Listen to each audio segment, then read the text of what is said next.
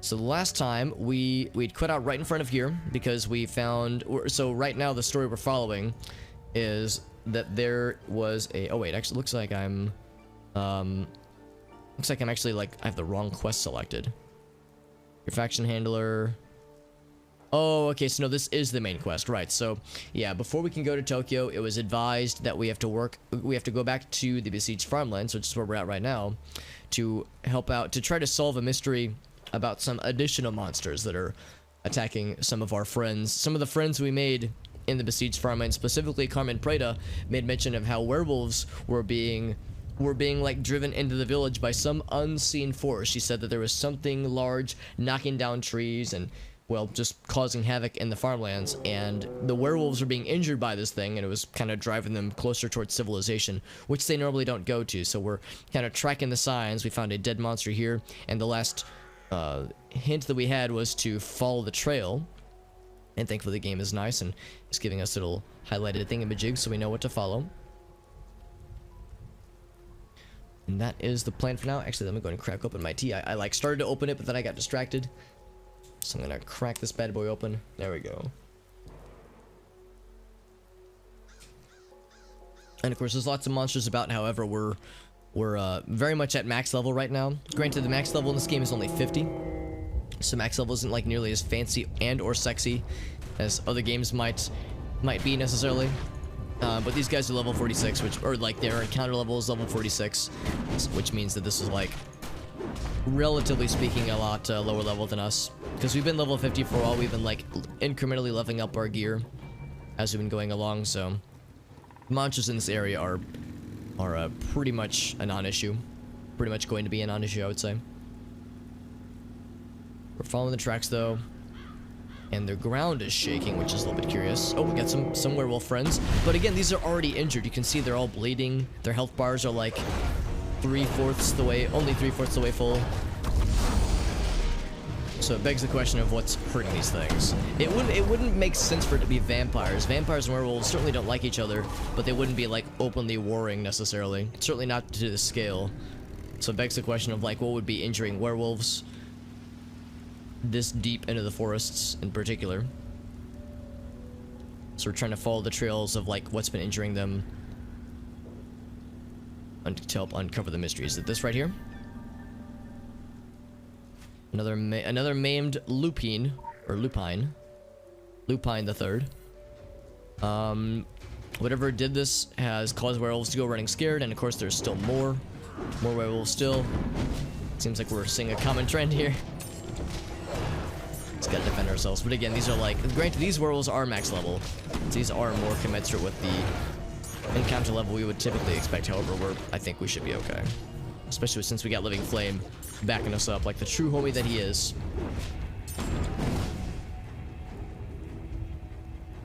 Where are they coming from now? From this side. Okay, you can actually see in the top right corner, there's a little mini map that indicates where bad guys are spawning in these kinds of sequences. That's my favorite move, by the way, the one that launches them upwards. So good, man. It's so freaking good. There we go. Visual tracking initiated. Ooh. Visual tracking initiated. Oh, okay. So yeah, just keep following the dudes and their tracks. Excuse me. And of course, there are still more Krampuses doing their thing, but actually, wait, which path? Well, yeah, it's still following the path, yeah. And that's actually an interesting thing too. Some of the like overworld werewolves that we still see, you can see that we can fight them, but there you have the yellow text, and the yellow text enemies, their rule set is that they won't attack us unless we start the fight. So what's kind of nice that we don't have to like fight literally everything that we see. More signs of mauled werewolves. Well, here's one right here, but I think we're looking for like where they're coming from specifically. I guess I'll go ahead and fight this guy. I've mentioned before that the holiday event thing that they're doing here, I mean, I like it. I think the holiday event thing is cool, but I don't know if I like love it necessarily. The stuff that they drop is helpful.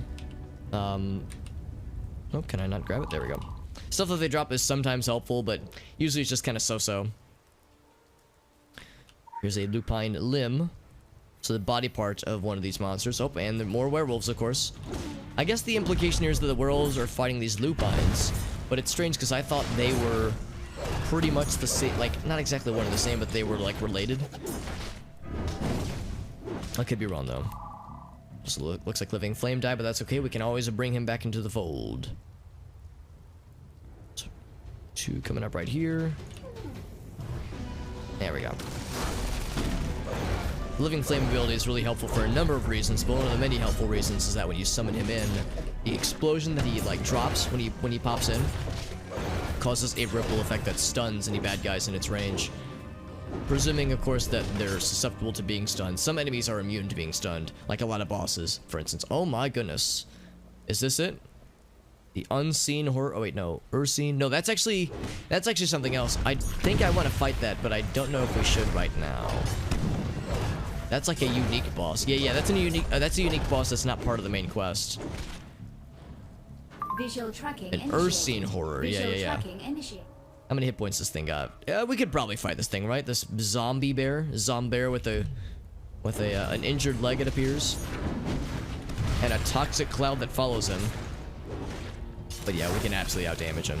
I think if we were like if we were to have tried to fight this guy a lot sooner in the game, we would have probably gotten bodied. But since we're much later on in the game, we can fight this zombie bear with his bones sticking out of his rib cage. Very morbid. There he goes. Does he drop anything cool? He does.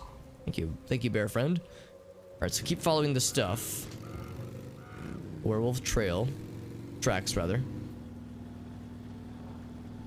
Oh wait, I think I might have missed it. Because yeah, we saw tracks. Here we go. Yeah, so we need to follow these things then. Here we go. Yeah, so it goes off the beaten track down into these caves, and I think we've actually been here maybe once before. But of course, that was before we had this quest active. Yeah, we've been here before. In fact, we were here yesterday. There was another quest thing that had us... Well, maybe not another quest, but an earlier part of this quest that had us come here. And more blood trails. There's another sign of an injured werewolf. And of course, we must defend ourselves yet again. Again, we're seeing a common trend here. Okay, well, I have to fight these things too, I guess. So we're fighting injured werewolves as well as very much not injured werewolves. Although the ones we just killed were already pretty weakened anyway.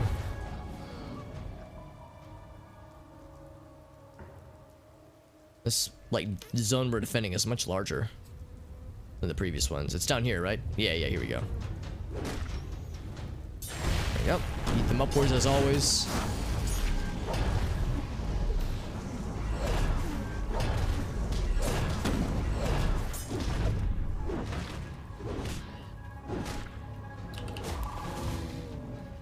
And the things that I'm picking up, the things that they're dropping, these like winter event caches, we really have no use for them just because since we're not paying customers, so to speak, we're just, you know, doing the free-to-play version of the game. We don't get the little keys to open these things. And I don't know, like if this was a game I wanted to play like long-term, then yeah, I would absolutely go in on it. But since I'm very selfishly just going for the story stuff, and that's pretty much it. Like I don't really see myself playing this game after we go through all the story stuff. Then I don't really have much of a vested interest in going forward. So what I'll probably just do is, after a certain point, we'll just sell this to one of the vendors, just the in-game vendors, that is, so we get some anima shards. And the anima shards are always helpful because that lets us warp around easily. That lets us upgrade our equipment. It's pretty much the equivalent of like gold in Diablo 2. Just the basic currency.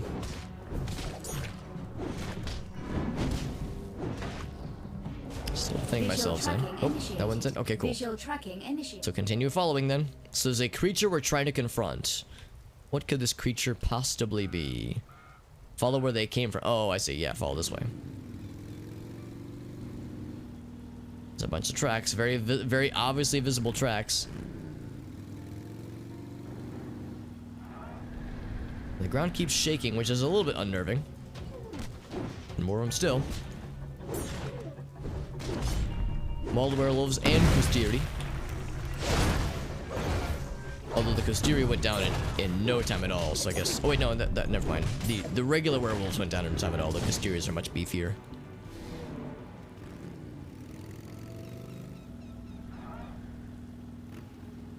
Wondering if the shaking of the earth is part of this quest we're doing right now, or if there's something else causing it.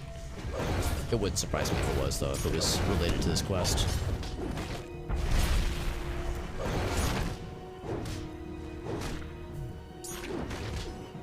Yep.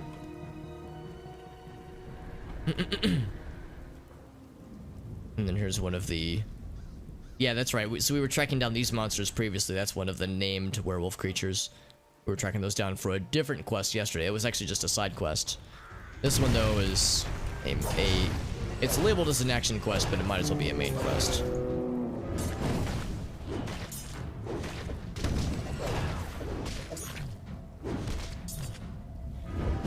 There we go. Actually dropped a talisman, which is nice. Although it's a talisman that's pretty low level, so we're just going to wood chipper it probably. The Dark Woods Horror. So that's what the whole thing has been. These guys are trying to fight him, and he kills them instantly. So this whole this whole thing has been with one of these big boys. Well, we've seen this kind of enemy before, this like filth golem before, but we've never seen this particular kind. Like, not with this visual aesthetic at least, but again, we've seen this kind of monster, so this is nothing new. And of course, I was hoping to, like, have it be like, oh, a common enemy of my enemy kind of thing.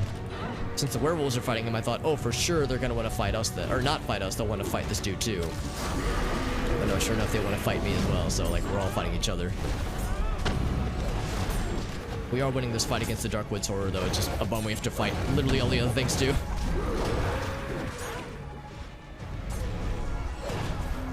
There we go. And it's a steady, drip of werewolves. Ouch. So something else killed him, because I didn't get the killing blow on him. This guy. I think I remember him.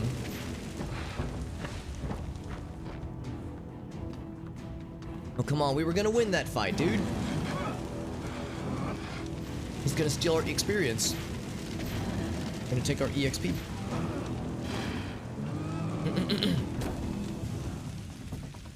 So the Dark Woods Horror has been slain.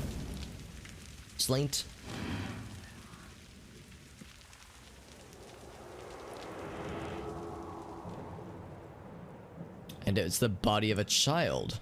Well, that's fucked up. I forgot about that little nugget of info. So we don't actually see the child's corpse in front of us necessarily, but there's a lot of other dead things, vampires and such, and a single Orochi corpse. So terrifying the piss out of werewolves is a coup for any monster's CV. Yeah. For I guess I think a CV, that's like a term for, like a European term for what we in the States refer to as a resume, and here in North America that is. So whatever we encountered there is new. Changing paradigms are peachy, says Kirsten, but we have to be on top of it so that we make it our paradigm. So let's do the Mulder Scully thing and find out what we can. Be whichever one you want, she says. I don't care. I'll just be phoning in my part anyway. Well, at least she's honest. Let me unpack the cool loot things we got and see what's going on with this corpse. Because presumably, he probably encountered this beast too.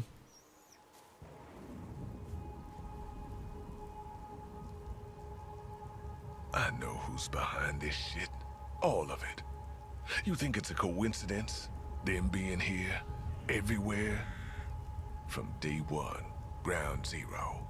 It all leads back to one thing. The Orochi group. I know you know what I'm talking about. You've asked yourself that same question. What the hell are they up to? I've been around, and I've seen what you've seen. They're everywhere, and their hands are filthy, in more ways than one. I may not have an all-access pass to the secret world, but I've picked through enough locks and peeked through enough cracks to know what's out there. Down there, in the dark. Did you know that? No, of course not. Why would you? It was your world that destroyed mine.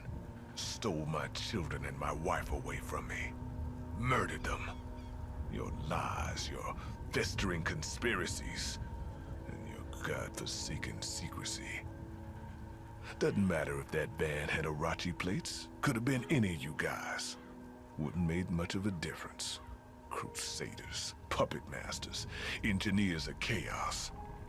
You'd all get away with it regardless. You're protected. You're all part of the disease.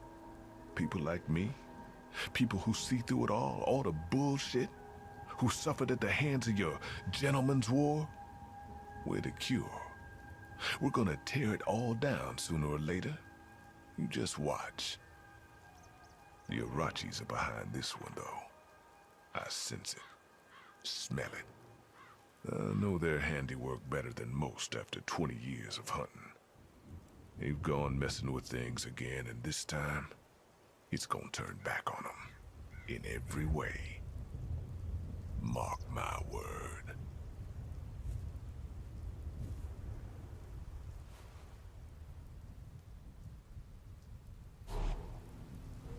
Okay, well, unsurprisingly, yes, we are indeed going to be investigating more Orochi stuff because, yeah, I mean, that guy, he pretty much called it, and none of us are surprised by any of this, that yes, the Orochi are indeed involved in some shady bullshit, if not the shady bullshit.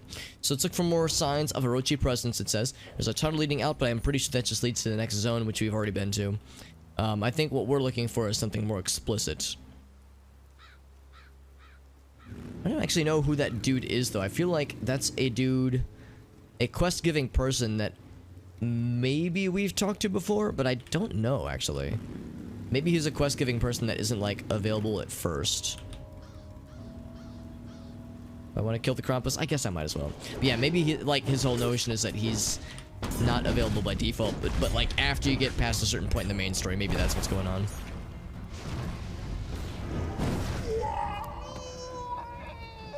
And has nothing in it. Yeah, the poorly wrapped presents. I think we have all the cosmetic items that those gift, so we don't really have much of a need necessarily. So I can't remember if there was anything over by the tunnel. Granted, there does appear to be an overturned vehicle. There's definitely obvious Orochi stuff. Oh, and there's a vampire near him. Death Squad, which I think means that they're looking for us specifically. Or maybe the implication is that they kill the Orochi people. Got a dossier. Internal lycanthropic regeneration. So they were, unsurprisingly, studying up on vampires and werewolves to see how they could utilize their like, bioengineer, well, re-engineer their, like, biology the way that they have the regeneration, if there was a way to weaponize that for themselves. So they captured, they brought specimens, began surgical studies, and there was an acceptable amount of personnel loss. Hey, that's good progress, I guess. Within acceptable bounds, I suppose. So there were regenerative properties of the lycanthrope's internal organs. Astounding results. There was an emailed video. Organs re-knitting themselves after being cut with a scalpel over and over again. The subject's physiology seems quite immune to anesthesia. Wow. They're performing like live surgery, or like awoken, what's the word I'm looking for? Conscious surgeries. So we need to find a specific outpost. And in fact, I think we've been to this outpost once before, so it shouldn't take too long to find. I think this thread line we're following is going to take us through all three, I think. All three of the sections of Transylvania.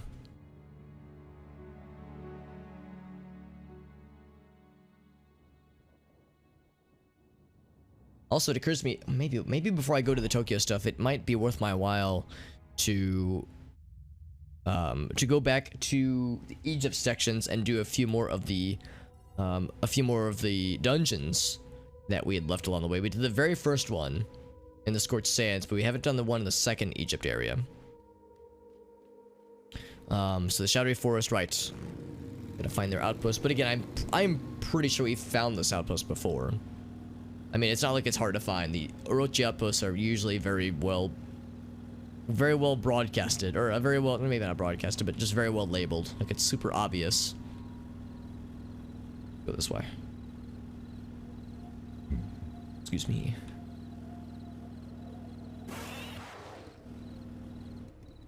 So let's see. Yeah, it's up there, and I remember us being here previously, but there wasn't a nifty way to go across that part of the ravine. I think what we must do is... What is the option? We could maybe try to jump up that way. I think we have to do though is go kind of all the way around.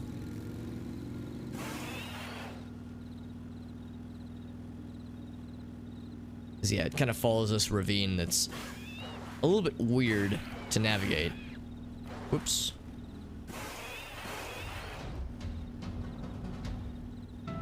What, do we make a friend? Oh, made some friends, okay. I didn't mean to make bonus friends, but I'm not gonna complain. There we go. And THC, thank you for the host, my friend.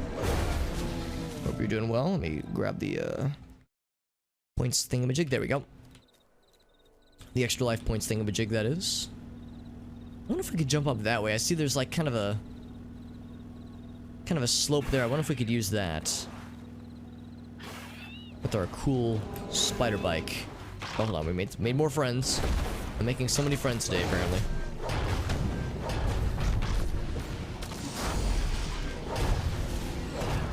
And again, thankfully the bad guys here are they're not low level exactly, but they're relatively low level, being that we're very much past the max level threshold. Oh, come on. I just need to get like this side of the ravine, and I don't think it's gonna happen. Go this way. Because here's the issue, we need to get up there. Maybe if I like just kind of cheese this side of the mountain. No, I remember us trying this once before, and it didn't really get me very far. Maybe I could like stand somewhere right here. Oh, more friends. Okay. Oh, he just ran away. Okay. Well, this one's not gonna run away. This one wants to see it all the way through. There we go. So yeah, so I don't know how to get up there. Because this ravine is very well, unfortunately, very well sectioned off. I don't think it has invisible walls necessarily, but it's just kind of works out such that you really can't climb it very easily. And of course, there's a lot of monsters in here, so it's hard to navigate this cleanly. Almost. There we go. Finally. Okay, now we can properly zip zoom this way. Right, so we saw this from another side quest. The Orochi corpse here. Have I already done this quest? I guess I haven't. I think it would say if I had. Need to find some field reports. Well, here's one.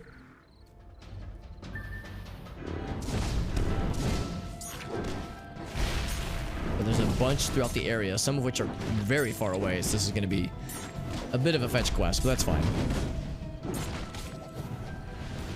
The Forlorn Fang Run Berserker. Right, because he's sad that his partner's locked up and they're being experimented upon.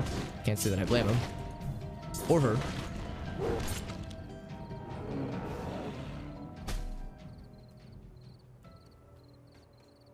Now for the main quest, we need to like, yeah, that's the thing we have to use. However, I'm gonna go ahead and see what else we can find that's immediately nearby. A lot of them do seem very far away. I wish I had, I'm thinking about Morrowind a lot lately. I wish I had the mark and recall spell available to me right now, because I absolutely would put a mark right here. That way I wouldn't have to do the frustrating platform sequences all over again. Oh man. By the way, just as a heads up, I'm trying to not harp on it too much. I don't want to like sound like a broken record. However, it is, I think, worthwhile to remind both myself and anybody watching that we have a Boost the Stream challenge going on right now. It is a feature that Twitch has rolled out to a number of streamers. I don't know the number exactly, but like a fairly large portion of streamers, where every so often they'll get a Boost the Stream challenge rolled out to them. You can't like activate it yourself. You can't like say, I want it to start now. It just kind of happens automatically from time to time. And in my particular case, I have one that's active right now. Boost the Stream challenge is such that you're given a certain channel point donation, or not donation, but a channel point goal, I guess you would say, like a certain number of channel points to be spent by this certain point. Usually the goal or the challenge goes for 2 full days or 48 hours. And in my case, it started not yesterday, but the day before at about 7:30 or so p.m. And right now, of course, it's 5:42 p.m. Central Standard Time, so it's probably going to be active for another 2 or so hours. But the basic premise is that we have this channel point goal, and if we reach the goal within the time allotted, then the stream will be propagated to more viewers. It's not like a huge boost necessarily, but there's like a more likelihood that it'll be put to someone's recommended list, that kind of thing. Also, Archie Dove, thank you very much for that raid, my friend. How are you doing, bud? It's good to see Archie Dove. Thank you very much for that raid. I hope you're doing well. How was your stream? Also, I can do a quick little shout out to our friend here. There we go, so I can see what you were doing. You're doing some, oh, Xenoblade Chronicles, that's awesome. I hope you're enjoying it, my friend. I've yet to play either of the Xenoblade games, but I have some friends who've played them, have played all, both of the mainline games, and they really love them. And we got Daniel Bell as well. Thank you very much for being here, my friends. I appreciate you guys very much so with that raid. That's very, very generous. But how are you doing, Archie Dove? Saw the Pumpkin Man on the bike. That's correct. Yeah, we're playing Secret World Legends. This game's a bit of an older, sort of an MMO-like game, where it has lots of cool, like, Lovecraftian vibes, lots of Edgar Allan Poe and Stephen King kind of like spooky stuff. Right now, we're investigating this ethically dubious. Oh, we're fighting a wolf right now. This ethically dubious organization called Orochi, with some like paranormal types of experiments they've been performing on wildlife in certain areas. In this particular area we're in, there's lots of werewolves around, and this particular organization is like performing experiments on the werewolves, and as you can imagine, performing like mega science experiments on werewolves and vampires and shit never leads to anything good. So we're trying to like what's the word I'm looking for? We're trying to like uncover the mysteries and see what kinds of like bad shit they were after, that kind of stuff. I like this game a lot, but it's like I said, it's a decent bit older than. Oh wait, hold on. I have to kill some tamed wolves. Okay, some evil wolf lads. This game is a lot of fun, but it's kind of antiquated by a lot of MMO standards. But it has a great story and has some very cool single player components to it, which I like a lot. But how are you liking Archida? How are you liking Xenoblade? Xenoblade Chronicles 2 specifically, because like I said, I have a vested interest in that series. I haven't played them yet, but it's definitely on my list because I have a few friends that really talk highly of the series. So for me personally, it's probably only a matter of time before I get around to trying out the first one at least. In fact, I know the first one had like a remastered edition on the Switch, right? So I feel like the first one was on the Wii U, which, you know, was cool, but I mean, it's no secret that the Wii U didn't sell particularly well, so the idea of it being re-released on the Switch was probably the right call. You have played it before? Okay, so it's not a blind playthrough. Going for like, yeah, some of the stuff you missed out on, like if there were side quests. How do you feel too, like, would you recommend, for someone like myself, would you recommend that I start with the first one if I wanted to get into the series? Because I'm assuming that they're, actually, come to think of it, maybe I'm mistaken. Maybe I did hear at some point that they're not necessarily, like, you don't necessarily have to play them in that same order. Oh, and Survival, thank you for that follow, my friend. That's very kind. Go for the first one. You feel it's more approachable? That's interesting. I hadn't even considered that. The notion of like approachability necessarily. I just figured from a like completion standpoint of getting all the story stuff. Here's another outpost of these Orochi guys I was mentioning earlier. With these guys, we're trying to like go through their outposts and find some of their research reports that have been left behind. And of course, pretty much all the Orochi people we ever see in this game are usually already dead because they've been killed by monsters. Because again, if you're trying to perform experiments on werewolves and ghouls and that kind of stuff, it's probably not going to go well, and eventually they're going to break out and of their experimental chambers, and they're gonna overrun the scientists and kill everybody. That's just kind of how it works. It's like the rule for if you're doing spooky time experimentations like this, it's bound to happen. Here's one report. Perfect. There's 2 left. And Crooked Picture, thank you for joining as well, my friend. I appreciate you returning. I hope everyone's doing well. Thank you all for being here, my friends. I know, like I said, I know it's a Monday. For a lot of us, we had a lot of time off of our respective work or school, that kind of thing. And I know that it's kind of a bummer coming back to work on a Monday after like having some chill times. If you had a couple days off or even a few weeks off, it's always like, oh fuck, I gotta get back to work. I got emails waiting for me. I got my boss hounding me for shit. It's like, I know how that goes. Or like in the case of school, it's like, oh shit, man, we got the new semester starting. So I know it's a bummer, but I hope everyone's day is going well. And again, I appreciate everyone being here and people sharing part of your evening with me. It's good to see everybody. Also, Arctic, thank you for contributing to the Boost the Stream challenge. I know we've only got a few hours left, but we're actually really close to the goal on the Boost the Stream challenge. So, like I said, if we were able to hit the goal, it'd be really awesome. But like I said, I'm not going to be bummed if we don't hit it. It would, if we do reach the Boost the Stream challenge, it would allow Twitch to propagate the stream to more people. It wouldn't put it on the front page or anything, but it would like put it on the recommended section for more people for a small amount of time. So it's more visibility. You know, it's nice. It's a nice to have, but it's not a huge deal. But I'm grateful that we've made it. We're actually pretty close to reaching it, which is really nice. Rough for a work day though, yeah. Yeah, that's kind of how it feels right down. Yeah, it's like I don't know. I mean, of course I enjoy having some time off and it is refreshing, but there's always that inevitable like, oh man, I guess Shangri-La has to end eventually, for better or for worse. But no, but I myself had a nice few weeks actually. I didn't take any extra days off necessarily, but I had let me think about this. So I worked Monday, Tuesday, Wednesday, the week of Christmas. So I had Thursday, Friday off, and then I had the next Monday, and then the next Thursday, Friday off. So I had like a good 2 weeks of really short weeks, and a lot of people took time off for the whole 2 weeks. So even though I was working, I didn't have any meetings. I had very few emails, so I could just like focus on like getting my actual shit done, which is nice. So it's like, because it's no secret that for a lot of us at least, meetings kind of just get in the way of getting actual shit done. So like, and already this morning and afternoon in particular, I had like 5 meetings, and as you can imagine, didn't get a lot of shit done because I had a lot of shit to call into. So I don't know, it's just how it is. And oh my gosh, that's my friend Matt. What's up, dude? Thank you for that Prime sub, dude. That's so nice. Holy shit, dude. You're too freaking nice of you. Very, very nice of you, my dude. Oh, and thank you, Crooked Picture, for the hydrate. Here, we all get to hydrate together. Let's all enjoy a hydrate. Here we go. Here we go. I'm gonna drink this nice and close. Oh, actually, no. I'm gonna do this like a real extra sexy hydrate. Here we go. Bam. Big webcam mode. Here we go. Hydrate with big webcam.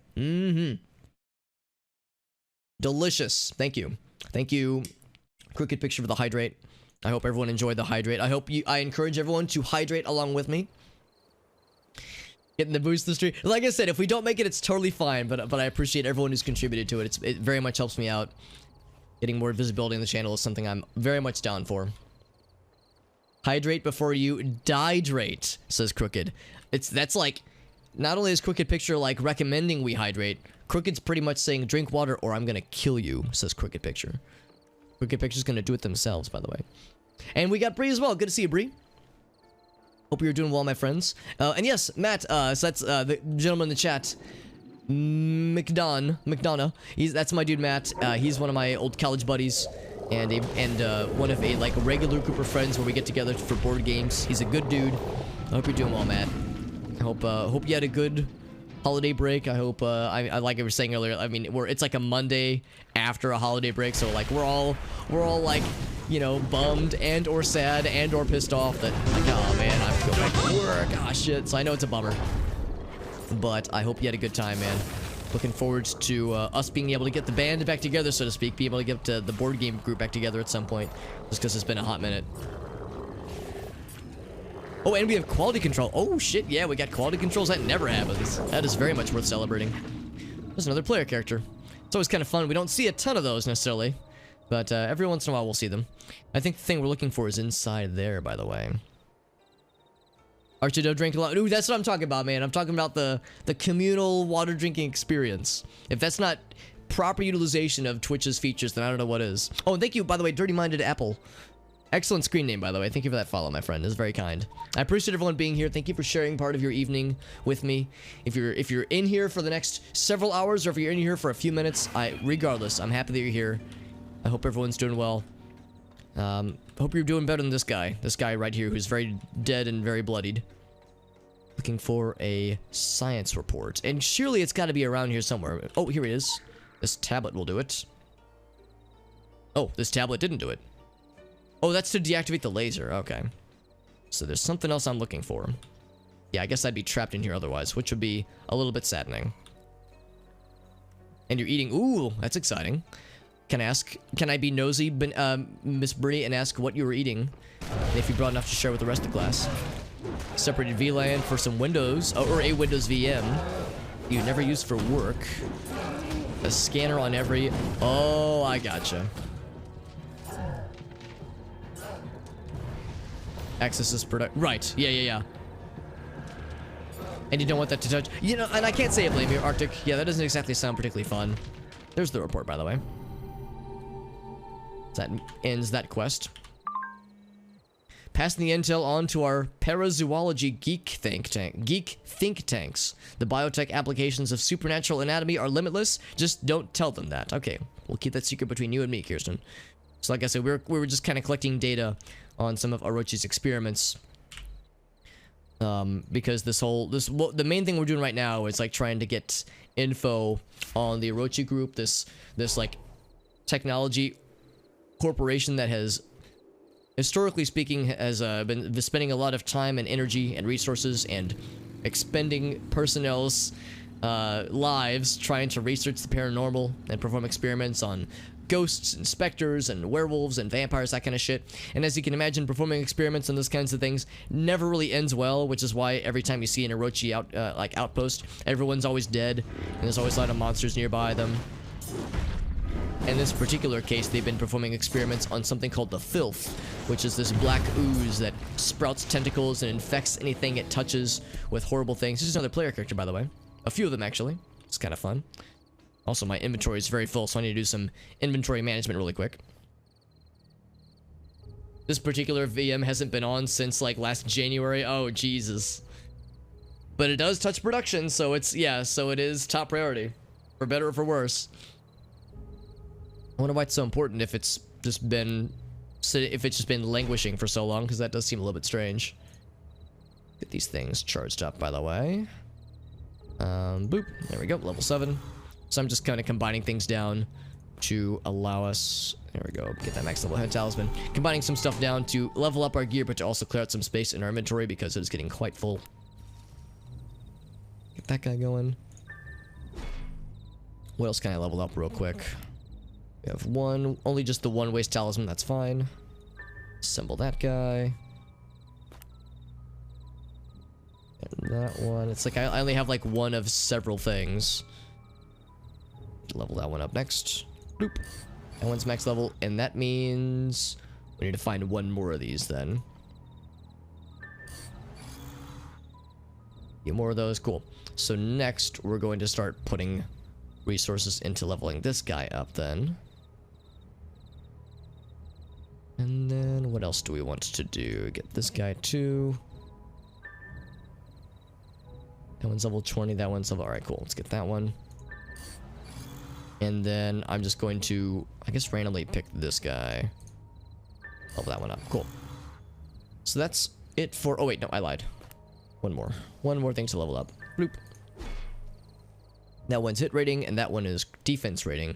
We'll just put both these into a hit rating glyph. This guy. Boop, boop. Cool, so we've cleaned out some stuff for our inventory. It's still kind of full. Oh, I just noticed I have one of these. Level 6 hammer. Yes. Make our hammering more good. More gooder. So now, here's the main quest we're looking for. More information about this one particular outpost. We gotta use this old-timey... what's the word? This old-timey... I don't know, command prompt terminal to dig for more deets. Every Windows computer. You use Linux, you have a Windows. Oh, so they were like, oh, Mr. Arctic, would you mind taking care of this for us? Also, I might be back. Good to see you, my friend.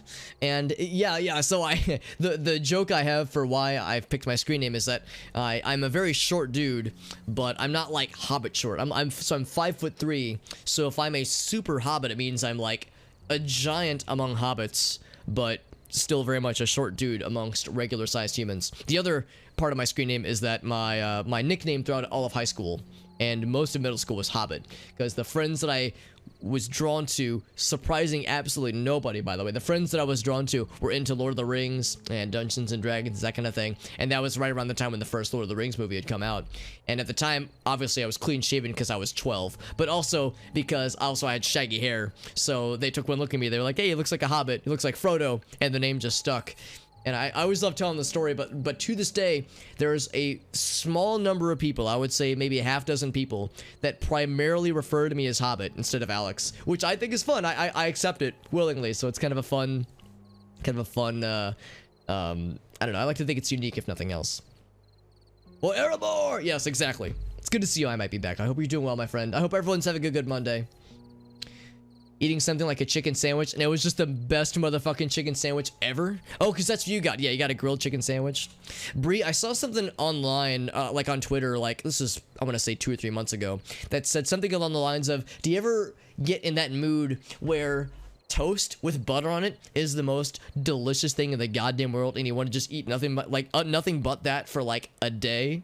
And I read that tweet and I go, man, some motherfucking butter toast does sound really good right now. Next time I go to the grocery store, I need to get myself some eggs, some toast, some butter, and just make that like my standard breakfast. And that's literally been my standard breakfast for like the past 3 months, ever since I read that tweet. So that tweet has influenced me. It influenced my purchasing choices. So I understand that notion of like, you see something and you go like, wow, that sounds good, and it doesn't really leave your brain, right? Yeah, really good chicken sandwich can be life-changing for sure. And yeah, that's the thing too, if you're like really hungry, it's like, dude, I would raise a village to be able to get, yeah, like a really good blank, a good chicken sandwich, something like that, yeah. Some butter on rye. Yeah, like honestly any kind of bread or toast thing specifically, but as a breakfast ritual, it's been very nice.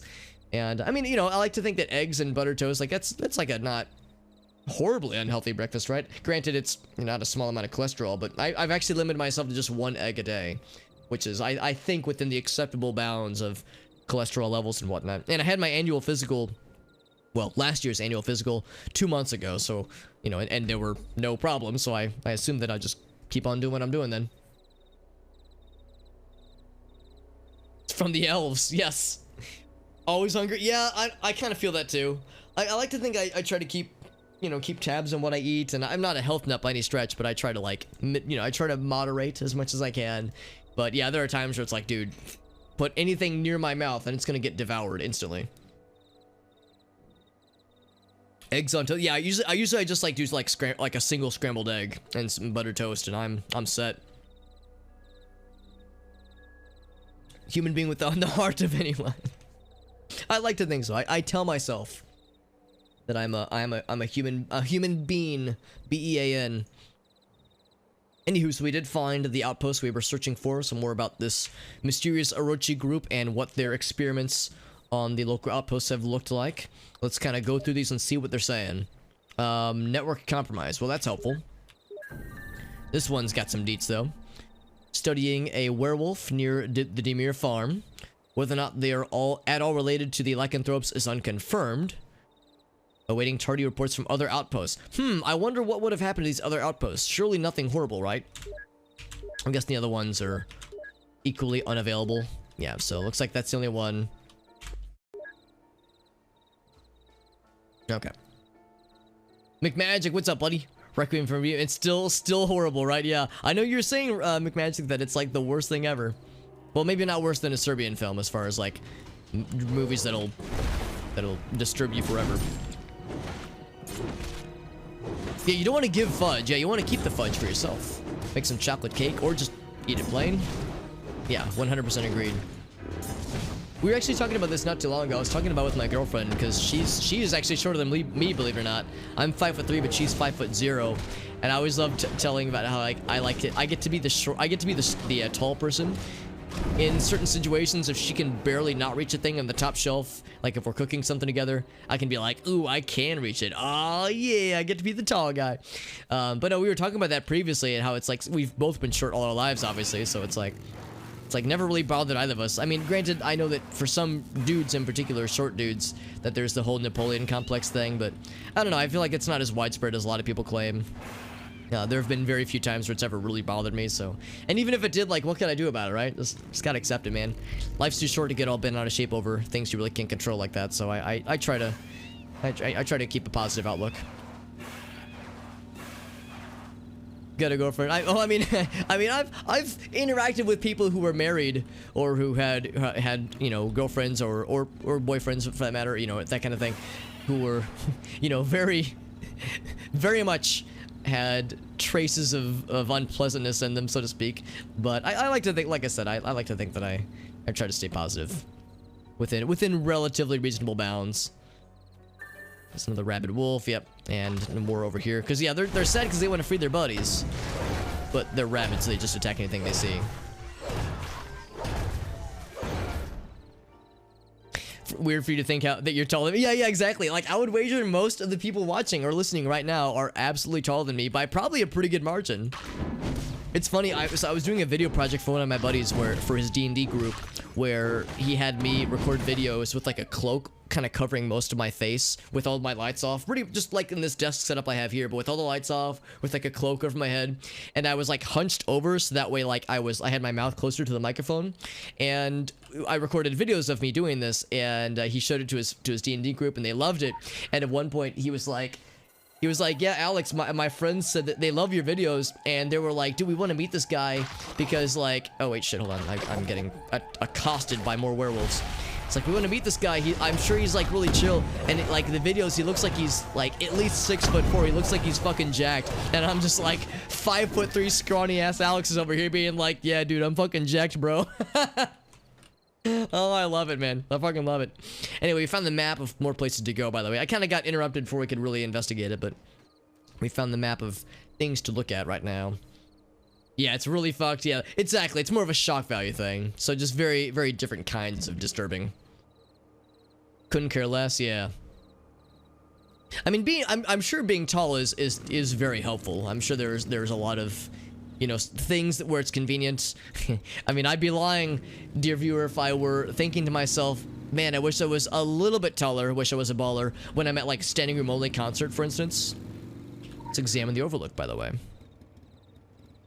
I need the crates of sausage. Oh, that's for another quest, right.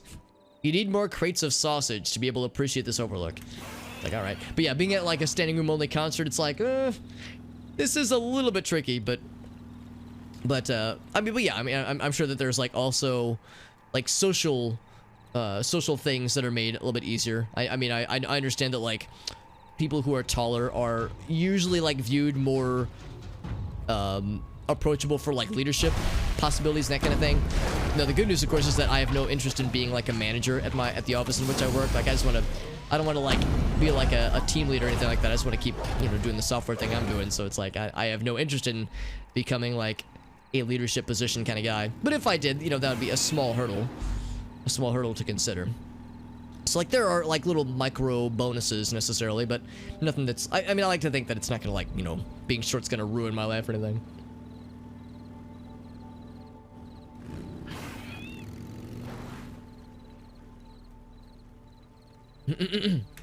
Wish you had a girlfriend. I mean, well, to be perfectly transparent, I mean, before Grace and I started dating, I had been single for, I want to say about a little bit more than 5 years prior to that, and not for lack of looking. I was, you know, I'd been pretty actively looking on, like, dating sites and like smartphone, like, dating apps, that kind of stuff. So I was looking for quite a bit, and went on a number of dates, but just nothing really panned out for a long time. But once Grace and I started dating, it's been working out pretty well. So I consider myself very lucky, very fortunate in that sense. Getting more in shape. Well, that's the thing too. It's like for gyms, it's hard to well, for what, I mean, really, it's just hard to use gyms right now because, well, for a lot of them are closed, and for the ones that are open, they of course require masks for a good reason, because, you know, there's this horrible pandemic still happening right now. So I understand why they're doing it that way. That's good that they're doing it that way, but it just makes it very inconvenient. So for the gyms that are open, it's, oh, hello, ancestral cankermouth. What a weird name for a monster. But yeah, it's definitely hard mode right now for gym stuff. And, I mean, going to gyms is already hard mode, so now it's like expert mode. Talking more food? Oh, hell yeah. Always down to talk food. That's like the Twitch stream ethos. Like, talking about food is always on the menu as far as I'm concerned. Hope and integrity, yeah. Like I said, I mean, I've seen disturbing movies before, and movies that were like, you know, very saddening. So I like to think it wouldn't like destroy me. Because the only person make magic that I've heard is like, I've heard basically say like, you know, don't watch that movie, don't touch that movie with a 10-foot pole. I've heard a lot of people say like, oh yeah, it's spicy, and just know what you're getting yourself into. Because for someone who goes into it clueless, yeah, they would be very sad.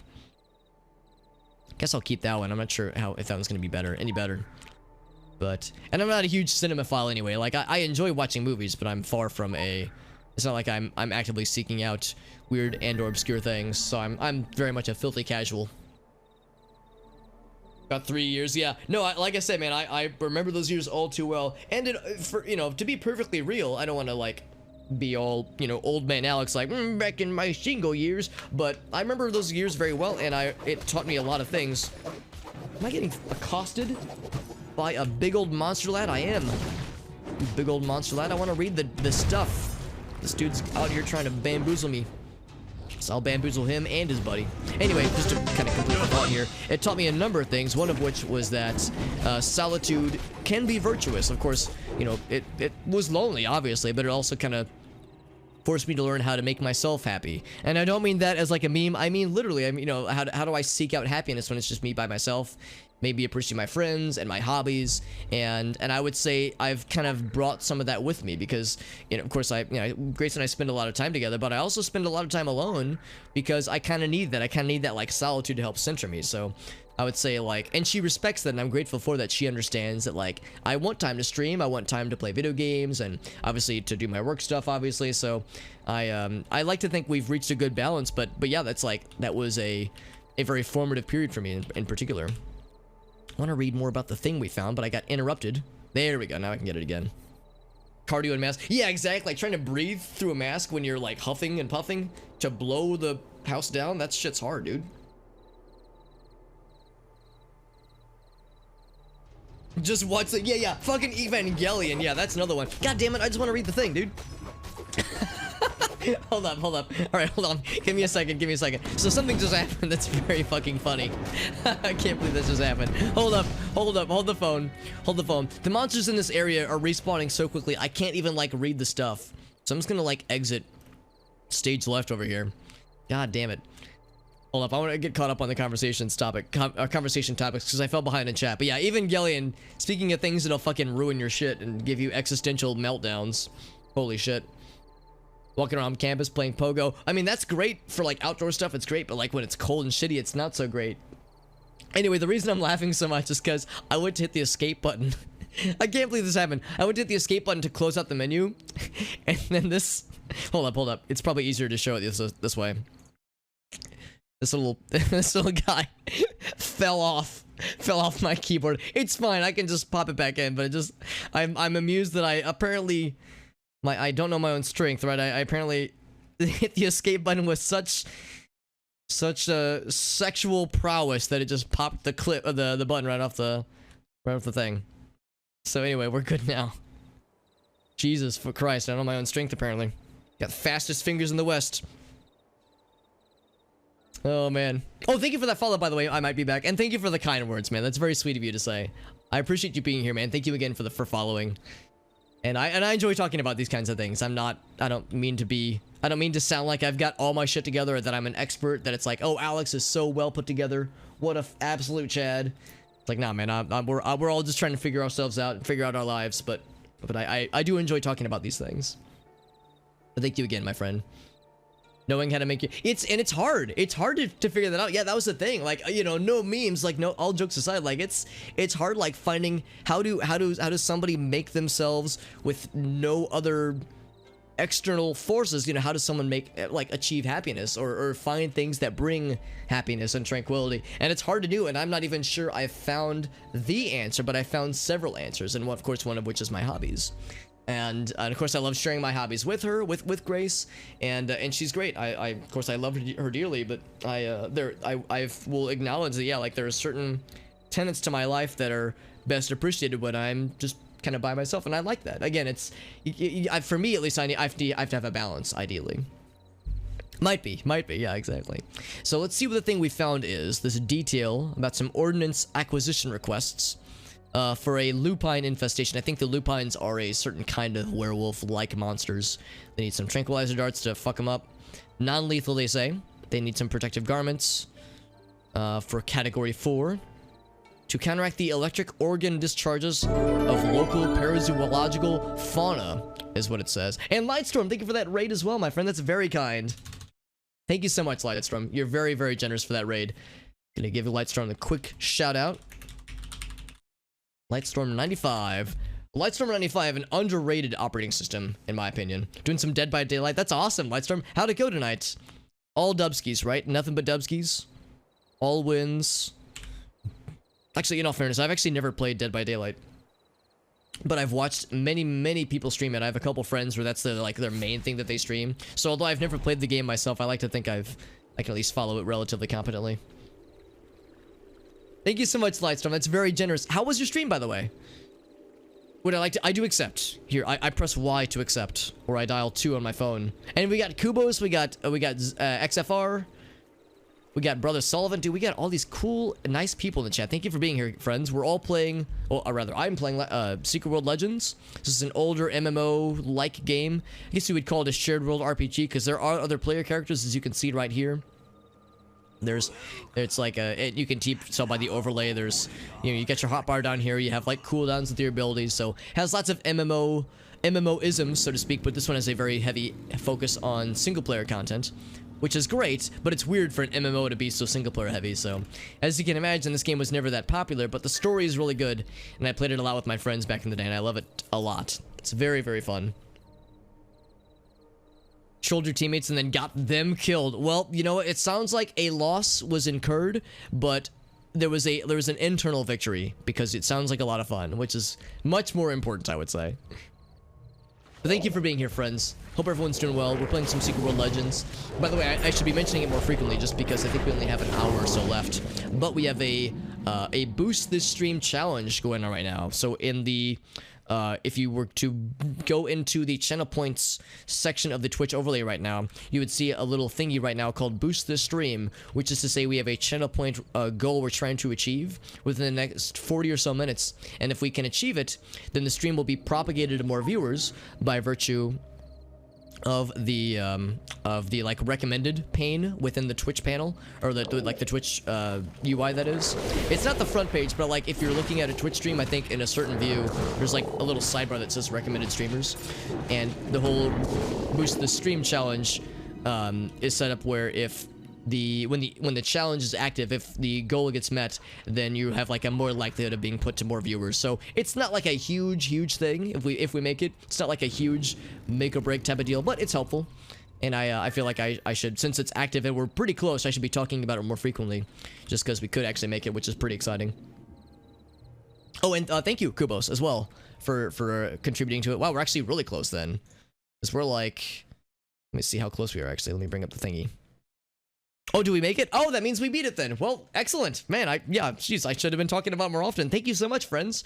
Thank you for all who contributed. So like I said, that'll allow the stream to be propagated to more viewers through the little recommended panel. So that is very nice. Thank you all who contributed.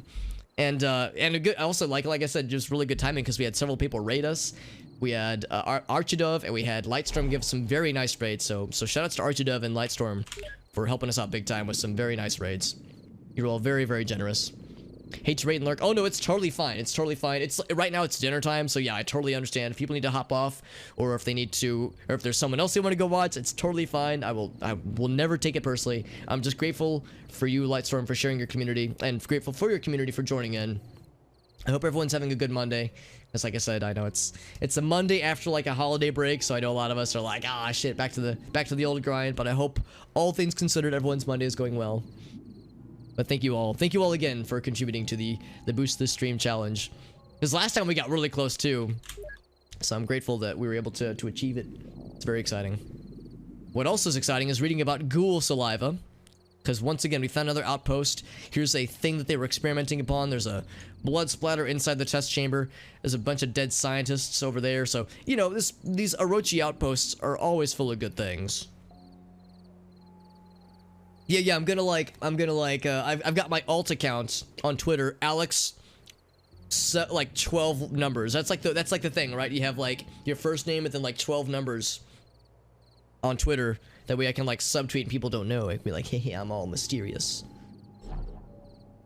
Little do you know that my actual last name is just a series of numbers. So it's a strange family name, but you know, we've carried that tradition all the way through since the early 447968696969 family first landed on Plymouth Rock thousands of years ago. Hundreds of years ago, really, not thousands. Back to work on Wednesday. Yeah, I know that feel. It sucks. I strongly considered like taking maybe like a little bit of extra PTO this week, but I was like, nah, it's fine. I'll save my PTO for later in the year when it's like nicer outside. Because right now, obviously, in the Midwest, it's cold and rainy and shitty. So this ghoul saliva, yes, so a heavy bacteria load, similar to Komodo dragons. Some virulent bacteria strains. Takes 3 days for a sample of Pimultocida to cover a petri dish. But our sample took 5 hours. Victims who survive a ghoul bite will not survive long, it says. Well, that's interesting. What else we got? We need to learn about D's. I'm going to look for E next. The Gula Divinia Project Field Report. Outpost 3010D. November 6th. Today we acquired human test subject from local Romani camp. Preliminary testing is underway. Initial results with adolescent subject are positive, supporting modified hypothesis. We'll attempt to acquire more subjects for the nursery. The nursery? VD Type 39, development initiated. That's a phrase I remember. I don't remember the full deets, but the nursery is something that sounds familiar. This is the one we skipped over. Is Cole where you're at as well? Danya Bell, yeah. Danyana Bell, rather. Sorry, I've been mispronouncing your name this whole time. Danyana Bell. Yeah, I mean, it's January, right? So it's shitty. And what's a double bummer right now is that it's cold. It's like, it's miserable outside. Obviously, it's rainy or snowy in some regions. And we're after the holidays. So for a while, we had like fun decorations outside. You had people decorating their houses. You had Christmas lights. Now that's being taken down because people are like, herder, it's after Christmas, so you know, no more holiday cheer. So now it's just cold and shitty without any like the fun holiday, happy, cheerful stuff. So it's just like cold and sad now. It's just a bummer. Carry the number tradition. Yeah, the number tradition. I've joked before that my full name is Alex Q Super Hobbit. So that's where I got my screen name. And for those who are curious, the Q stands for Super Hobbit, just a different spelling. But the real answer is that, yeah, it's Alex followed by a series of numbers. That's my full name. It is warmer you're at, Bree. I feel like you might have told me where you're, like, what state you're situated in, Bree, but I can't remember. Cold, rainy, and shitty, yep. Perfect skiing weather, yeah. Well, I mean, that implies we get snow, though, and right now, at least, we're not getting a lot of snow. It's just cold. I've actually never been skiing, in all fairness. I have a brother that lives in Boulder, Colorado, and another brother and myself went out to visit him one year with the express intention of visiting and skiing, but the weeks leading up to it, there was like this very unseasonal warm period that melted a bunch of like the snow base. So by the time we got there was like 1/3 the snow that you need, that like is expected to be there for skiing. So we were like, well, so much for that. So we just hung out the whole time, which was nice. Oh, you're in Texas. Okay, yeah. Yeah, it occurs to me that like the southern, like really southern states wouldn't have quite as much for crappy winter weather, but it still does happen. I know that like in Texas and Florida, like in states like that, when there's snow, it can really mess them up because, you know, they normally don't have to worry about the infrastructure to deal with snow, but so when they get bad winter weather, it really causes problems. So it's like it could be worse. Could be worse for me at least, specifically. Also, there were mutant fungal spores, delicious. Dr. Schreiber likes to go on and on about zombie ants if you let him get going. I don't think he realizes how dangerous these things are to collect. These things, specifically. Wilson went missing, found him in the morning dead, clinging to the very top of a tree, with spores hatching out of his head. That's pretty fucked up. The Gula Divinia Project Field Report. Oh, right. So now we have to locate this thing. November 6th. Let's use the tablet. Today we acquired human test subject from local Romani camp. Preliminary It's testing all the way out here. I like how these with mushroom spores have somehow acquired the power of electricity as well. Modified hypothesis. We'll attempt Monthly to camping acquire more trips. subjects for the nursery. Really doing some cold weather camping. Using I have Type 39, a couple development friends who are like initiated. really into like hardcore camping, and yeah, they've done like the cold weather camping, and they make it sound like cool and adventurous. But dude, I'm like, I'm such a squishy son of a bitch. I'm just like, nah, I'm good. you can have my share. But I mean, so yeah, some people love that stuff, and it's not impossible to do. It's just you need the right gear for it. Driving in snow, yeah, exactly. Well, and that's the thing too, is like, it's easy for people in like the northern states to shit on the southern states, but like her Texas gets 1 inch of snow and they shut down for a week. But it's like, people don't understand, man, like Texas never gets snow, so it's like, yeah, they get 1 inch of snow and it messes them up, just like they don't have the infrastructure for it. Here in the Midwest, we're used to shitty snow, so like we got the snow plows, we got the, oh, I got a dude to fight, a child's angry echo, by the way. So apparently we're fighting the angry spirits of children right now. Something very normal, of course. And I think I know why. They made mention of the nursery, which is something I do remember. It's been a while, but I remember the nursery in this game. And it's, speaking of things that are a little bit soul-crushing, I remember what that entails, but I don't want to bury the lead on that too much just yet. But anyway, just to complete the thought, yeah, just the idea of like just not having the resources or like the ability to deal with snow, just because when you got the salt trucks, when you got the snow plows, it's easy peasy, but without those things, it's awful. Or even just drivers that are used to it, like places that have snow tires, that kind of thing, it's rough. So this was a wraith. More corporeal inspectors have an easier time affecting the physical world with brute effort, but are themselves more vulnerable as well. Ancient weapons are wielded of occult significance and are often bound to these tools in particular. So we need to investigate more of the stuff here in particular. Because, I mean, look at this place, man. We got, like, the heavy machinery.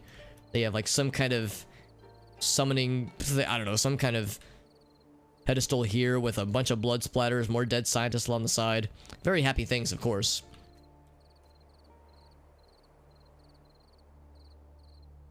Yeah, summertime. Yeah, exactly. Like, places wouldn't be, like, stocked with winter tires.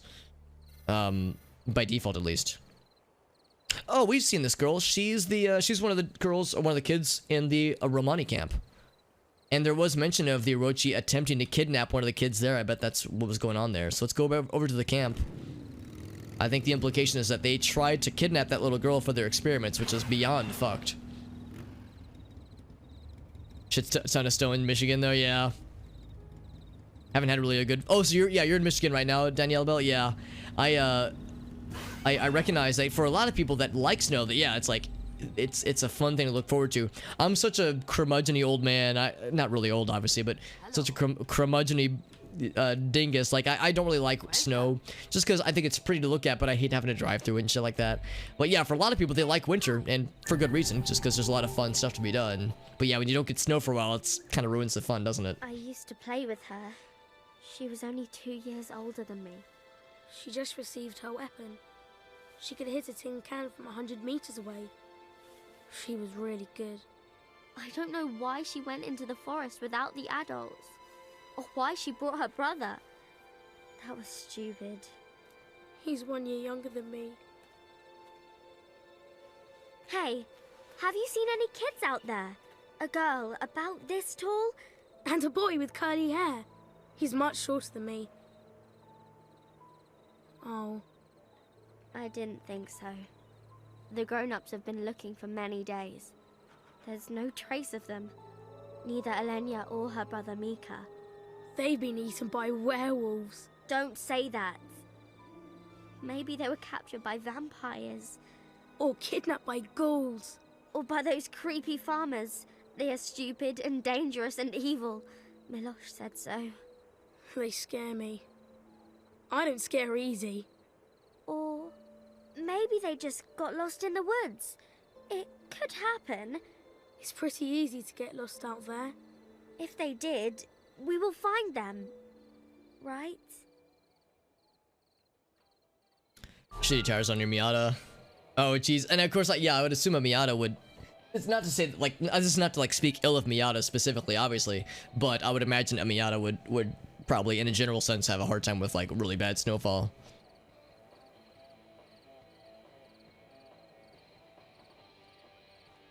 Wasn't gonna get up, yeah. Yeah, that sounds rough, man, especially, yeah, if the tires don't have a lot of traction to them.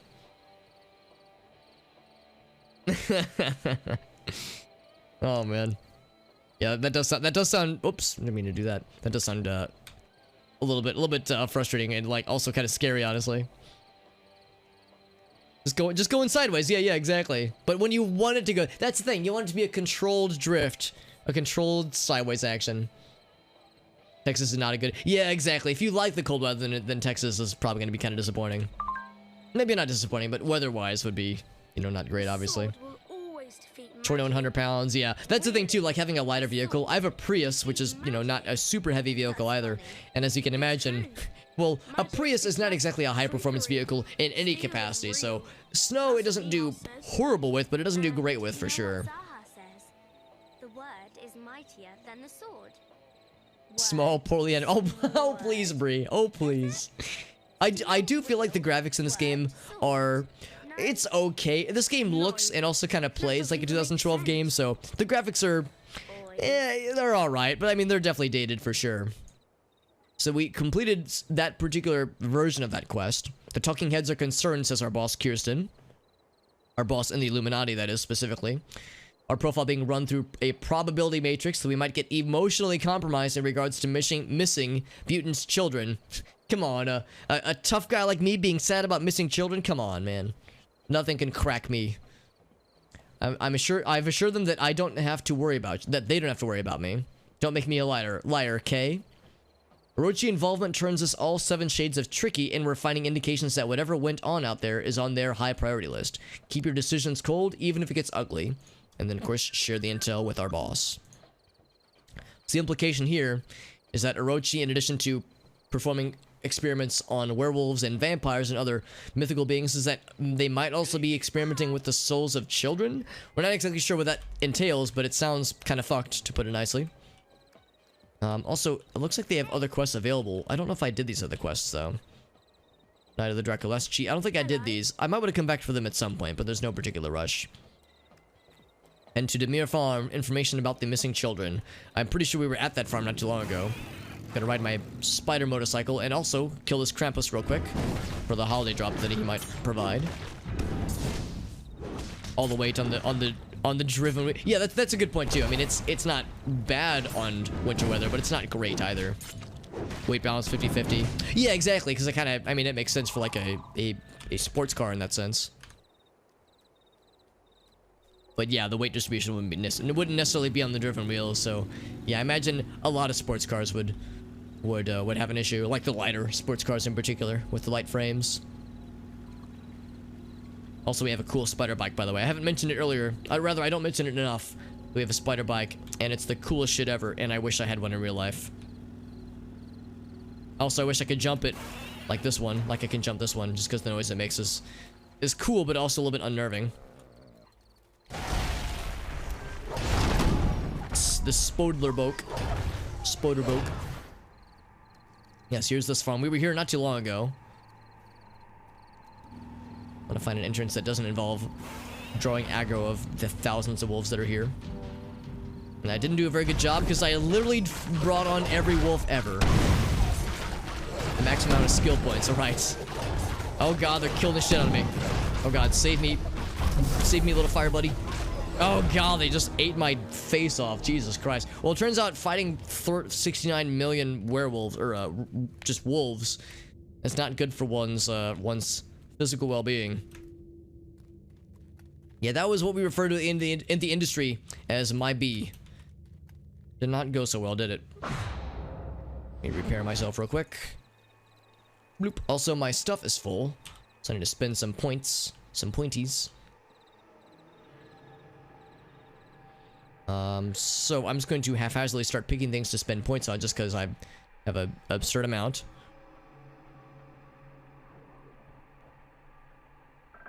It's 10 right there and a 10 there. I'm really just doing these for the skill, like the, what's the word I'm looking for the attribute bonuses, not so much the actual abilities that we're trying to unlock. This has been all the way upgraded, I believe. Did we get all the elementalism stuff? We did now. Elementalism stuff is done. Very good. We got new title, which is not all that exciting, but it's neat, I guess.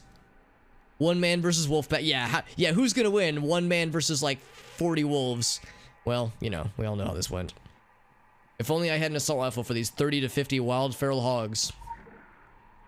It is parked for the winter though, yeah. Got the Impreza. It's still a nice car though, right? Get the WRX, dude. I have a couple friends who are super into the Subaru stuff, the WRX stuff, and they love to customize it. They love to like work on it. So I know the WRX is a very fun model for people who are super into cars. So I think that'll be a good trade up for you, Mr. Arctic. Yeah, when at one point as well. Try to start. Yeah, I mean, like I said, I'm not a huge car guy myself, but I have a bunch of friends who are, and I can feel their enthusiasm when they talk about their WRX. So it's like just a fun car, just yeah, really fun to drive. Yeah, like I recognize it's not always practical for certain situations, but for a fun car, it's a solid choice. So if you had a WRX and a Miata Arctic, you would have like double fun car, dual wielding. Dearest husband, she says, I miss you and I hate you. And you're not coming home, she says. Nasty rumors about Silvio and me, as if we would take the children. People are not for sausage. Excuse me. Oh right, this is a sausage farm. Okay. I tell our son this every day. Surely it was the corpse gnawers. Always they lust for corpses with their serrated kisses. Their serrated kisses. Maybe the ghouls get impatient for a body to be a body. Maybe they take the children. This is a monstrous thing. This is why ghouls are sausage. Alright, so he's saying, yes, we don't make sausages out of people. That would be fucked up. That's reassuring. Why aren't you home, she says. The fairies scream like tinkling bells in the meat grinder. So they're grinding up fairies then?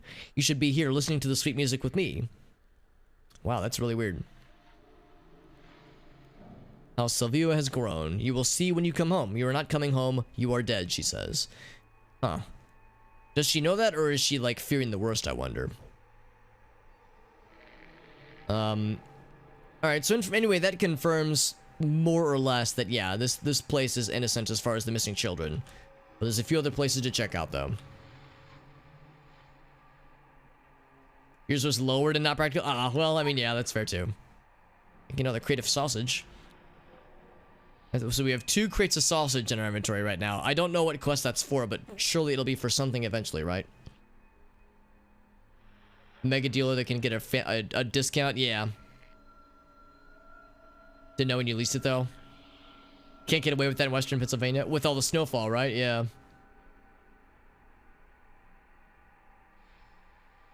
Even at the stock height, it's too low? Yeah.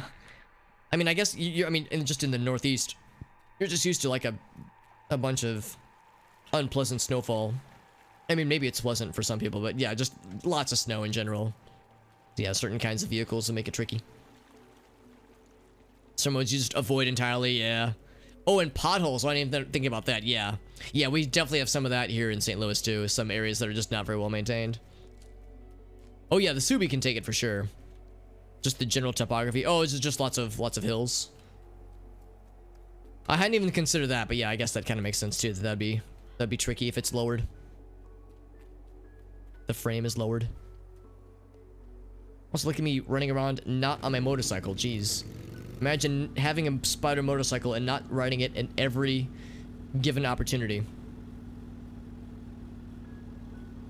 Looking for the ghoul camps. All right, that is just a plain old bear trap. Any info about missing children? It's a corpse, so that's for a side quest we've already done. Here's a bunch of dead Orochi individuals, which is, I mean, again, if you see like a bunch of Orochi technology, usually you're gonna soon find dead Orochi people around their like crashed cars and mauled corpses. Near monsters as well. Hatchet Falls is compromised, attacked by an unknown entity. So there were, oh, 2 children, yeah. 2 runners, they say. 1 male and 1 female. Locally acquired parcels. Locally acquired parcels. That's what they refer to as kidnapped children. Or they refer to for kidnapped children. But they did have a microchip. Use an issue tracker to locate them. Search the radius for children runners.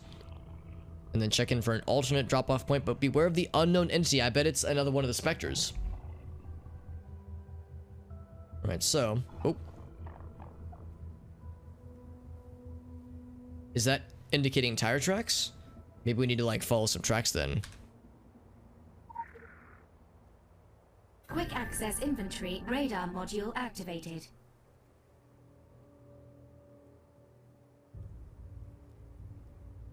Coming out of parking lot. Yeah, if there's like a little dip. Yeah, that is concerning for sure. 2 miles per hour diagonally over. Oh, what the heck? Force Lump, please. That's actually a unique enemy, but he's not particularly scary. Even though he has a hilarious name. A Forced Lump.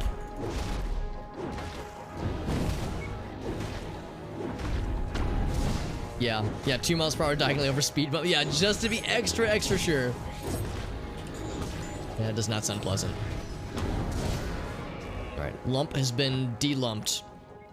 So I have the tracking device. I'm going the wrong way. Wait, we even have a that's kind of superfluous for it to say, like, use the tracking device, but we have the indicator for where to go, so it's like, I guess I'll just follow where that is.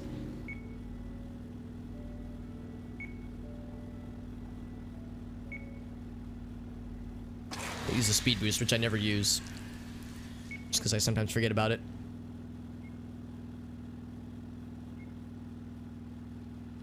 Takes like a minute and a half to recharge, but that's fine. Bunch of dead Orochi individuals. With some broken, like, boxes of something. So there's somewhere around here. Where their tracking devices are, at least. Now, what? Oh, that's, yeah, I remember what that is. That's the castle. Hold on, I want to fight this Krampus. I'll return for the missing children soon. I just want to fight this dude.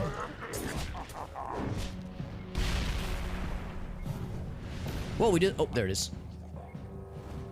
Let's see, he's trying to disappear. Which is strictly forbidden. Anyway, as I was saying.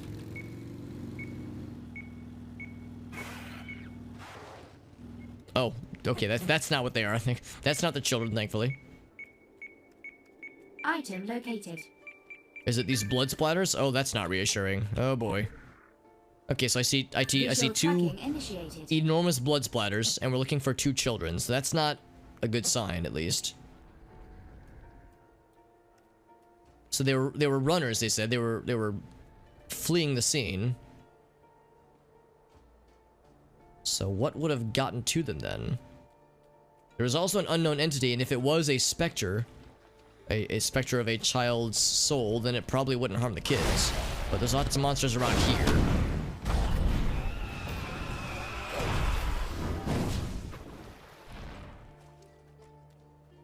There's more blood.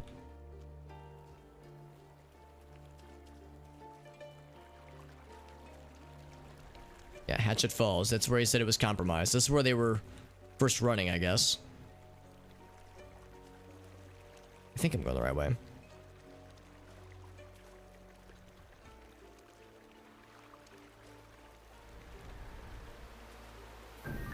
So this is another Orochi individual. Oh, it's a facility we can go into. Oh, okay, I see. 28,000 EcoSport. It was the test drive car. Oh, okay, that's not too bad though. Puts the WRX into your budget though. That sounds very encouraging for sure. When will the lease end, Mr. Arctic, if you don't mind me asking? So you can like start to plan for it, because that's kind of fun to like have something to look forward to like that. Let's see. Can we use this guy? A mutilated Orochi personnel. Am I cutting off his hand? I cut out his eyeball. Can I get his hand as well? I could just drag the corpse over to him, but no, we gotta like remove his body parts. Oh, there's one over here, I see. Did you lend me a hand here? Hey, there we go. What a homie. Oh, I have some stuff, by the way. What the heck? Get all. Yes. My inventory is full. Not enough free space. I have plenty of free space. You lie. That's fine. What are you doing back in freezing cold Transylvania, says Kirsten. I can only come to the assumption you've returned to look for a vacation property. Like she says she doesn't care, but it better be worth it. Time is money.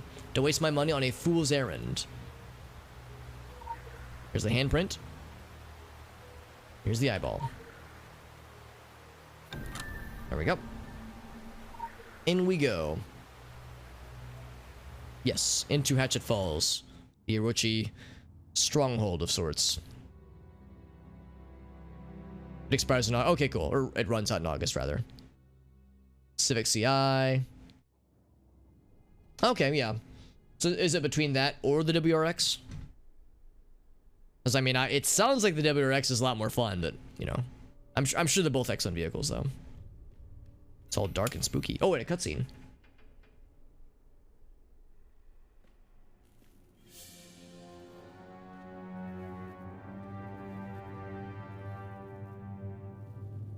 My, you look dangerous. Am I A-posing?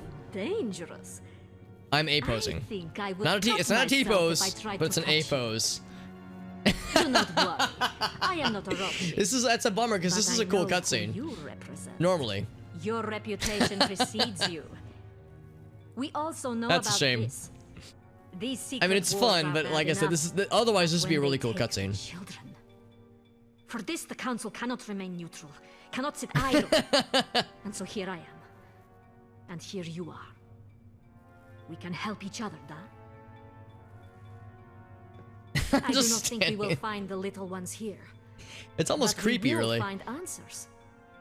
This facility is abandoned, but such deadly toys. Shall we break them? You and I? Oh, my name. Tell you what. If when this is all over, you and I live to die another day, I will tell you my name. A good incentive, da?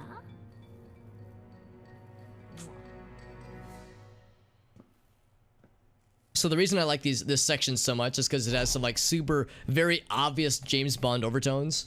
I mean, she was like, "We'll live to die another day," blah blah blah, and she's this mysterious Russian lady with the red hair, and she's so mysterious and sexy. It's very, I don't know, it's very spy movie-esque, which I appreciate.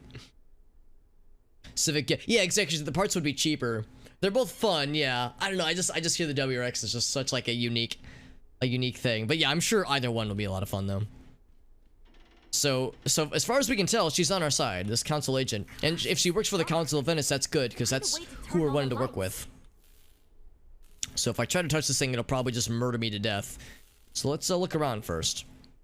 Because it sounds like she's also looking for the children. It's weird that she pulled a gun on us, but I guess she has to be extra careful.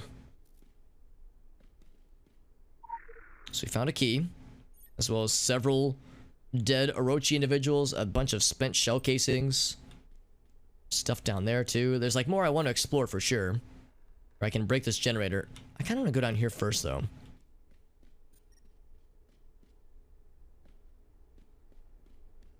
What does do? What does mouth do? Wave to others. Yeah, I've heard that it's like there's kind of this like community of Subarus, which is kind of fun. That it's like kind of it's kind of like being in a cool kids club, you know. I like it. Now, the best part of any video game is reading user manuals for generators. Just a long-term car to maintain, yeah. It can be frustrating. Oh, okay. That's fair too, yeah. I guess it would be tougher to maintain in that sense. Yeah, but now you could dual wield Cool Kid Club memberships. Alright, so let's do one thing at a time here. I don't know if this is like the first thing we have to do. I'm gonna go back to the top. I think we have to power down the electricity thing foist. And there's a thing here that I can just fucking break. So I'm gonna break this thing. Portable shield generator. So it has been destroyed. Curse, this dark. Power's been cut The way off. to turn on the lights. Oh, okay. So I destroy the shield generator, or the shield thingy, but also now the power's off. So now we have to use the backup generator, which will hopefully only power the door and not the electrical field that was keeping it from doing stuff. Alright, so what did the thingy say? Switch generator manual mode using the lever. Alright.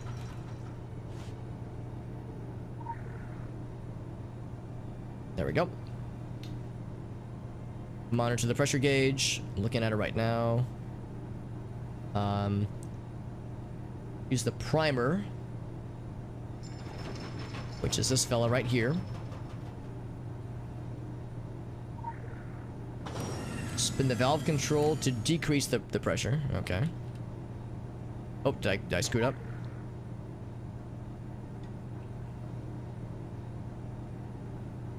Oh, I see. I have to spin the wheel first.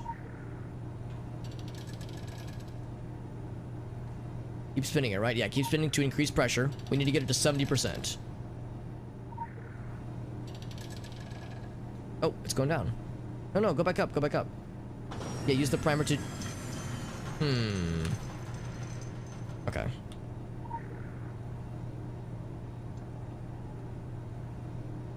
The second I use the primer, it's sad. Maybe what we have to do is we have to decrease the pressure like a whole bunch.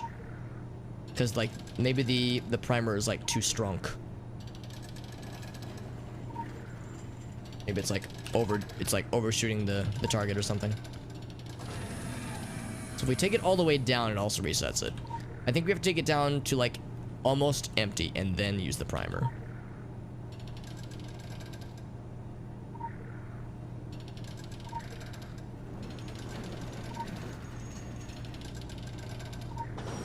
Oh, I was too slow. I was too slow.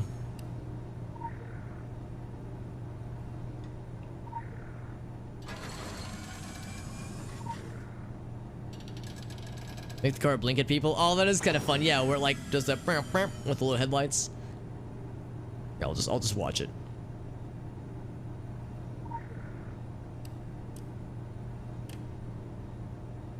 There we go. There we go. So now we just gotta hit it when it gets to 70%, which is the green zone right there. It's a little bit hard to see on your guys' end probably, but yeah, there's like a green happy path, happy zone. A little more. One more zone. One more increment rather. Hey, we got it. I'm a genius.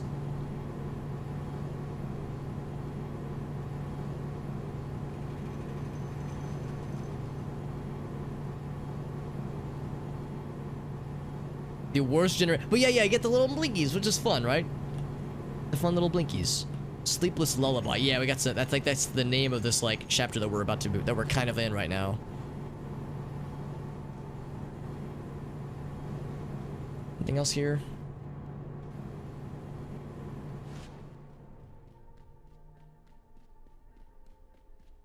Keep going. Find a way to shut off the security. I will have to wait here. Why though? Why can't you help me? I have to wait here. It's like, dude, I'm doing all the hard work, lady. So, is the door not open now? I thought this is the door we were trying to get into, right? Oh, this door. Oh, here we go. Here we go. Perfect. So now, speaking of security, I have to be very careful so as to not alert anybody to my doing of things. Got a key card right here. Soviet security keypad. Of course, you don't know the combination. That's a camera we really can't get past. However, we can jump over this guy. Whoop. Also, video game fun fact. If you make a jumping noise when your character jumps, it will make your character jump farther. Anybody wonders why I go whoop when I jump? It's to help my dude. Jesus. Place got messed up real bad. We never really see, we rarely see alive Orochi personnel. It's always well after a massacre has happened. But I'm not gonna say they like deserved it or had it coming, but they do have a weird tendency to like perform experiments on things that really shouldn't be experimented upon, like specters and vampires and, well, you know, children maybe. Kind of fucked up. As a reminder on something. 1878. Well, that's helpful to just have that posted. I guess by this point, you're expected to be past the security point, so I guess it's not necessary. 1878. What else we got?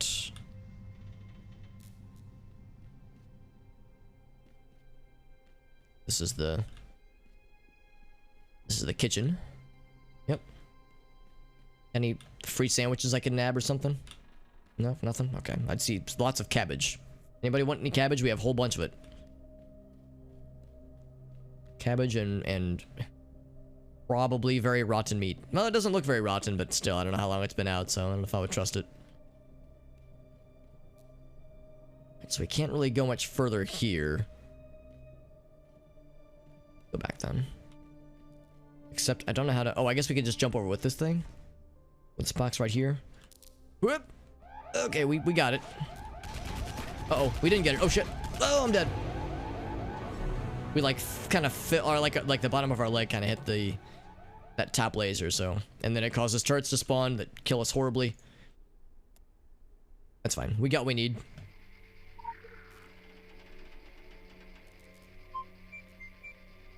I think the implication here is that the... Let me get my headlamp on again. All the dead Orochi individuals that are next to, like, gigantic shell casings implies that their turrets were turned against them at some point.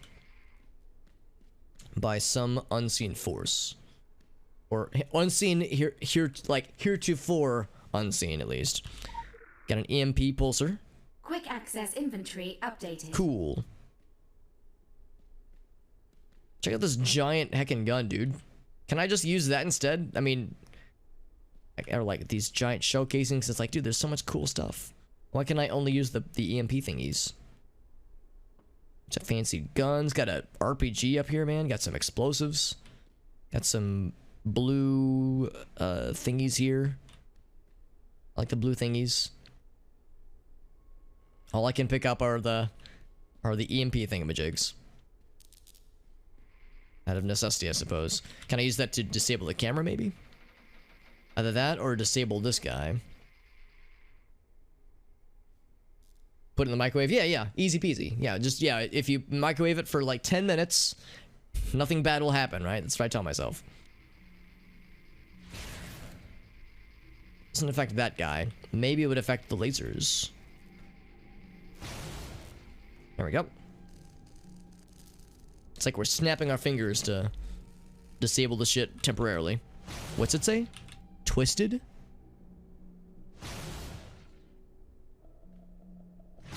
Snap. Oh, I have to be on like the sides, I think. There we go. Oh, I'm breaking that thing, yeah. It says twisted. Written in blood. Oh my. That is very bright. Empty. Okay, never mind. Looks like the bullet casings are from what they were shooting, not from what they were being shot by. So I can't go there.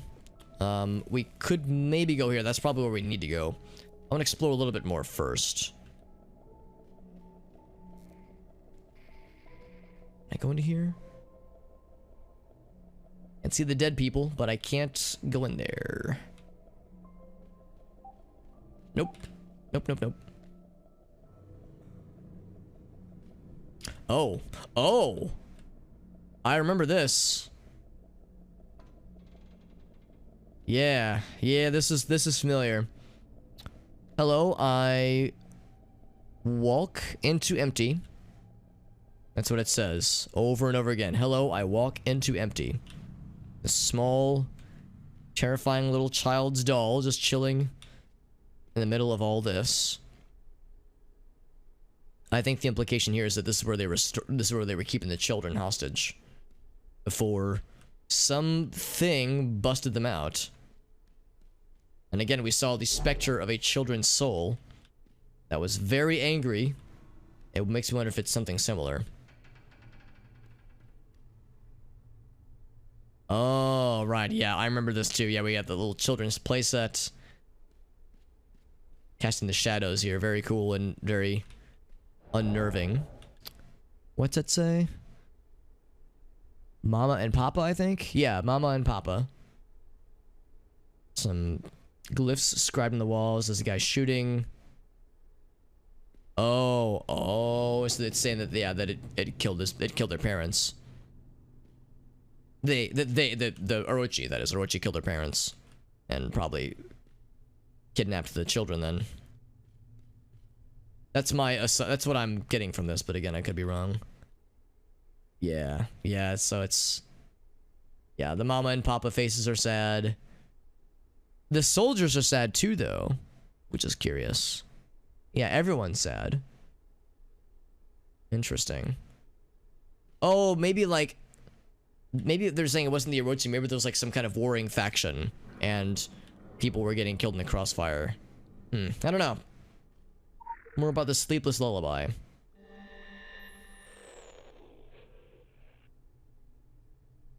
Right, which is the kind of the like spy movie action sequence that we're in the throes of beginning.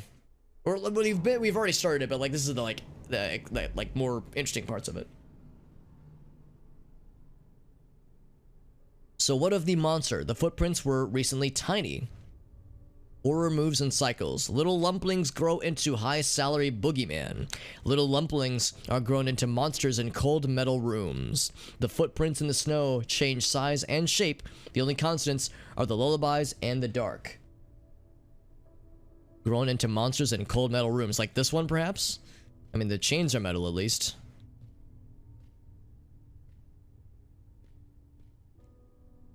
I don't know. I don't know really what to make of the drawings inscribed on the walls.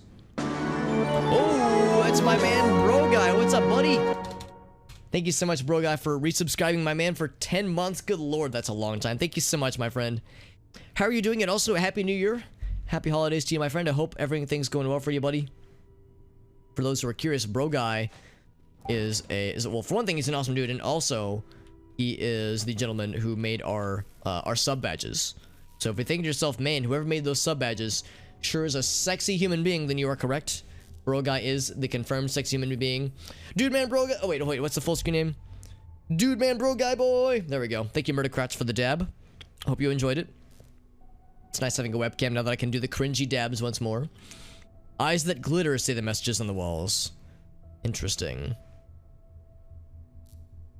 Yeah, that's Mr.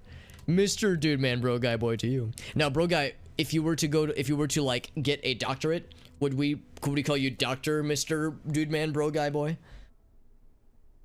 Because we want to add as many like titles to your name as possible. It's good to see you, man. I hope you're doing well, and I hope you had a good holiday, good Christmassy holiday things, and also New Year's. Granted, I know that like this holiday season has felt kind of abbreviated compared to how it normally goes, just because, you know, we're all limited in how we can gather in groups and whatnot, but I still hope you had some chill times. We're playing Secret World Legends. It's that same spooky time, Lovecraftian inspired, sort of an MMO, but very much a single player game in a lot of ways. And right now we're doing the single player campaign where we're trying to investigate this group called the Orochi Group, that is this like giant conglomerate, this giant like corporation that has a lot of like under the table, sneaky, spooky shit that they do kind of like behind the scenes. One of which right now is like doing experiments on the occult phenomenon like ghosts and werewolves and shit like that. And also it appears that there is evidence that they've been kidnapping children for their experiments, which is, you know, a little bit fucked up, just a little bit. So we've mentioned that one of their strongholds was compromised, and we're exploring one of the strongholds, and this is where they were keeping at least some of the children, and we're trying to figure out what's happened to the kids, and also what was it that caused this facility to get compromised. There's a bunch of dead soldiers and dead Orochi personnel everywhere. Their blood has been smeared into messages on the floors. So all very strange and spooky, but what does it all mean is the question. Oh, that's true. That's true. All male pronouns, right? So we need to think of other male titles.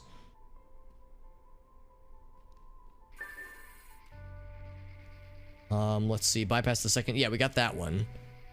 So this is an area we've yet to be. Empty, written all on the wall, next to a very much dead Orochi personnel individual. More lore awaiting for us in the future. Ooh, that's a good one. That's a good one, TriStar. Yeah. Get King in there as well. Some secured files to check. Several open doors to try. Many doors, Ed boy. We need to open this gate. It's the council agent we've been working with. Although I say working with, we're doing most of the hard work here. She's just kind of chilling.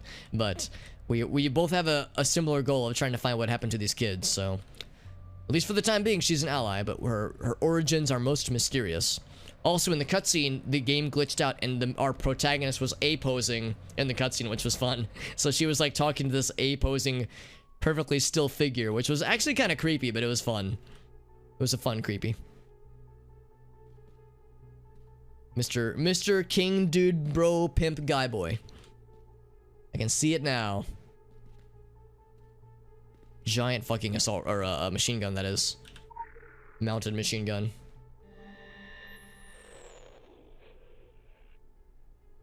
The nursery, yeah. No, I remember little bits and pieces of the nursery from when I played this game years past, and it's a very memorable part of the game, but very, unpleasant, to put it nicely.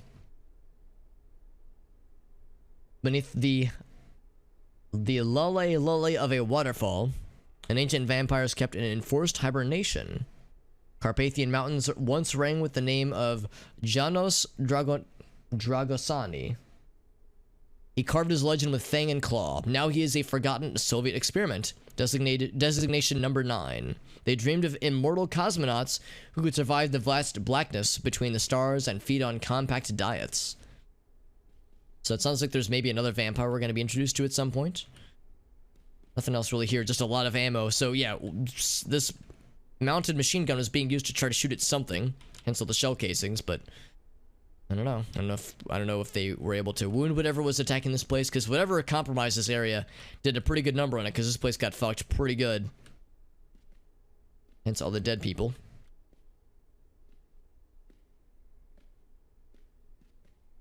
There's a blue key on the table, perfect. There's also a red key we need, right? There it is. So yeah, definitely Orochi computers and presumably documents that we can't interact with, so it's definitely their operation, no doubt about that. We go red or blue first. I think we have to do both eventually, because I think we need to unlock this door. Guess we'll start on the right side.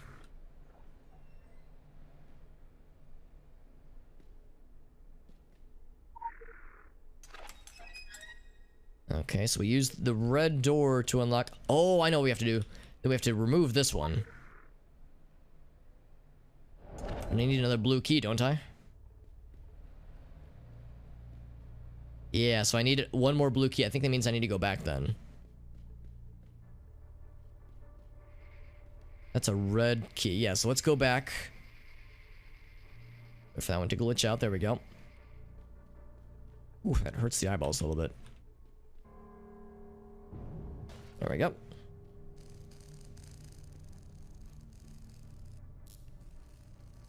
What's that other door? The first door we came through.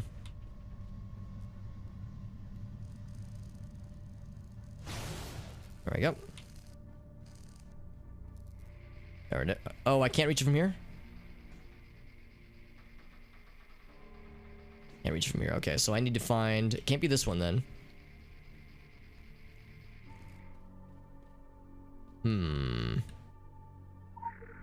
What's the tablet say? Oh, okay, it just tells us how to use this thing. I didn't notice this earlier. Against most aged Soviet technology. If we integrate this into existing Soviet tech, it will result in significant vulnerability. We've already begun integrating it with Soviet tech despite my warnings. I must insist that we upgrade our base infrastructure ASAP. Right, because this is very vulnerable. And we are exploiting that vulnerability for our own gain, and I'm very much okay with that. Otherwise, this would be a very different kind of operation. So there's one more blue key we can surely find somewhere. There we go. We had to use it on a few doors leading up to this particular sequence that we're in right now. This is a dead end. Did this lead anywhere? No, it did not. Just the meats. Oops, wrong button. There we go. This room was a dead end. Is a dead end, rather. Ah, it hurts. Hurts the eyeballs. Smoked meats. Oh, still sees you. Yeah, this is the dead end as well.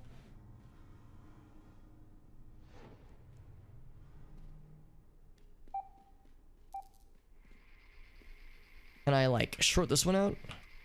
camera?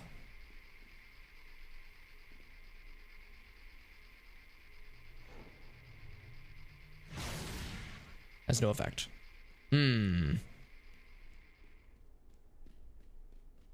As we can get 2 red keys, no problem. It's 2 blue keys. Well, actually, all right. Let's try this again then.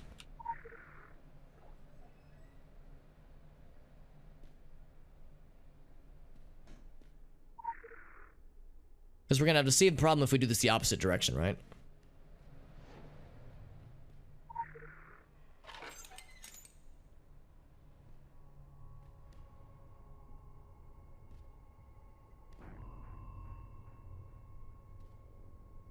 Do I not have... Oh, okay, so yeah, we don't even have the second red one then.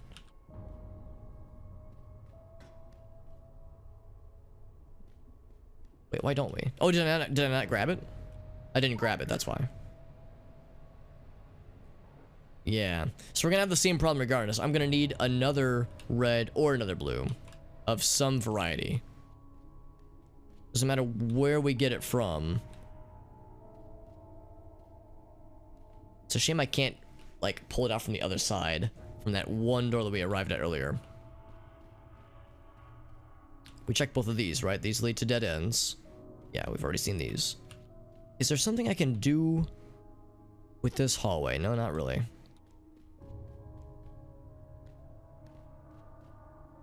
There was a way to lock the doors behind me in such a way where we can keep an extra key with us, and that would do the trick. Like this one, for instance. Is there another way into that room? I can disable that camera, then I think the answer is maybe. Kind of curious, what if I just tank this? Can I just run in here? I guess, yeah, I guess if we can duck behind cover, then that's fine.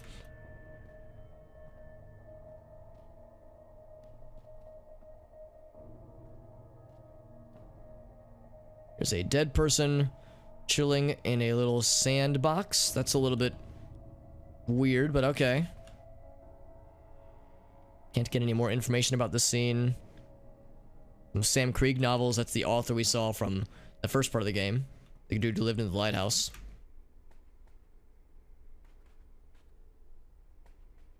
What an odd scene that is.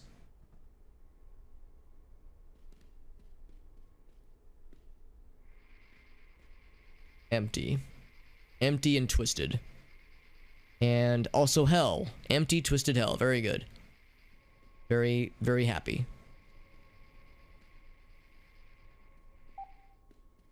Nope, don't like that. Alright, so we're good. So we're just gonna have to run past that one, which is fine. Just run past.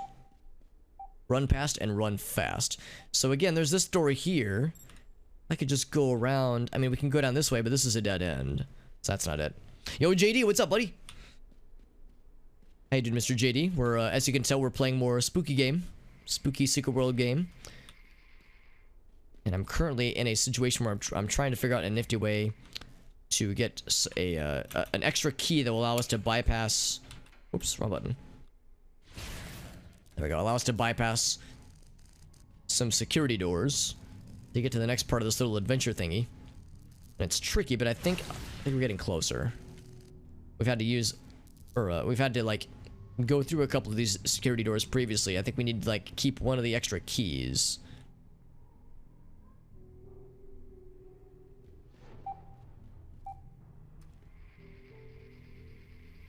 It's tricky because this is where we need to go. There's another way into this room. I don't see any other ways though. I could like crawl through the vents maybe. That'd be kind of nice. Run fast and eat ass. It's true. It's a good strategy. And it's worked for us in the past. I could like climb through the vents maybe. It's like if there was another way to get to these destinations. Oh, and it's my friend Shelly. How you doing, Shelly? Thank you so much for cheering, Shelly. That's very generous of you, my friend. For anybody curious what that noise is Shelly sneezing during one of our D&D games. The Shelly sneeze lives on in legend, which is always a fun time. Hope you're doing well, Shelly. Lady Shelly, specifically, because one of the gifts that her husband gifted to her this year was a small plot of land in like a little like parcel of land in that's like on a.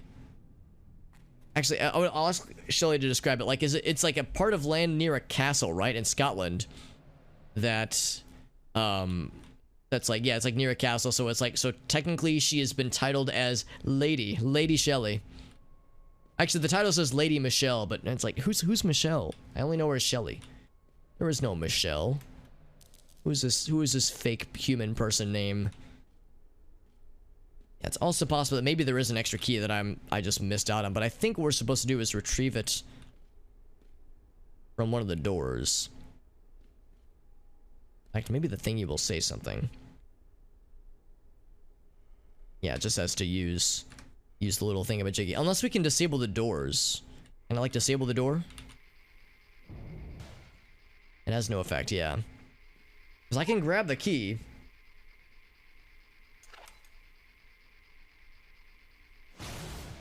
But yeah, but it has no effect on the door itself. It still needs the maglock, that is. Yeah, the legal name is correct. How many amount? It's anything over 50, I believe. Anything over 50 for the sneeze noise. Which is the equivalent of, well, from the streamer's perspective, that's the equivalent of 50 cents. For a viewer's, for the viewer purchasing the bits, it's like 70 or 80 cents. Oh, the ghost sneeze. Oh shit. I don't think we have a noise or a cheer amount for that one. I think we just have this. Is it ghost sneeze? Crap. Sounds. Let me check. Is it exclamation point ghost? I can't remember. Go sneeze, yeah. Did I not spell it right? Oh. I thought I spelled it right. Here we go. Let's try this.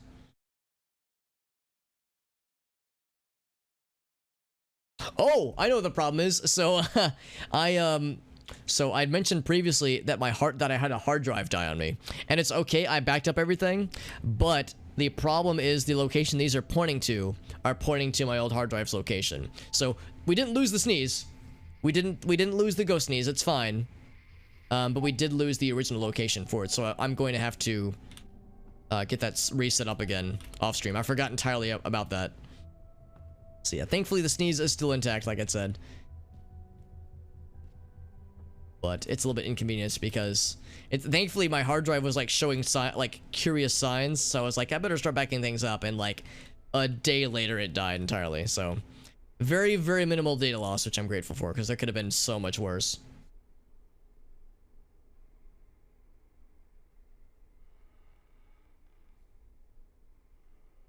Change the drive letter. It's similar. Oh wait, is that a key? It looks like a key, but I can't pick it up. It's mostly similar, but I would have to I would have to change a few things. There's nothing on this corpse, and that makes me sad. I thought for sure this corpse would have something fancy, but so far I've seen nothing fancy at all. It'd be one thing if we could get through this door right here. Because if we could get through this door right here, then we would be able to just use this as a shortcut.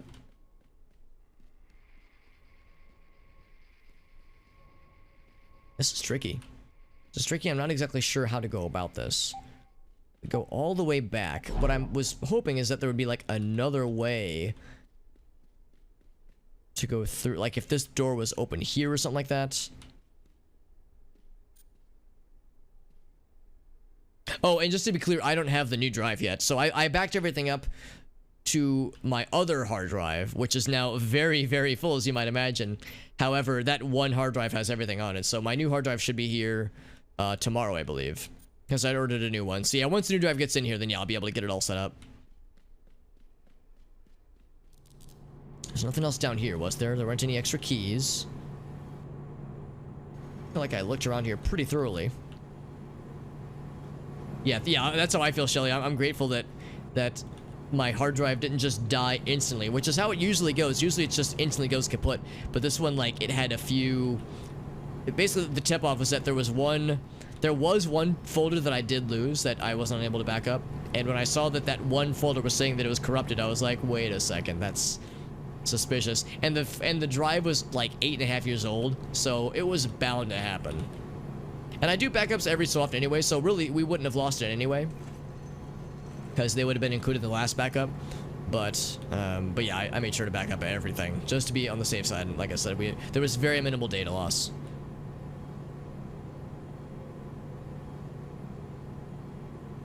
One backup is no backup, and 2 is 1. Well, that's a fair point too. I mean, yeah, what if, like, that's the thing right now, like, so I backed stuff up. What if the drive I have right now were to die? Then I would really be in trouble. So, needless to say, that's why I was like, okay, I want to order a replacement, get it here soon. Because the drive I have right now is about 3 years old, which is better than 8.5 years old, but not that much better. Very much within the realm of when drives can die. So, what I'm thinking about doing is looking into...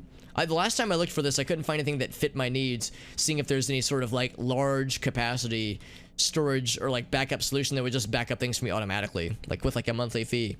Because last time I looked, things were being charged by like 50 or 100 gigabytes, and I'm talking about like terabytes of data. I mean, there's a lot of stuff I would like to back up. Not a lot of terabytes, but a few terabytes. So the like gigabyte driven solutions would be far too expensive. But I haven't looked in a couple years, so maybe there is something that would be doable for someone with my needs. I have an SSD, so my C drive is an SSD. And there are a few SSDs that I was looking at that were like 500 megabytes or 1 terabyte, which were pretty good. But the drive I'm looking to replace was 3 terabytes, or maybe it was 4, and I'm upgrading to a 6 at this point, a 6 terabyte. It's actually not an SSD, but just a regular hard disk drive, which is actually the same one that I'm using right now. It's a Western Digital Blue. So I've had good track record with these guys in the past, because I like Western Digital.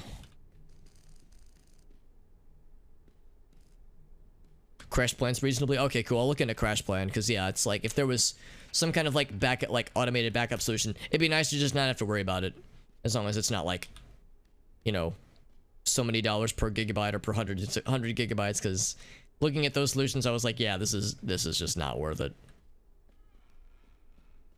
$10 per user per month. That's much more reasonable than the stuff I was looking at. So yeah, I was kind of hoping that eventually more people like myself would have a need for like large capacity storage or backups. Not really so much storage, but just backup solutions. I'm like looking for any vents I can crawl through. This guy here.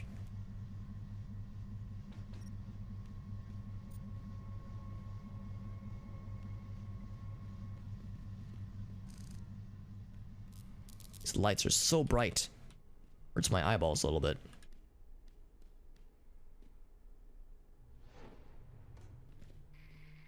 There's nothing in here either, and this doesn't lead anywhere either. Just all one big dead end. This area was cool to look through, but yeah, it does. It does just kind of end abruptly. The drawings are very creepy and terrifying, obviously. And it's interesting, but yeah, we've already looked through it.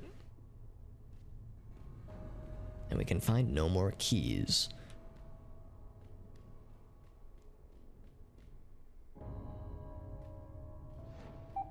And I can never get through that cleanly. There we go. So you have to retrieve this again. They did. Oh, that's unfortunate. Yeah, because that's the thing. Like, what I need is obviously very much on like the user side.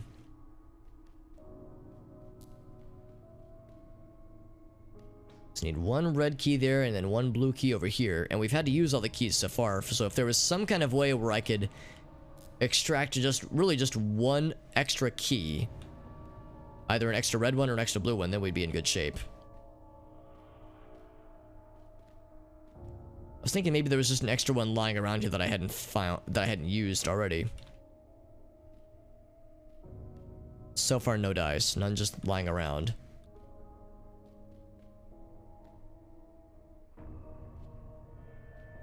So it is just $10. Okay, well, maybe that would still work then. Like I said, it has been a while since I've looked at what the, like, solutions are out there. Like, it's been a few years at least, so what I should really just do is just kind of shop around and see what's out there. Yes, here's what happens. So I take this blue lock, this blue key rather. Oh crap, I didn't want to do that. Clicked one too many times. Backblaze, okay.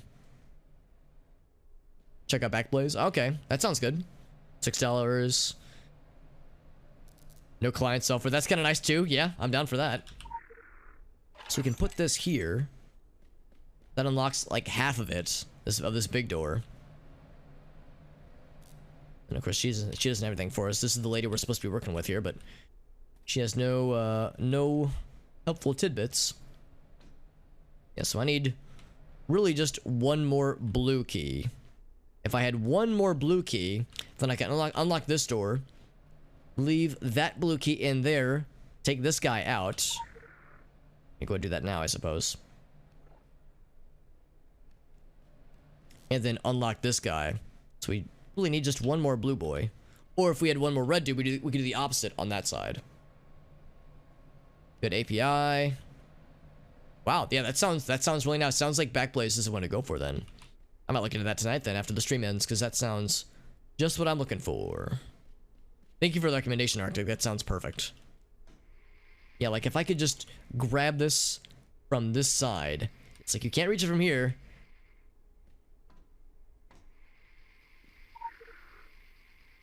Yeah, it's like it prevents you from cheesing it, so to speak. So we have the red key. If there was another way in there, we could like break this glass. Get in that way or something. Maybe what I'm supposed to do is blow this guy up, and that would like blow the wall open. Let's get seen. Ouch. Okay, so like trying to use the EMP on him didn't do it. I was thinking maybe the EMP would like stun him. And of course, there's a blue key here. The problem, of course, is if I were to try to go around not using the key there. Yeah, this is a dead end. We've already looked there plenty of times.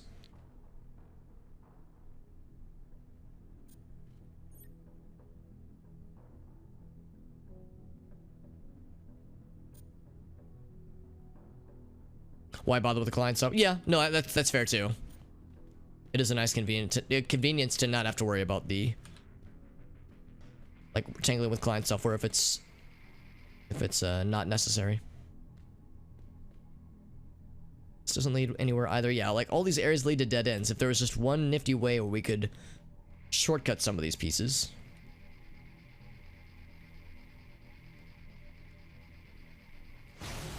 There we go. That's a dead end. I'm wondering if that's it though. If we have to like blow up the turret that pops up. I was thinking if we stunned him that would do it, but it did not do it. He just blasted the shit out of me. So anyway, he started blasting. Gonna like set like disable that generator or something. No, I can't do that.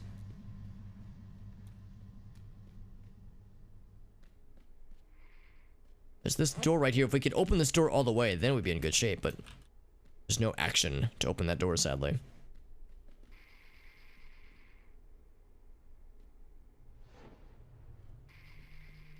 So back to this one. There's some way... What's in this room? This is the storage room where, yeah, where this area is just chilling. And there's like the dead lady on the sandbox for some reason. I still don't understand what's going on with the sandbox.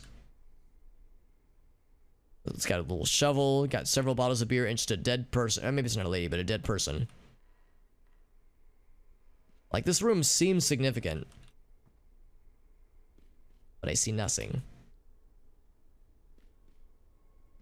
I'm kind of curious. This is going to end in disaster, but I'm curious to see how many hit points this dude will have. The turret that spawns. 59 million billion. Yeah, that's not happening. So I can't just blow that guy up. Does support Windows.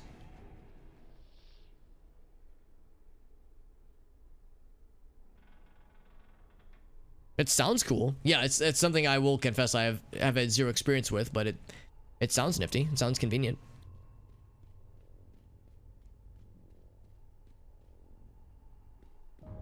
What about this? What if there was another way to like crack into here? We already blew up this generator, so that's not it. Step on this dead lady. Looking for things to like, some way we could like blow a hole in a wall somewhere. Something that's destructible or something that could be activated in some way. Turn up the generator. We can't turn it off, I don't think. This is really tricky.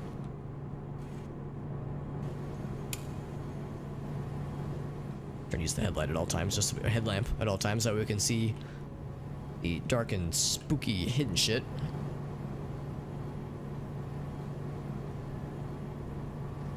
Yeah, there's no like vents to crawl through, no obvious alternate paths here. We just need one extra key of some variety. That's really all we need. But sadly, all the doors we've passed through, I don't know of a way to get around them. Because that's what I was thinking would be the most obvious choice. So like this key, for instance, like there's no way around this. We have to use this key to get into this first area. This is a dead end, so far as I can tell.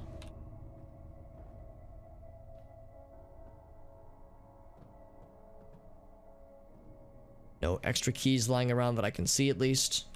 Lots of guns.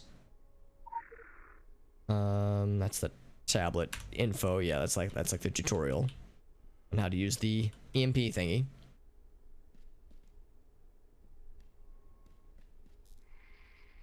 Let me check the turret again, because there's that turret that blew the shit out of us and killed us instantly. If there was like a separate station that had, there we go. Like if there's a specific station that's powering the turrets.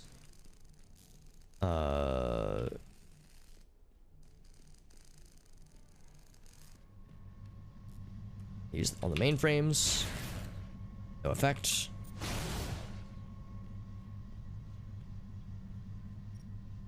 Any other thing we could disable, maybe? There's a reminder right here, which is just the code on the door. Arclone instead of Arsync. I mean, honestly, I really wouldn't really know enough to know the difference between the two Arctics. So you're much more knowledgeable on it than I am.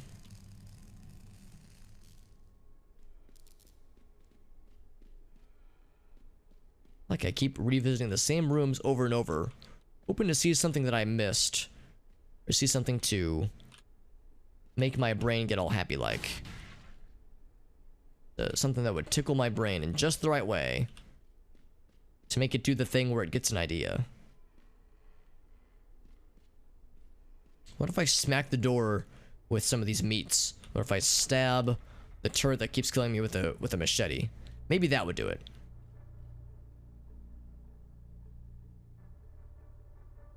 Command line driven. Yeah, I mean, I'm not afraid of command line. It's not what I'm super used to, but I mean, I can usually fumble my way around, so.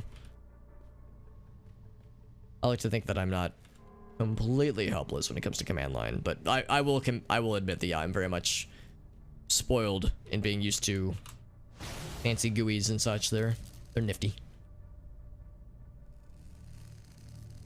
Oh, we powered that one on. What did that do then? Did that do something cool? Is that one shorted out? Did that do anything though? Does that mean the turrets are going to be overloaded, maybe? There's nothing in here that's going on right now. Nothing that appears to be different, at least.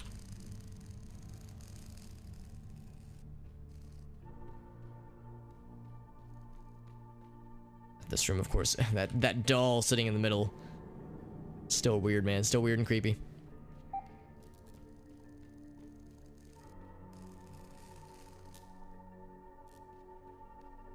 Alright, so let's do it again. I don't know what this is doing necessarily. We can test on this guy. Let's see what draws to this turret. It still pops up. Ouch.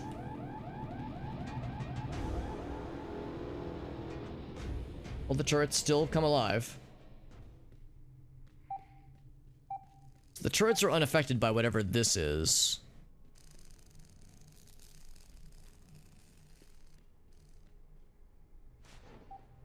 God damn it.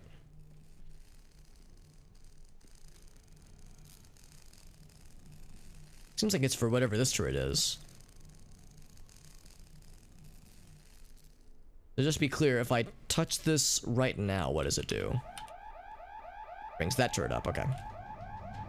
So that turret seems to be unaffected.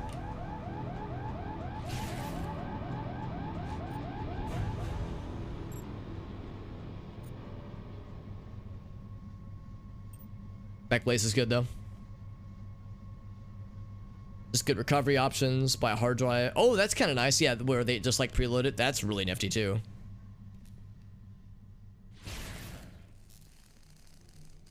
Gotta be something to do with this thing, right?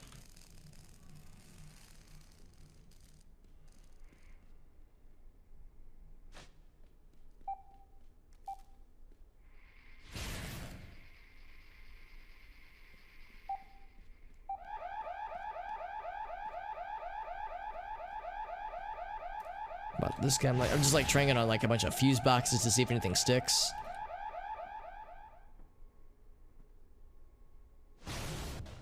Nothing there, man.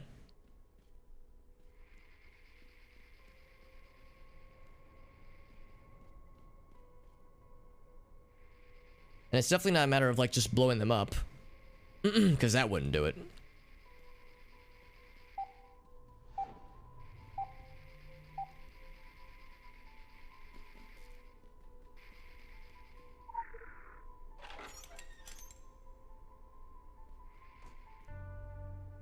From inside of here, maybe I could just like pick up this pipe wrench and just break down one of the doors manually or something.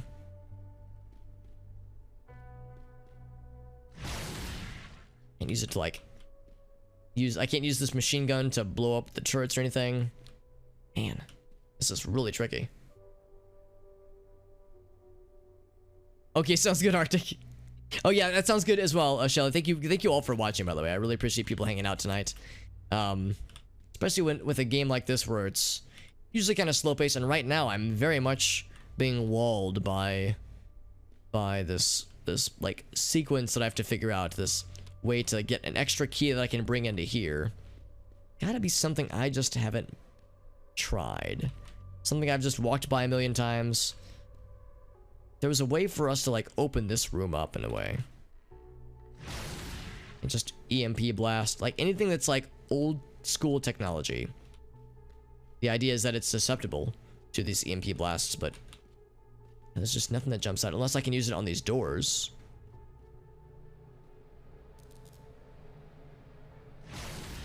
Nothing there.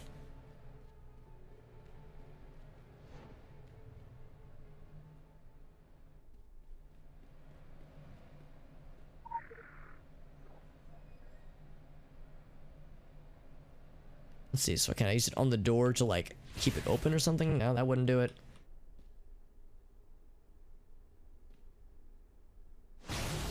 Nothing on this either, yeah.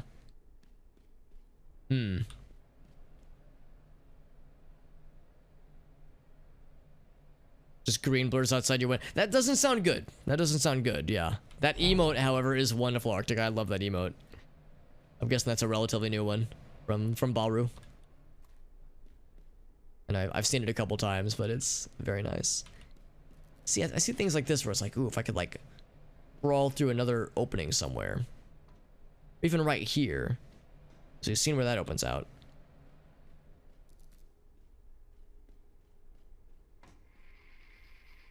The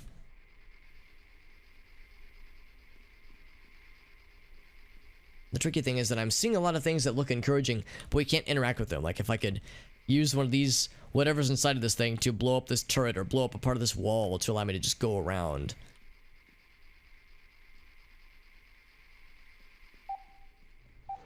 Head in here real quick.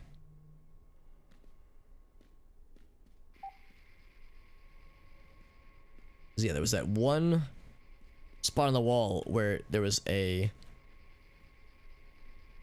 Oh wait, I guess this one isn't blinking. I have to just run past it. There's that one spot on the wall where it looked like there was a generator that could be... Not a generator, but a panel that could be activated.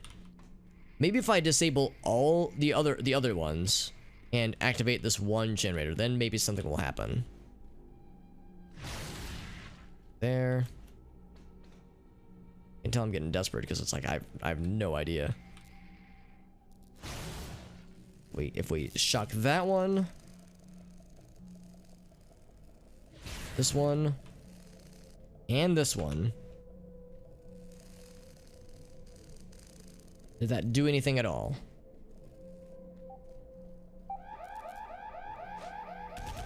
The answer appears to be no. So they still kill the shit out of me.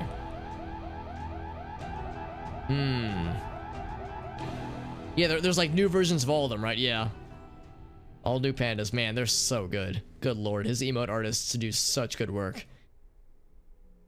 Barber's the coolest, man. What a freaking legend. Hate to say it, but I feel like I've been just running in circles for like an hour now. I'm losing patience, and I think what I need to do, I'm going to take a quick BRB to use the restroom, and then while I'm BRBing, I'm going to look on my phone for a hint as far as how to do this, because I have no freaking idea. I think I know what we're missing here. Because I think we were close, but I couldn't tell what that panel we were shocking was doing. The one that we're activating. It looks like the thing that we've been activating this whole time is... what it does is that it allows us to... Actually, hold on. Let me think about this. Because it sounds like it like basically disables the opening and closing of these doors. So I think what we're supposed to do then is... we can leave that where it is. If I go out and find... let's see. What's the closest door? The closest, like, fancy door, that is. Just run past this way. The fanciest door is this blue one here. So I think what's supposed to happen... Oop. There we go. So we zap this one. Then go all the way and zap this one.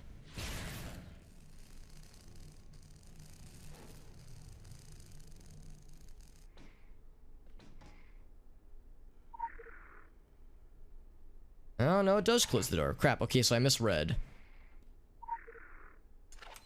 Sounds like there's another box I'm supposed to shock then. Also, Fuzzy Bun, is good to see you, dude. Yeah, these fancy doors. It's tricky because we need to like to take at least one of these keys with us to be able to access the final sequence here. But it's unclear to me which one we're supposed to zap and what's supposed to happen at least.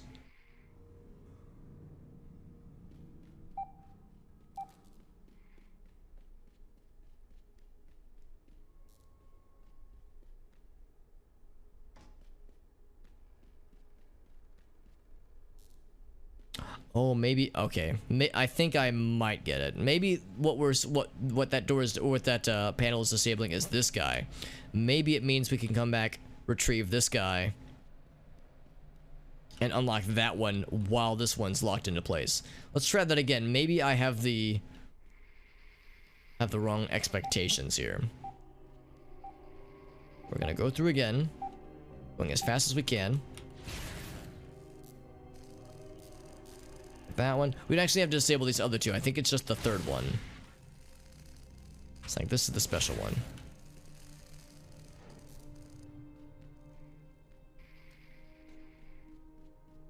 So I think what we can do is take this one and this one.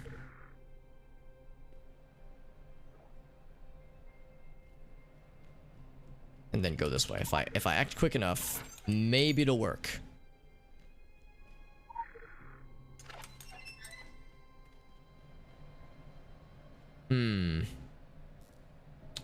So it did not. Oh, these guys. Okay, so you have to do this one first. I get it. I get it. So yeah, so I looked on my phone, I looked it up. So when they said, like, yeah, zap the extra boxes, I thought they meant the ones way outside. They mean the ones in here. Well, that's much, much easier. Okay. So if I do this then. Grab this guy. Let me go all the way around. So yeah, so you can see that's still open. So if we do this quick enough. There is a pre-designated order. There we go. Holy shit, that was exhausting. We finally got it though. We finally got it. Is this a toilet? I mean, hopefully if you've gotten that far, Arctic, the answer is already known. I mean, it's one thing to know how to ask where is the bathroom, but yeah, to ask what is this a toilet? I do know that Duolingo will like intentionally give you translation challenges for sentences that make no sense at all. So that way you can't like reason your way through it. Also, Amnesia, good to see you, dude. But how can any of us really know, honestly? It's a philosophical quandary. How can we really know what a toilet is? Can we trust our senses to always tell us these things? Disable security protocols. Do that shit. Yes. We need a password first. Default password still in effect. Is it just 1878? Not that one.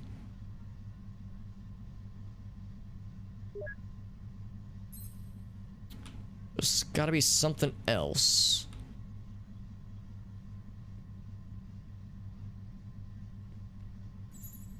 The door is shut. That's fine. If we wanted to, I think we could get back out, I think.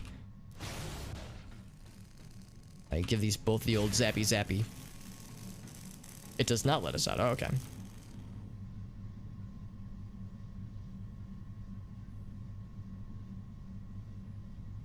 What about a space toilet, though? Ooh, that is the question. Yeah, ask where the toilet is. Ask where it is, but yeah, not ask what it is. The squatter toilets. Yeah, that's a fair point too. Yeah, like what is this thing? So yeah, knowing ahead of time what you're getting yourself into is probably not a shabby idea.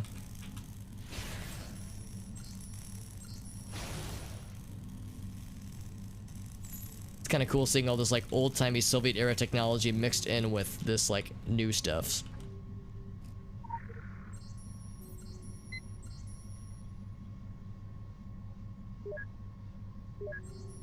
Input password. Int. Yeah, default password still in effect. Default password. Okay. Password. I love it. I love that that worked.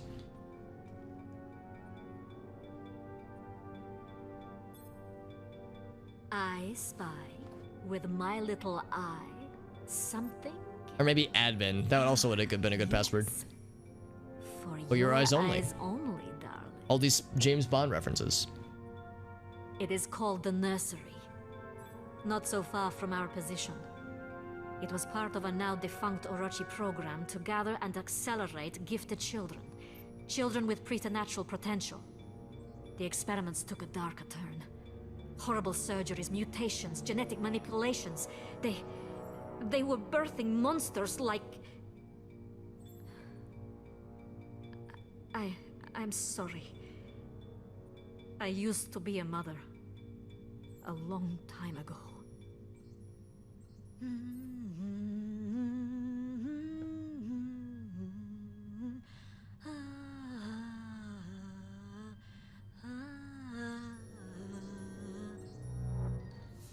We must find the little ones. The children of the Romani camp, and any others these Orochi dogs have stolen away with. The nursery is under lockdown. Go! Try to find a way inside. I will see what more information I can uncover here. Do not worry. I'll catch you up. You are too much fun. I promise. The best is yet to come. Sounds like we got our marching orders then. Some poopers are weird. It's accurate. It's accurate.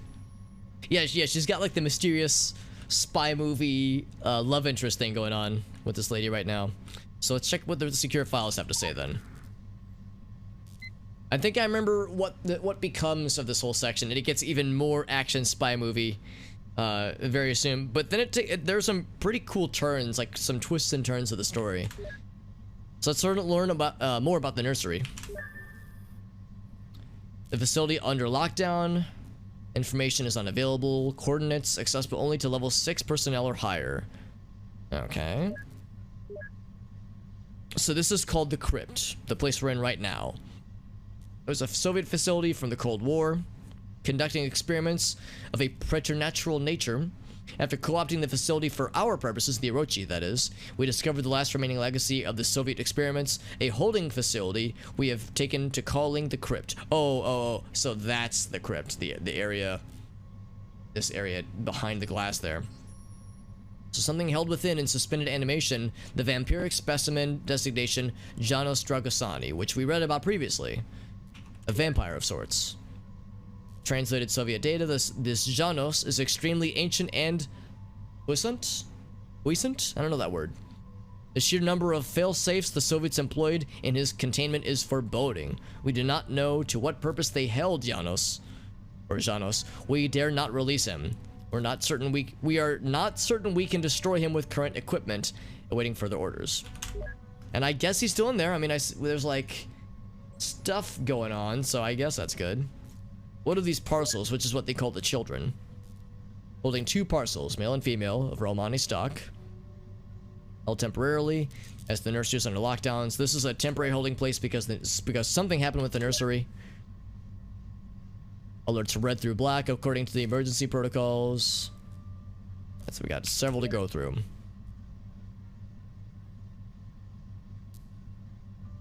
Yeah, she's and that's the thing too. She's like mysterious red-headed Russian lady, or lady with a Russian accent at least.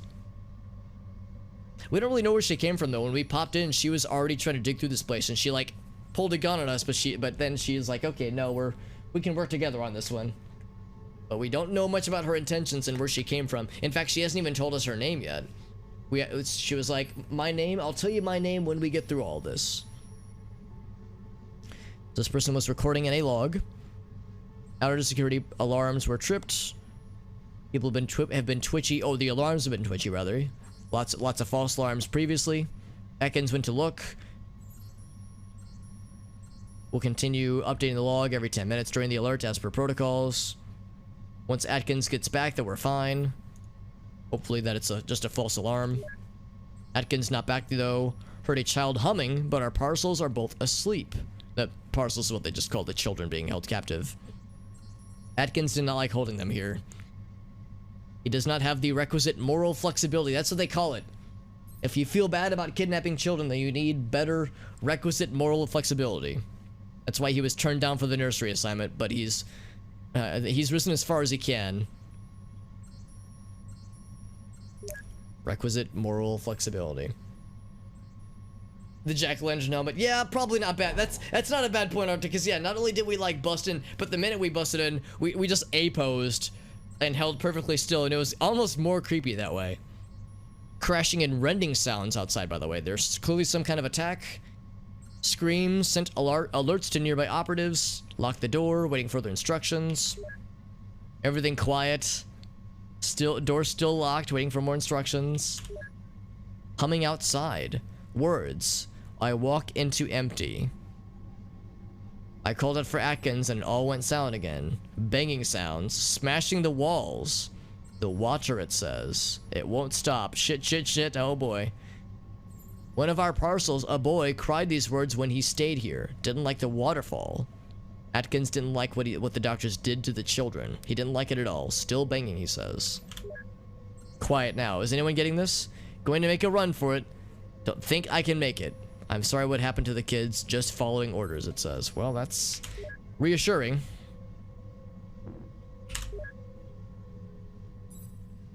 So we gotta find an Orochi agent with level 6 clearance so we can use their ID tag to pop on through there. Yeah, the empty, twisted.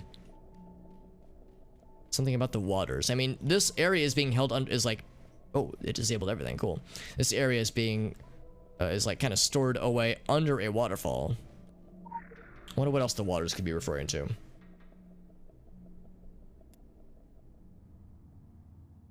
The Pokemon video Arctic, I have it queued up, but I haven't watched it yet. Yeah, that was the thing. When I saw the guy's video, I was like, oh, cool. But then I saw it was Polygon, so I was like, is it a re-upload or something? Because I'm not a huge guy, not a huge fan of Polygon, so I was like, I'll see if there's another way to watch it. But yeah, if it was the actual upload, then that's good to know. So we're going really far away. We're going to the third, yeah, the Carpathian Fangs, to the third and presumably final Transylvania part for this quest.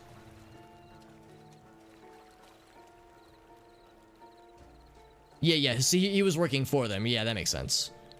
But then he also makes his own videos, but now he's a free agent again, so. And I'm down for that, because yeah, I'm kind of with you on that one, Arctic. It's like, I don't really have that many interest in following their stuff. They're not horrible, but I don't know. They have made content in the past that I thought was less than good. So, not my favoritist. Oh, what the heck? I've amassed a bunch of friends. Normally I'd be a fan of making a friend out of a bunch of escaped sinners, but they're just more annoying than anything.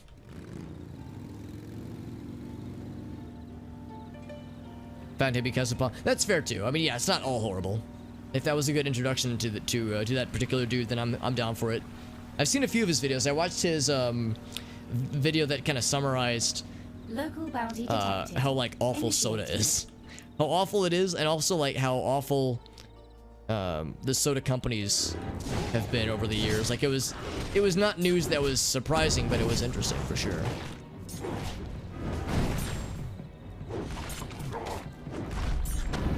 There we go. Gotta kill 5 of these guys for a side quest. Do I need to do the side quest? Not at all. Do I want to so I can get more numbers? Yes. Always go for the sexier numbers if there's an option. Polygon content was good. Yeah, exactly. It's because of him, though. Yeah. He was the one that made the content good. I'm sure there's other people who work for Polygon that do cool stuff, too. I mean, this is not to say that it's all terrible. But some of it's not great. So.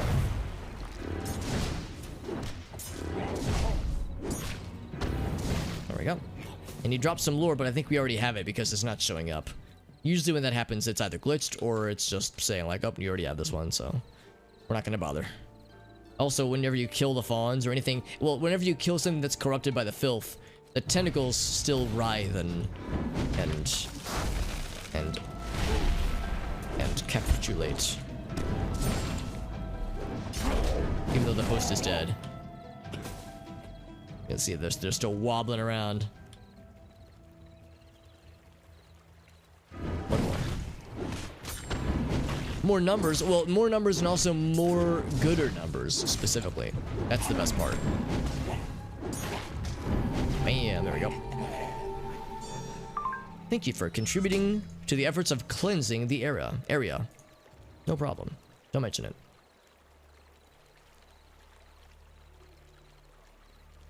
Whoops, not that. That. Yes. Bam. 23, very good. That one's max level, so we need to level up the... Oh, I guess that one's going to be up then. Our inventory is very full. We have a lot of things that we're, like, working on right now, so there's lots of... Lots of, like, partially leveled up things, which means there's just not a ton of extra inventory space right now. This is evade rating. Then this guy, just for the fun of it.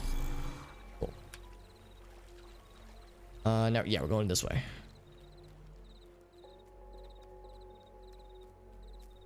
The non-educational content. Yeah, I would say the stuff I've seen of his is more educational, yeah. But seeing the non-educational stuff sounds fun, too. Plunder Chromebook while playing a hurdy-gurdy. Oh, my. The whole reason was to just buy a hurdy-gurdy. I'm okay with that, too.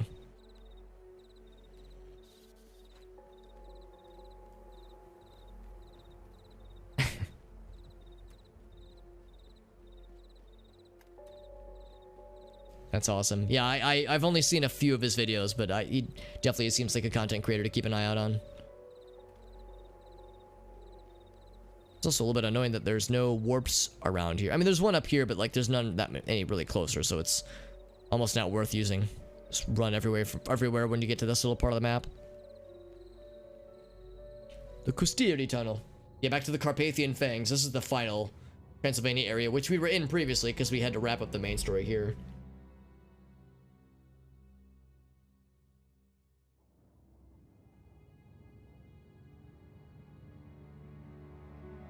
Oh. An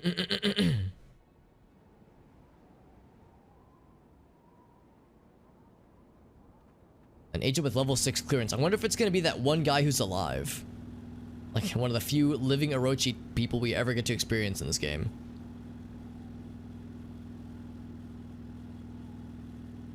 In fact, he's a quest giver and he gives you, well, he doesn't give you, but he like has quests that involve that little teddy bear, which I think is presumed to have belonged to Emma. And that she like imbued it with magic powers, but we were never able to like see it in action. He just like talked to the doll in a strange, creepy way. Also looks like that's exactly who we're going for, because yeah, it's right around here. Dragon. There he is. Very rarely do you see a Orochi person who's not dead.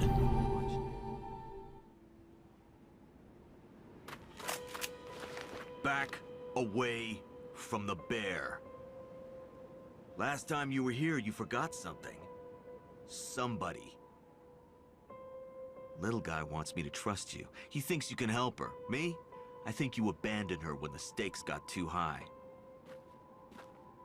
It's hypocritical of me to chastise you.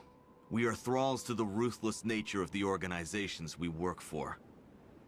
I learned what they're capable of at Chernobyl in '86. It isn't easy to be one of the forgotten.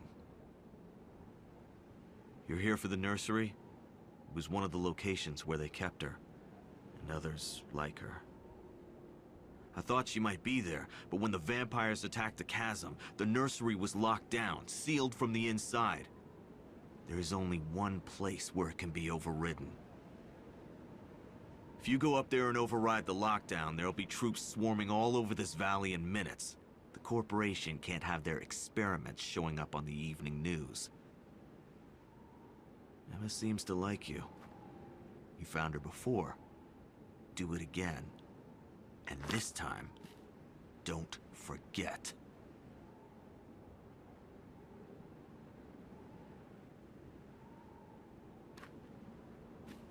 It's always a little weird whenever NPCs threaten us because it's like, you know, I'll just respawn, man. We're not fooling anybody. That was the sneaky, like, not investigation, what's the word for it? Sabotage quest. So the council's making an actual move, but Kirsten didn't get the memo, and I hate being out of the loop, she says. So maybe there's something more to this agent that meets the eye, then. It's not often they take protocol... Oh, wait, it's not actually... I'm sorry. It's not often they take actual proactive action, but then kids in danger do make for a good emotional catalyst.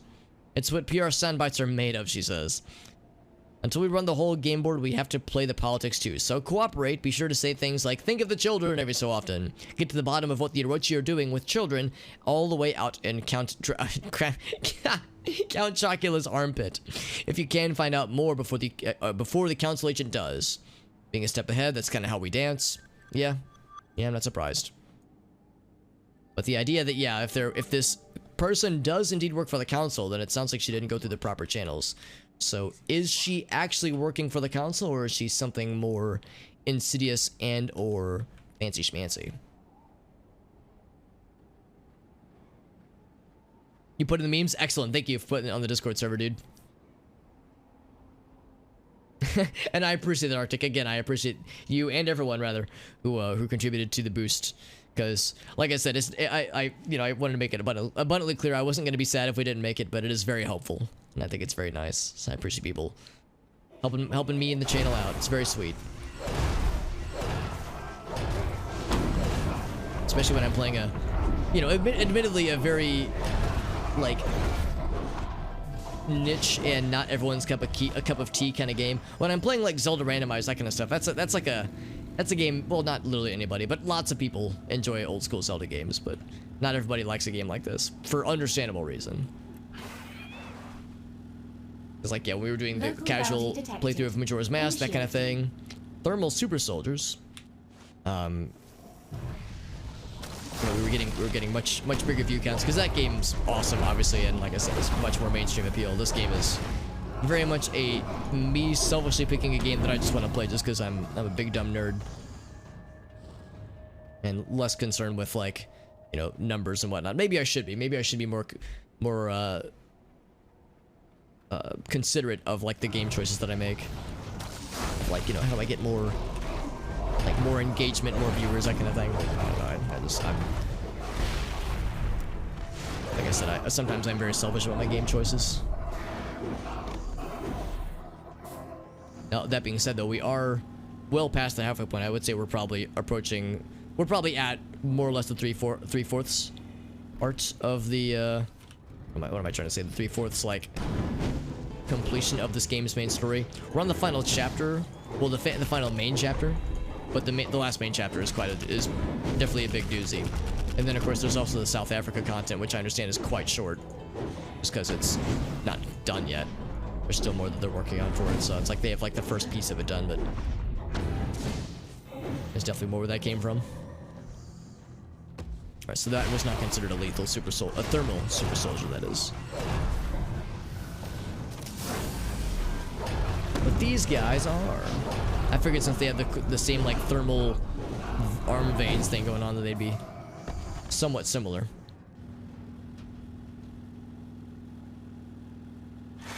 Oops, wrong button. There we go. I was like, one of my abilities will work, right? There we go. There we go. Nice and simple. Oh god, except they slowed me for a few seconds. Select.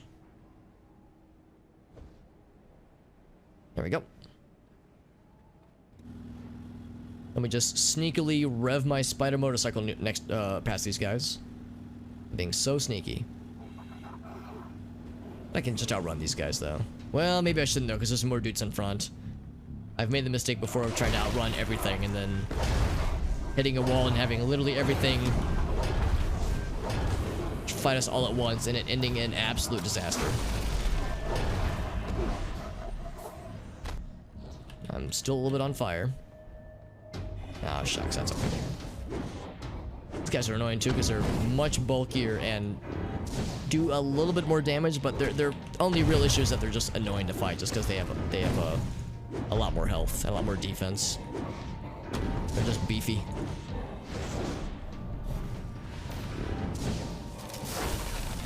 There we go.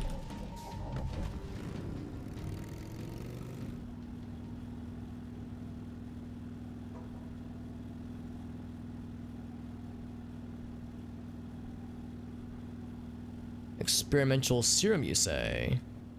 I'm curious. You've piqued my interest. Backpack full with serums and an injector. Test them on the soldiers. Okay, let's see how this goes.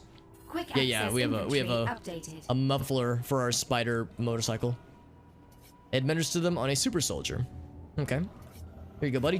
What's this do? Makes him big. So we powered him up. Also like how the game glitched out a little bit. Well, that's why it said it glitched out, but there was nowhere for the UI to go. So it just like showed the numbers in front of us, like big on screen. To try another serum. On another lad. Here we can like slowly work towards where we need to go.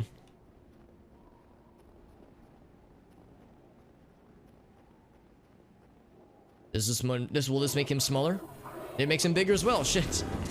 That's the last thing that I want. Is for them to become embiggened. I'd rather they became smollened.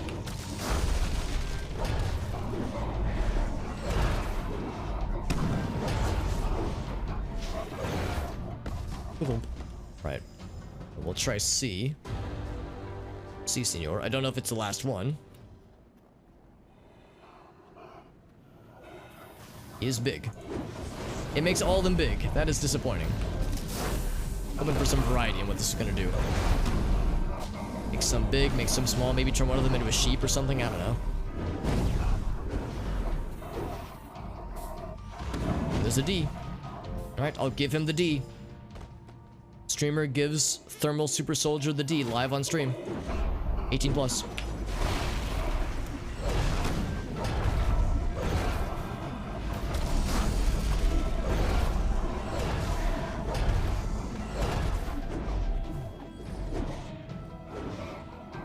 Okay, so it looked like the Serum D actually made one of them weaker.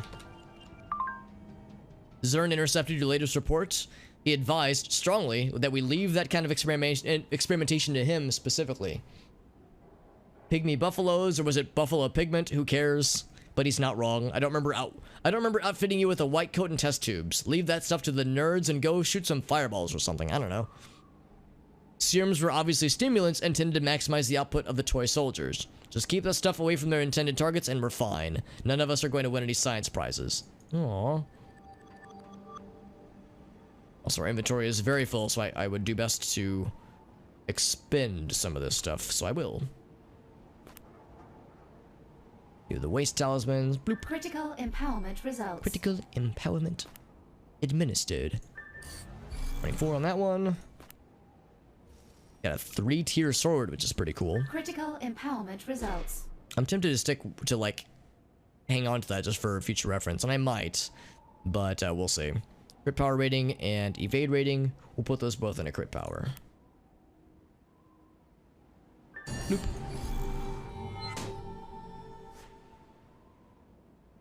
Oh wait, no, I don't want to put that there. I want to put that. Oh, that's a 3-tick. Oh, that's exciting. Oh, I already have a 3-tick though. Okay, never mind. I was gonna say like, holy shit, that's dope, but never mind. It's very boring. Very boring and not dope. So that one's max level already. That one's max level. We just need this one. Get max level. So you're the next target, buddy. You're it.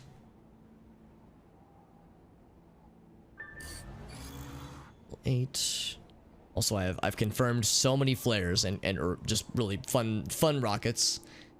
More than I could possibly ever need. All right, cool. Oh wait, there's one more thing. This guy. Cool. Let's sort everything. Just that way it's less cluttered. It's still cluttered, but a little bit more. Makes a little bit more sense. Very slightly. Oh, what?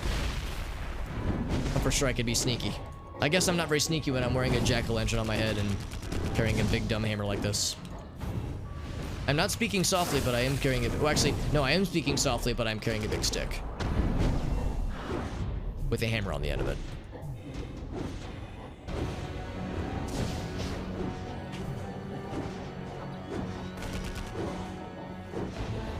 There we go. So this is the comm center. Or at least it's a comm center. Like we were here for another quest much earlier. We were having to protect a drone as it was like syncing with the comm center. It was just a side quest. It wasn't anything fancy.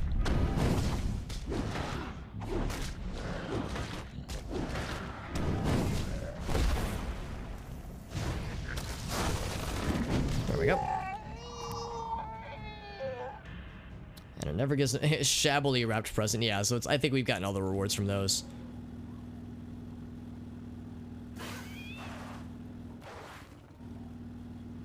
This guy, right, yeah. Use the terminal. Let me guess. I have to guess the password. I hope the default password is password. Again. The Prometheus Initiative, right. This is this whole notion of them digging into the breach. Why were they doing it? Files removed, of course. Why wouldn't they be? Connect to Valise Satellite H3H. Not available. Personnel log. I've never used this before. Had to get away from the nursery. The sights are bad enough, but the sounds are the ones that stay with me. The shrieks of the children. The nauseatingly sweet voices of the nannies pacifying them. That damn lullaby over and over again. Oh boy. Never get it out of my head. Ganeda sent me an email this morning. What can I say to her? How can I look her in the eye when I get home? I can still hear them feeding, playing. When they play, if I close my eyes, they almost sound like children. Oh boy.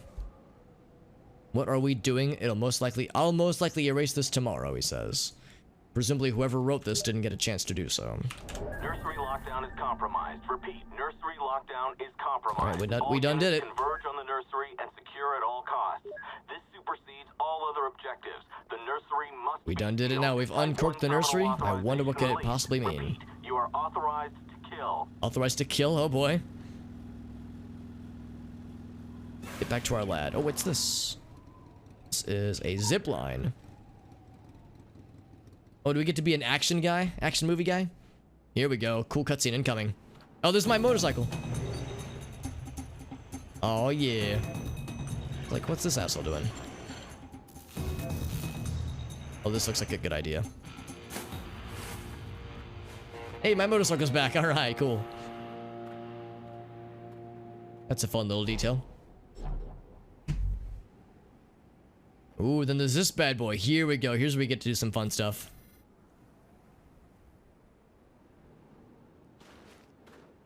That was the easy part. According to this, about 3 minutes ago, a convoy of trucks left a nearby military installation carrying enough C4 to level a small city. If you let them get close enough, they'll seal the dam. For them to get close, they'll need to reach the bridge. You can see where this is going.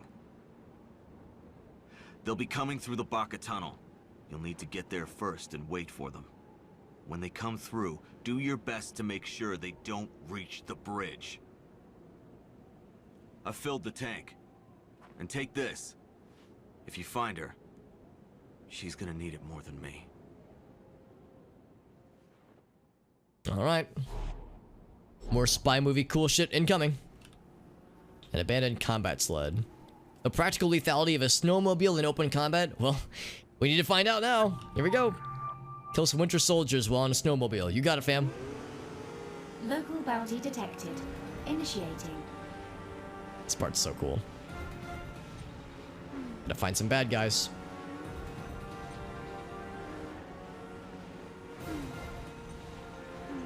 Oh, I'm leaving the mission here. Oh, that's to... Yeah, that's for the Spectres. That's... Oh, wait.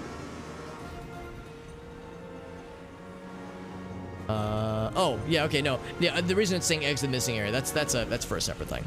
That's fine, that's fine. We have a speed boost we can use every 20 seconds.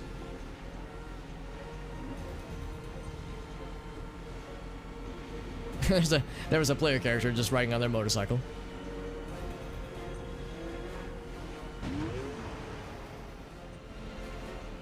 I want to fight some bad guys though, man. Are people chasing us? No, not yet.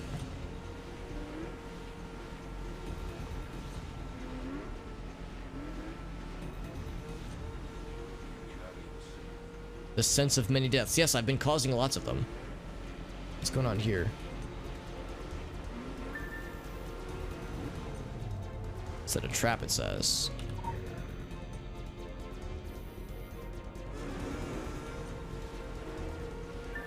Chill back here and watch us all go down.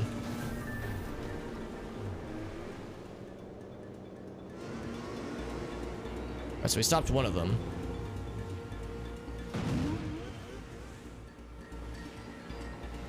There we go. Now we get these soldier dudes.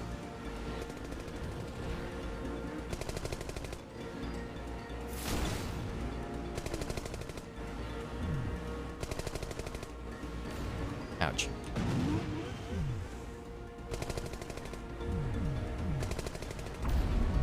I keep just running into those, don't I?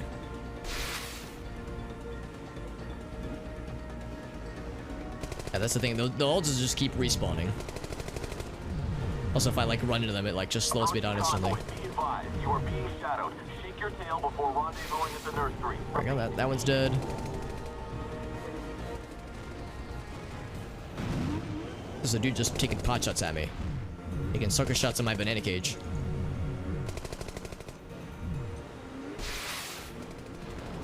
Wish I got more missiles. They take a little while to respawn, though. Received. Initializing.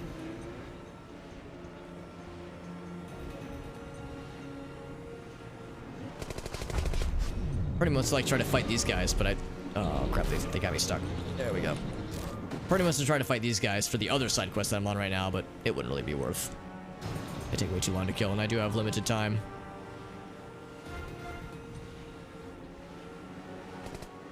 Like I kind of took a shortcut there, but that works.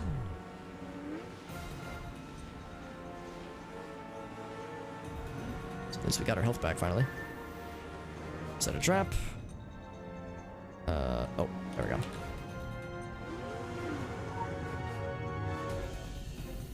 Okay. Tie back here then.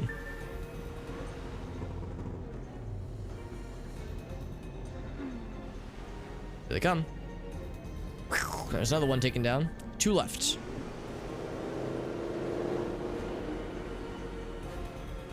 book's still on you. Lose them. There we go. Yeah, the missiles make very short work of these guys, which is very nice.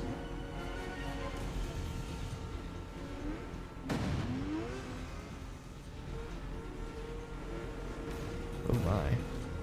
We're doing some fancy shit.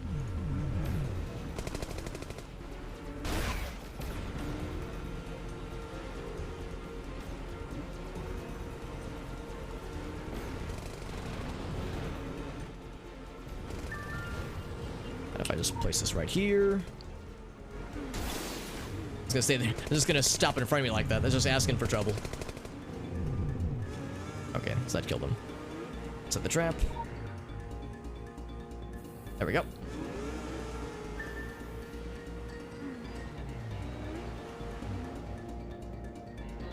Alright, that one's done. One more left. Actually, I don't think I've ever even been into this bridge before. Oh god, it's shaking. Is it gonna like... Is it about to like explode or something?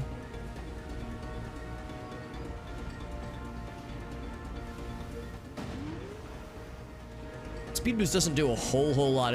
It does a difference, but not a huge difference. Also looks like our cool snow ski has died on us, but that's fine. We got what we needed out of it. I like those kinds of sequences. I wish there was more of them in this game, but they are really fun when they happen. Our lady's about to help us out, though. I think she's gonna help us. I was going to warn you that this is a trap, but I appear to be fashionably late, darling. You would look much more fetching wearing this. Quickly. Do not worry. I have left a nasty surprise for them. I hope we were able to fit our pumpkin into that helmet. There is just one slight problem. If we stay here, my nasty surprise will kill us too. So, good luck.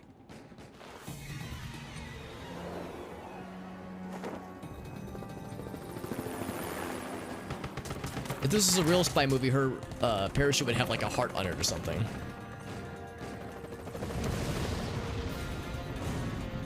Or a Russian flag on it. I don't know, just something very stereotypical.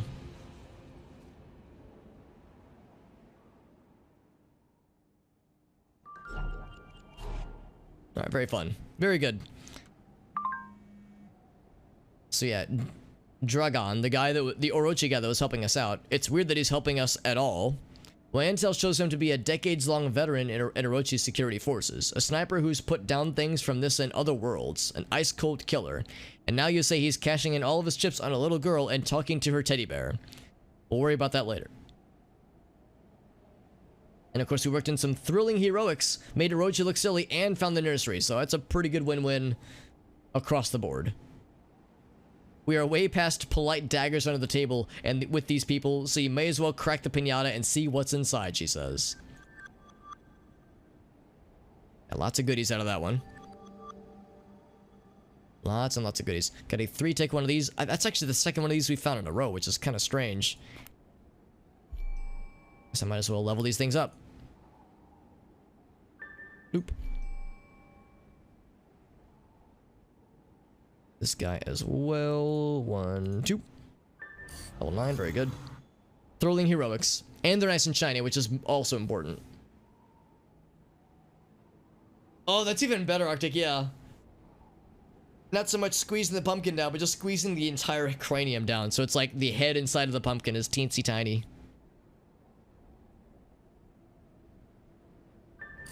Bing. And then this one. Bing. And then this one. Critical rating and evade rating. Who gets critical rating? That's crit. That's crit power. That's crit power. Crit power. Hit rating. Hit rating. Critical rating. Bloop.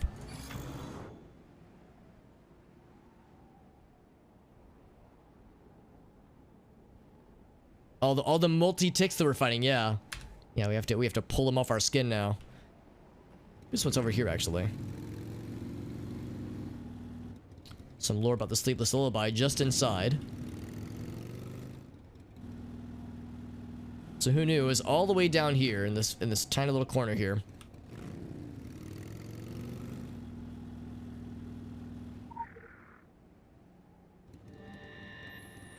Oh yeah, that's exactly what they're doing. But I liked, yeah, I'm in the same boat, Arctic. It's like it'd be more fun if they did it this way. It'd be really cool if they did it that fun way.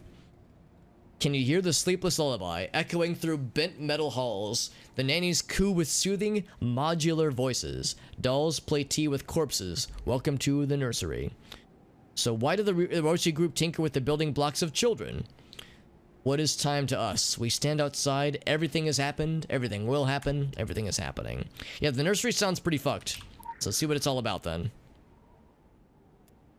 I remember little bits and pieces, but there's a lot I've forgotten. But yeah, this is a very memorable part of the game overall, for sure. I walk into the empty. At least it's intentional. Yeah, that makes it much better. Will you talk to us? Nope. Okay, just waiting for us to open the door. I'll do it. Cutscene time, baby.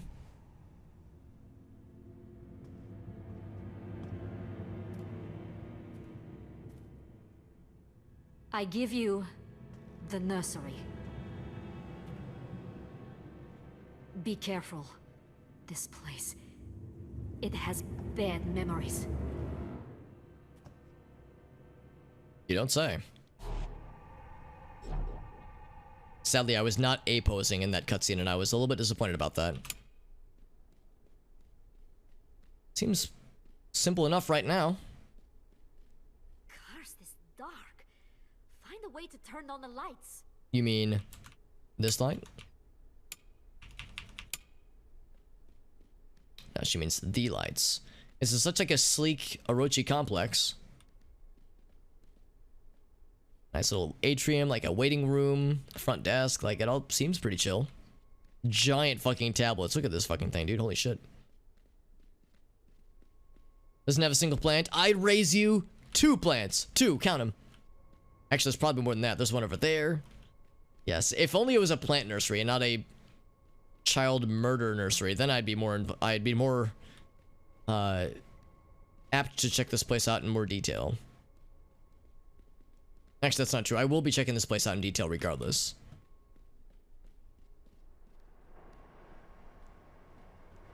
Will this turn on the lights? It do. Cool.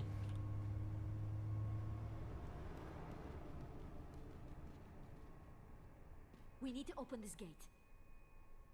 What if the cameras are working? They probably all are.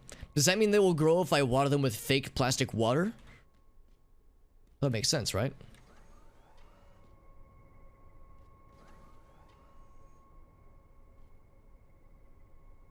Is the implication here is that they're like reading just porn magazines openly? Maybe. I mean, it's titled Hot Hot Hot, and the cover has an attractive lady, so maybe it's nothing like explicitly 18 plus, but you know. Perhaps not safe for work, though. So let's see. What are some reminders about the Romani? They've become suspicious. Please follow security protocols when traveling to the nursery. Do not attempt to enter it if you suspect you're being followed or observed. Good to know. All subjects have been carefully conditioned to be pacified by the prescribed lullaby. All other music is forbidden within the facility. Other musical patterns and cadences disrupt the conditioning, affecting radical mood swings and even violent reactions. Oh boy. R9 subjects. Subjects who have undergone type R9 surgery are considered extremely dangerous. Do not handle without armed escort person present. Acid burns. Remind all personnel, do not attempt to neutralize acid skin burns with a base. Flush with water and contact medical staff. On a related note, certain subject has an ejection range of 3 meters. Recommend safe distance is at least 4 meters. Please wear appropriate safety gear. Be on the lookout for subject number 77003 then. Make sure to wear your hazmat suits. What about number 7708? Subject 7708 responds violently to the color purple. Okay, I mean, that's unfortunate. I kind of like the color purple, but alright.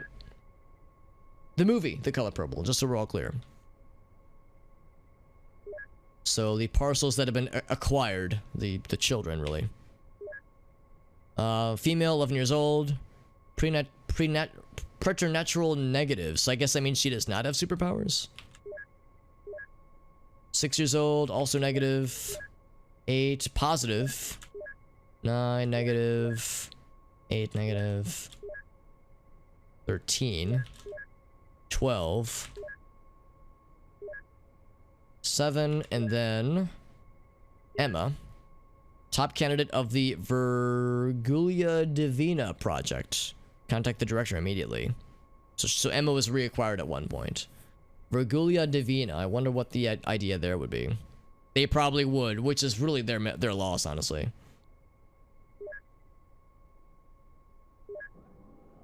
The gate's open.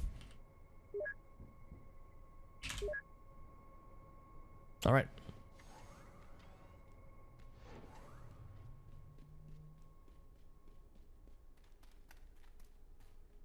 Just some lore on the other side of this wall. It has many bad memories. This looks... So there's a person in here. A lot of stuff in there. Just up ahead, I think. Oh, these guys. A nanny drone, right. So it's not a person, it's a robot. We need to open this gate.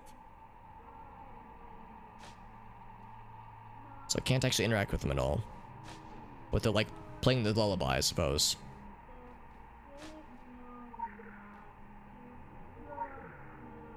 You can kind of hear it, actually.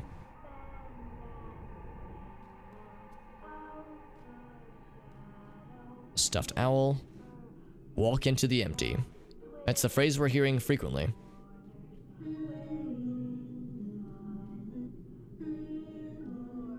So it's playing it right now for us. D. Bunch of sad. I see skulls. I see a grave, a burial. Oh, A, B, C. Oh, I see. A is for airplane. B is for bear. C is for car. D is for death. Into the M. Dot T. Dot.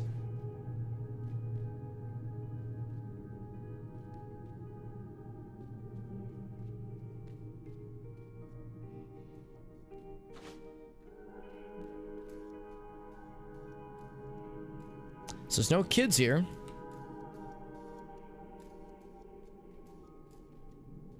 Kind of like the sister training. Yeah, the little sisters. That's right. Yeah. I really do need to play the BioShock games and the System Shock games, for that matter. Now, what happens if I turn this off? You look sleepy. You look sleepy. You look fucking shut up. So if somebody turns off the noise maker, the lullaby singer, then these things will put the children to sleep, quote unquote. By beating them into submission, I guess.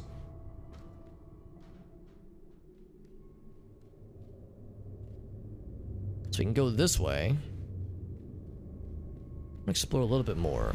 You are disturbing the other children. You look sleepy. Oh, I haven't disturbed nobody, dude.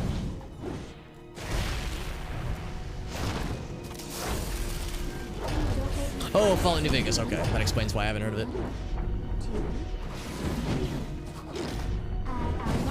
Oh, he turned big. But then he turned dead. Even better. Oh, Gasso, what's up, buddy? Good to see you, dude. We're doing more Secret World Legends. We have busted into a secret Orochi operation called the Nursery, where they've been trying to... oh, that's interesting. Where they've been trying to like, basically kidnap children that have superpowers and perform experiments on them.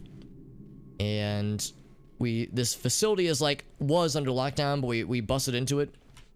And we're here to like see what happened, try to find what happened to the children.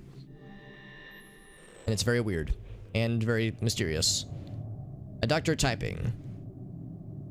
Oh gosh, I don't even know if I can say these words. Ochiosordicipes unilateralis is a prime example of a parasitoid that alters the host's behavior. Methodologies for employing the contemporary natures of lycanthropic and child cells found that inhabiting the child subjects with an incorporeal entity allows the hemispheres of their brains to become separate processing units. So if we inject them with ghosts, cool shit happens. Methodologies for injecting the 0-point pathogen. Of course they would try to experiment on these children with the filth to see what happens. I have not played Bioshock 1 or 2. I've played a couple hours into System Shock 1, but I never got a chance to finish it. What I want to do is I want to play System Shock 1 and 2, then go into the Bioshock series. In fact, I think I might try System Shock 1 as a stream thing at some point fairly soon. It's a game that's kind of been on my list for a bit. Let's see. So dissolving thoughts, or thought patterns and flesh. The 0-point pathogen, that is. Pulling away constraints such as form or conventional sanity. Readying the subject for new forms, new thoughts, new ways to reveal, consume, and scream. A bubbling voice from beyond. Liquid library of whatever excreted it into this reality. Side effects at present are severe. Methodologies for opening the event horizon of endless hunger in the chest cavity. Are we explorers of science or are we the boogeyman? The answer is yes. Yeah, it sounds like it, dude.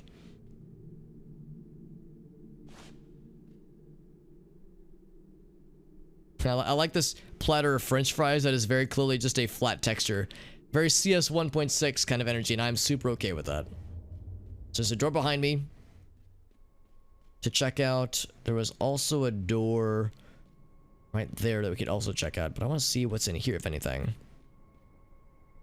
Back into the computer. Yeah, I'm excited to play the games just in general. But yeah, I've heard that there's a remake of SS1 that's been being worked on right now. There's also going to be an enhanced version of System Shock 2 that they're working on right now, and also they're working on a System Shock 3, which is pretty exciting. I have no idea when any of those things will be out, just because I know they've been working on them for a while. But just the fact that they're happening is exciting. Got like legit mad. Oh yeah, I've had that too, where it's like imagining something like some kind of conversation going down and like feeling yourself getting irrationally annoyed or something like that. Yeah, it's like why do I do this to myself, man? So Dr. Schraber, we've heard about this guy. Read about him previously. So what's the mission statement? Recording some of his daily observations so that all personnel may benefit. Stuff about our insights and achievements. Great vistas of knowledge. Great strides, he says. Remind ourselves, in these halls we will see and do frightful things. We must understand the purpose and necessity of the ghastly paraphernalia of our beneficial trade. So he recognizes, oh yeah, we're doing fucked up shit, but it's for the name of science. Or something, I don't know. So why the children? Enhance SS2. Yeah, I think that's been confirmed, I think. I was gonna say there's other people on the internet that are worthy of these things. Yeah, Night Drive is really doing some cool shit for sure. I've heard about that. Yeah, that's like their white whale right now, trying to secure No One Lives Forever. Because 1 and 2, No One Lives Forever 1 and 2 are great games for sure. And I've played No One Lives Forever 1. In fact, I've played them both, and I streamed 1, which is really cool. And I want to stream 2 at some point. And yeah, there are games that are very much worth playing.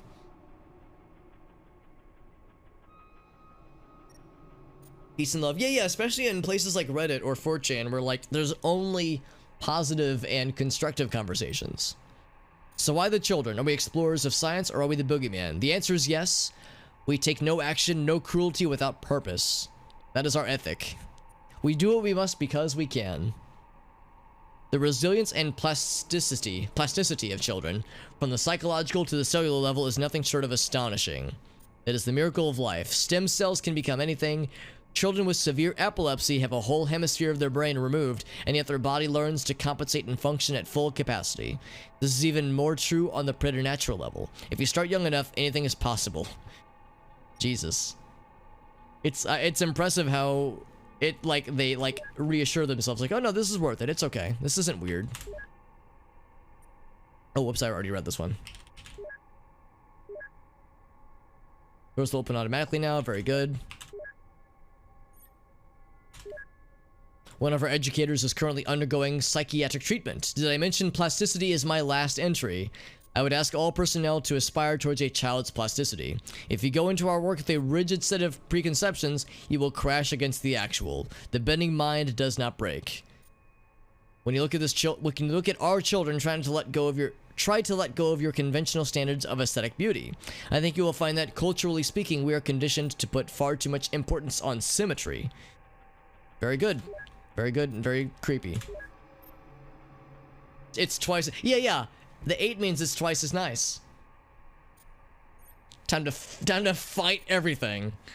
They had the good porn, man. Yeah, just not like it's hard to find the good stuff.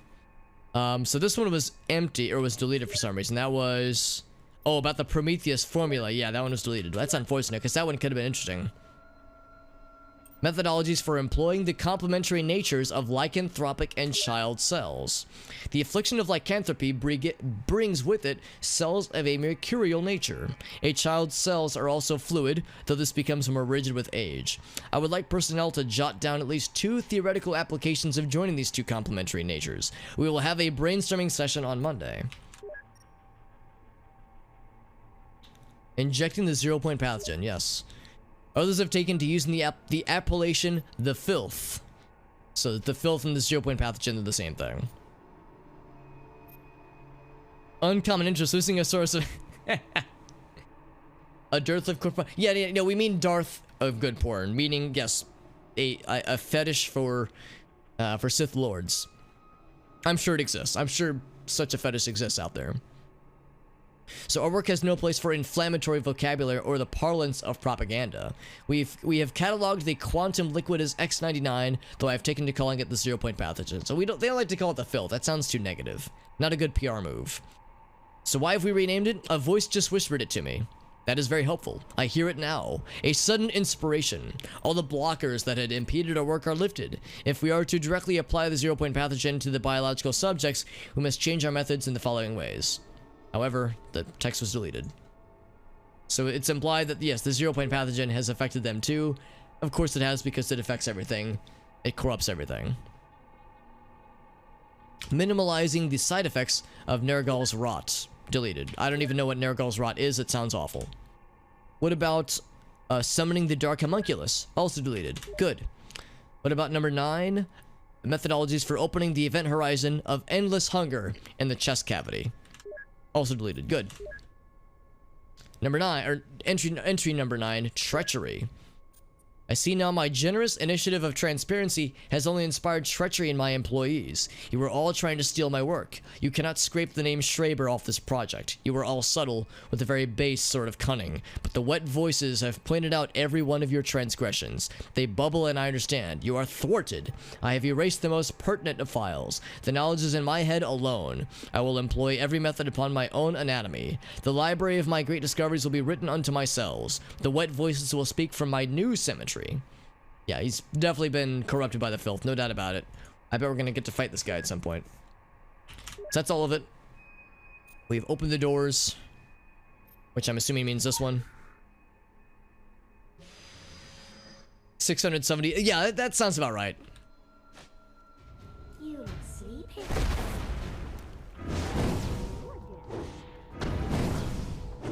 Lady, do you want to help me fight this dude? Let's get Living Flame in here. He always knows how to party.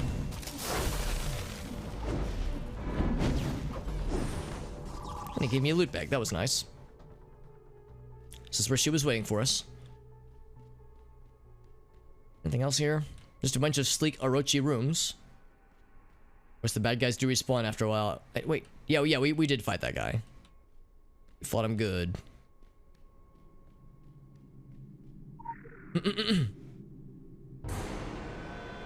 Oh my. Huh. Well, the spooky noise was effective. Corpse has been butchered. A machete knife through the head. As an audience of dolls watches on. Whisper through the twisted corners. Eyes that glitter. I walk into the empty.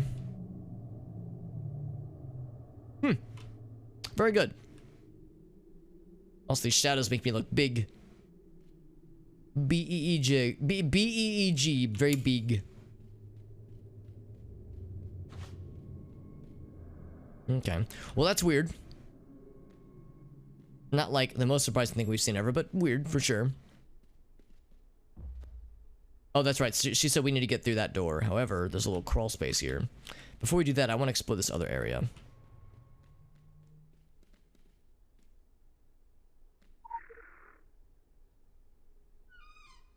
Oh. Well then, that's...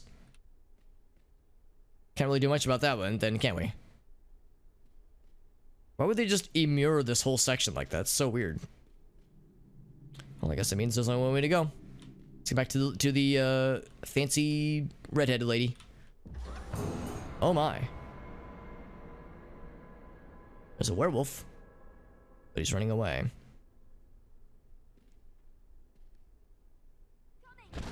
Ouch. A tortured experiment, yep. So now we're gonna start to actually see what's been going down here. With our own eyeballs.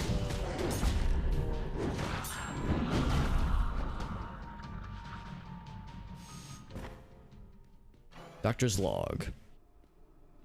The types of experiments performed, separated into rooms, 5 closed doors that promise horror. YouTube is throwing more time to read more Nile Red then, dude. Hell yeah. His videos are so cool. I'm not like a huge science guy, or like lab science specifically, but his videos are fascinating. And he does a really good job, I think, of making it approachable and not like completely jargony. Organized by type and segregated to different rooms. Listed the general categories below. Please note that Dr. Schraber wants to cease all use of the term the filth. He's very adamant about this. Incorporeal entity, infected/inhabited children, paranormal fungus, weaponized anima, lycanthropy, and then the 0-point pathogen word, right? Of course. So we gotta find clipboards in all of these. Also, you'll notice a doll lying on top of all, except for this one, on top of all these bodies, or next to all these bodies.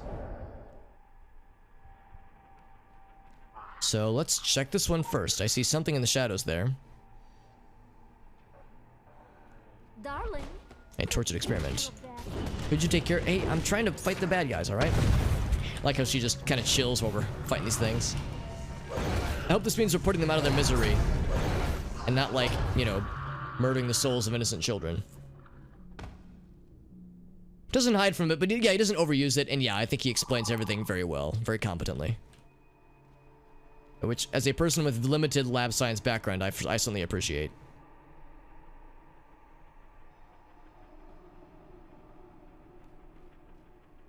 So just to be clear, this is incorporeal entity sections.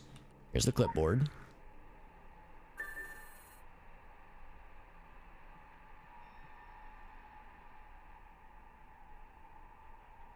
Maintaining entity even in the non-corporeal state offers endless possibilities and application. Imagine if a patient could voluntarily make any part of their body incorporeal by nuanced degrees. The surgeon could pluck out any cancer or modify organs with little to no shock to the system.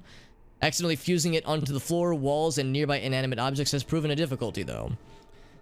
Well, I mean, the ambitions sound cool, but yeah, they make a very small deal about like, oh yeah, what if this were to happen?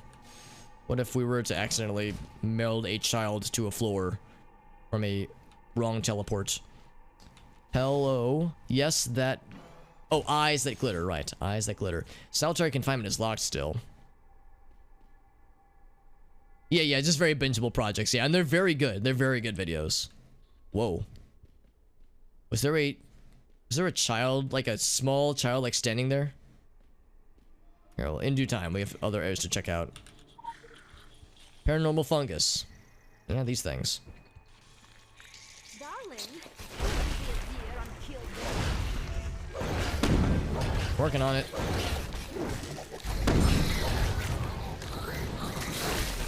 I think it's all of them, right? Ouch.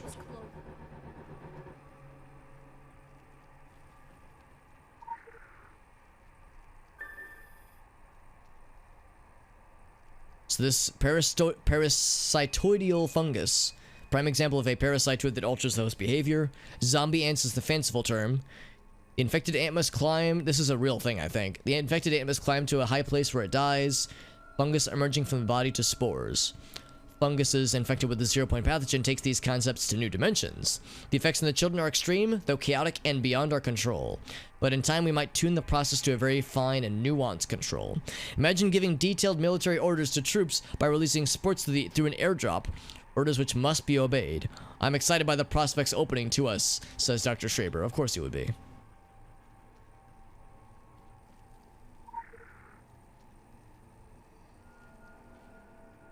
So an inhabited child. What's this one say? Through nodal point separation and unique neurology, the chameleon can move its eyes independently while processing both points of visual stimulation separately. It can watch an approaching object while scanning the rest of the area. Similarly, we found that the inhabiting the child subjects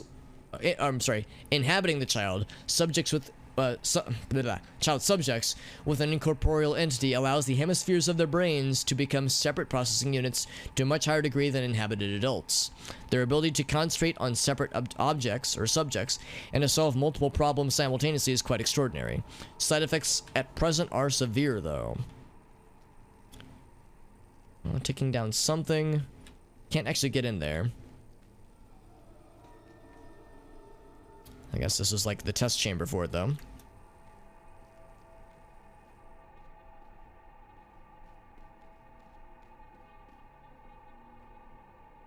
Oops, not that button, this button. I like this one sitting on the corpse whose head is through the glass.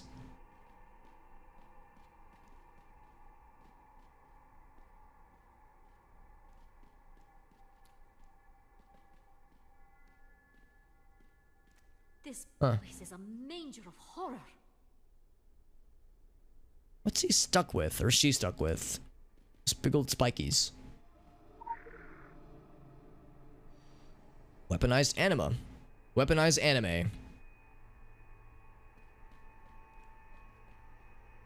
Training targets, okay. And presumably they're just robots. Infects snails. Yeah, it gets eaten by... Yeah, so it causes a subject to put itself in a vulnerable spot so it gets eaten, so it can propagate further. So with anima infusion, they can charge a weapon and also an incendiary device to charge... Oh, and change and enhance its nature. Why not do that to a human subject? Orochi reports are full of encounters of such anima-charged beings such as ourselves. Gaia's chosen as it dips into religiosity. These individuals has often been at odds with the company. Yes, that's also true. What if we could manufacture them ourselves, even mass-produce them, all with the preternatural natures we desire? An adult would not likely adopt to such a change, but a child might. We can inject the anime into them, just mainline the anime into their veins. They could create more secret worlders. So the operating theater is inaccessible right now. Sleep study also inaccessible. Even the lycanthropes have been murdered. There's lots of werewolves and whatnot. We saw another werewolf crawling around though. Darling, could you take care of that? Here he is, lycanthrope patient 0. This is what we saw earlier, I think. PS4 controllers, but also... Oh, that's nice. Has a USB port. That sounds really nifty. Oh, he summoned another friend.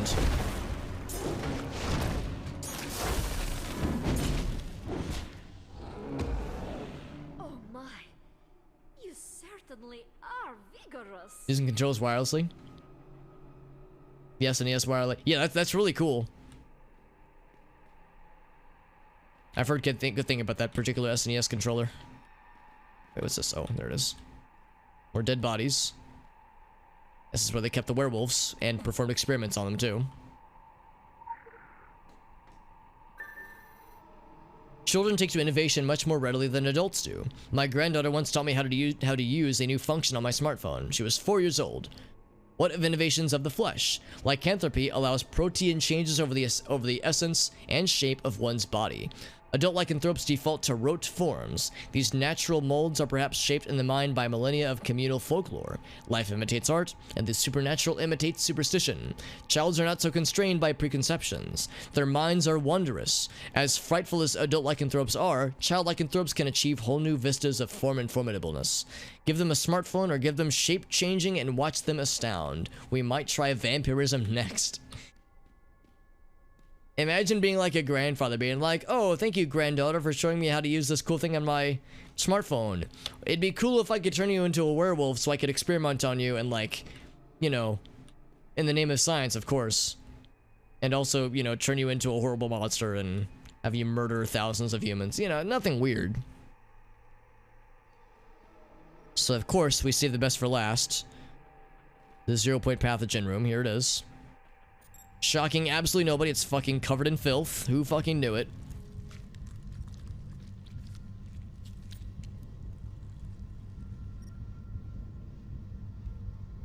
How very pleasant.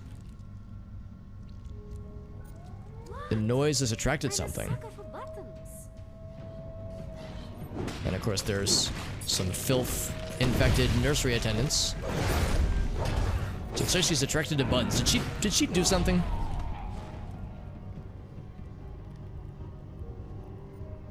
I took care of them now. The 0-point pathogen is... Oh, hold on.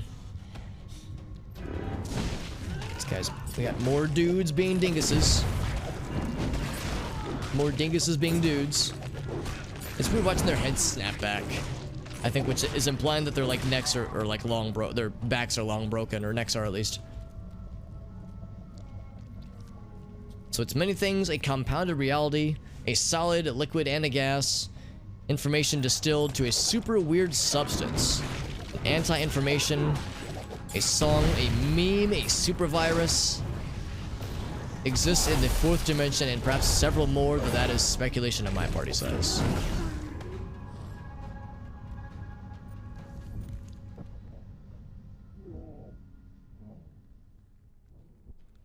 Dissolves thought patterns and flesh, pulling away. God damn it, I just want to read more stuff. Oh, there's Dr. Schraber, by the way.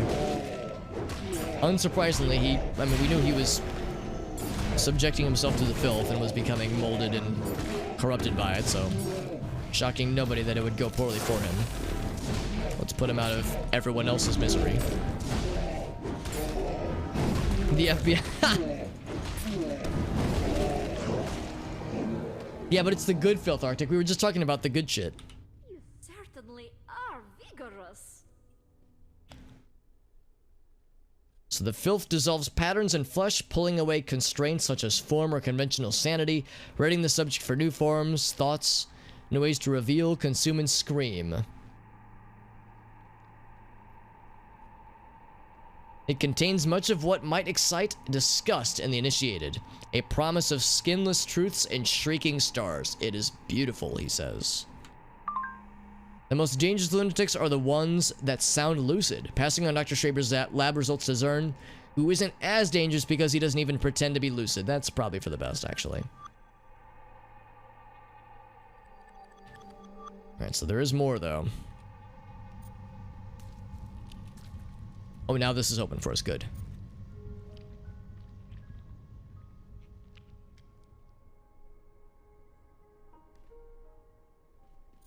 Do you hear that music? Where is it coming from? I do hear it. Wonder. There's a number of things to note here, however, one of which is that this guy is fucking dead. This is the director. I wonder what happened. Welcome, Dr. Schraber.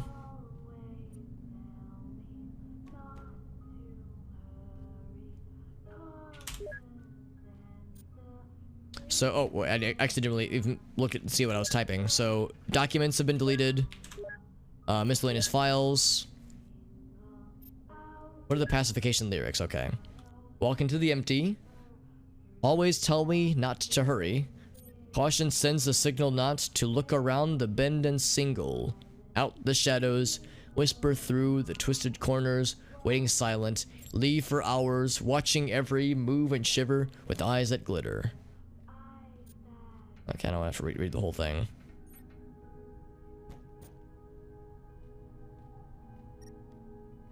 So the messages we've seen scribbled on the walls are like bits and pieces of this particular pacification song.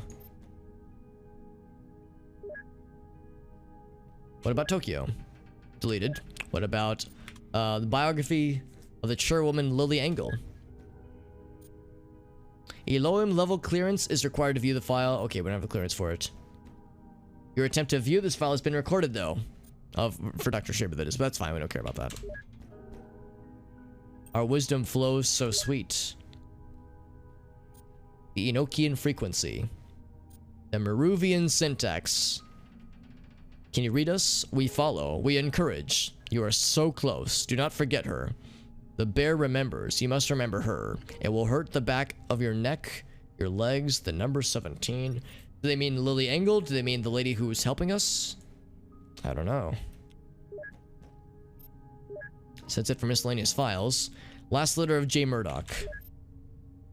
This is it. I don't know how to start this. He's pounding on the doors. Okay, it's got to be the director, right? The singing. I can still hear it. I walk into empty. I think everyone else is dead by now. So he served as Dr. Schraber's assistant. I believed in him. We all did. Now that's all gone. Now I can only look back at what we did with no protection. Stripped raw. No rationalizations. Then it cuts off. It says we, but then it cuts off. Slamming against the door. There's no time. I want to say I'm sorry to the children. It'll never be enough. I'm not doing this to escape any kind of justice. I'm just going to let him put the zero flight pathogen in me. The doctor let it in. He's pounding on the door now. I can still hear the singing. Goodbye, he says. So I guess the director was the assistant. What about Emma? She was reacquired. She held her in the private lab.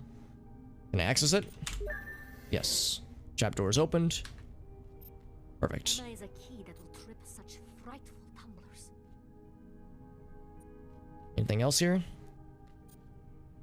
Also, this kind of, well, not really. I was about to say this reminds me of Majora's Mask, but not really enough, honestly. Just with the spikies on the side.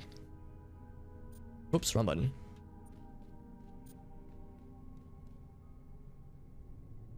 Oh, I just didn't even bother climbing the ladder. You coming, lady? He's like, no, I'll just watch you. Cutscene time, baby. Doom 64. Ooh, nice.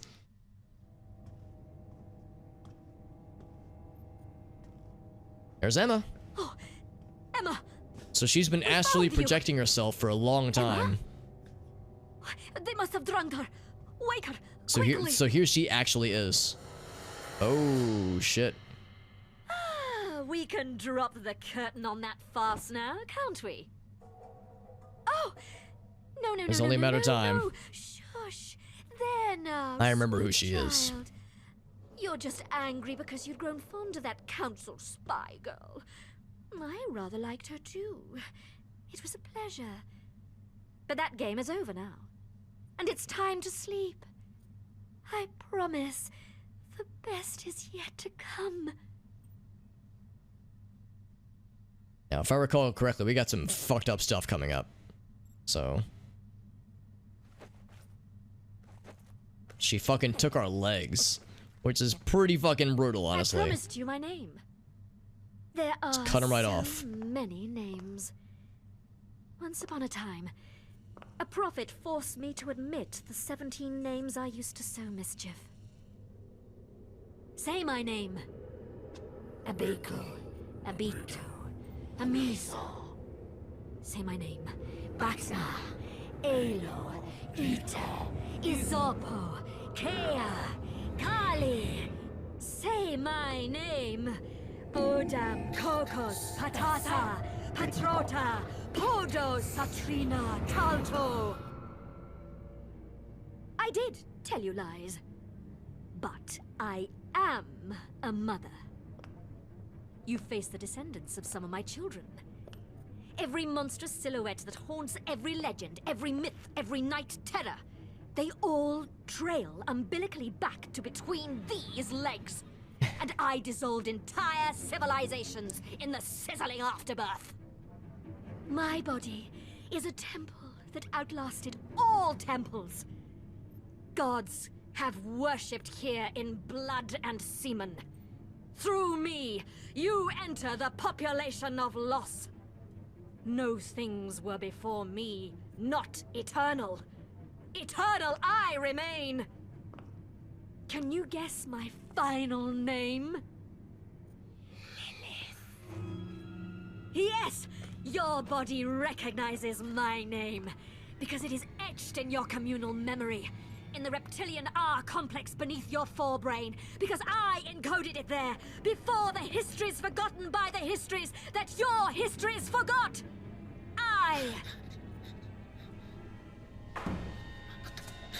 Oh my.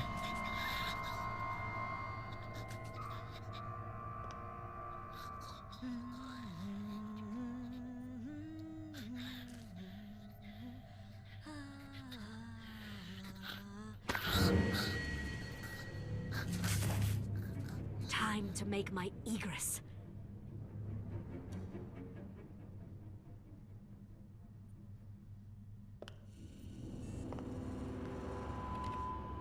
No, my dear. I do not expect you to die. But there is something exquisitely humiliating in the agony of a hobbled immortal. Don't you think? No, stop. You're hurting. Stop.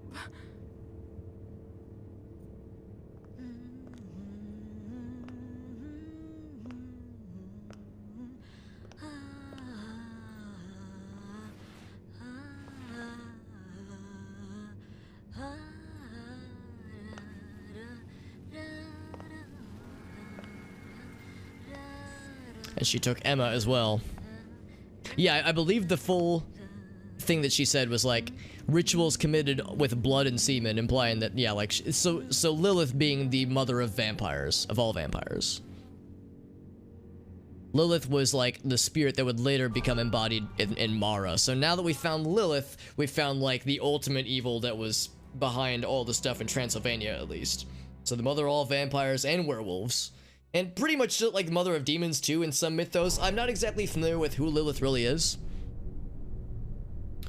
So thankfully we got our bee to like kind of rescue us, but we're still kind of out of it, so we can't walk very fast. But we have a few things.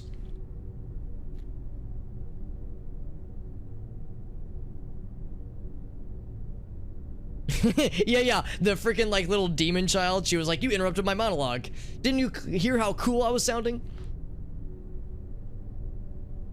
I think like I like the like first part of it. The latter part of the monologue was just kind of so sub, or like with like when she was saying her name, the multiple names for Lilith, and like it was getting like more demonic. I thought that part was cool. I expect you to die, Mr. Hobbit. God's worship. Yeah, that makes sense. Yeah. I think just the general idea behind Lilith. Lilith has been like, she's had multiple implementations. I think biblically Lilith was the original wife to Adam, from Adam and Eve, but she was like cast from the Garden of Eden because she wouldn't subject to Adam, which some historians claim to mean that she wanted to be on top, so to speak, and you know, with sexy times. So anyway, yeah, like Lilith has been in a number of ways written to be like the mother of all demons, or in this case of all vampires. There's lots of different versions of her, but this one in particular has specific interests. So how the hell do we get out of here? Clearly my legs are back, but again, that was because the bee helped us out.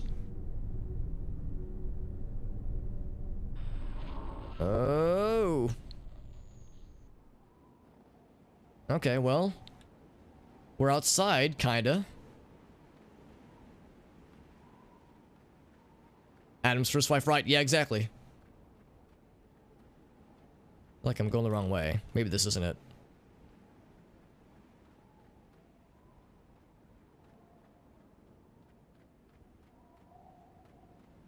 Yeah, it depends on like the text and like the and the source. It varies from how certain religions and certain mythos take her, but yeah, in this particular game they're saying, oh, there she is. In this particular game we're saying that, yeah, that she was the one who birthed all the vampires, the monsters that would become vampires and werewolves, the stuff we saw in this particular part of the game specifically here in Transylvania. But she also, like, clearly based on all the names she gave, existed long before all this. So she was probably responsible for lots of awful things. Emma! Where the hell have you been? Come here! Ow! Ow! Stop it! You know you're not allowed to— Ow! Emma, what are you— Emma? Emma!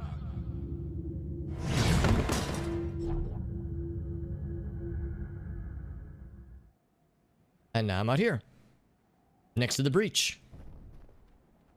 There's Emma. Looks like it's where I'm going next. Keep her going. We're almost through. Well, they were seeing like what happened with the breach. Her power output, it's beyond our charts. There's no ceiling, or I can't gauge it. She's breaking through. It's like all frozen in time, which is kind of cool. She's down there. So there's considerably less debris this time around.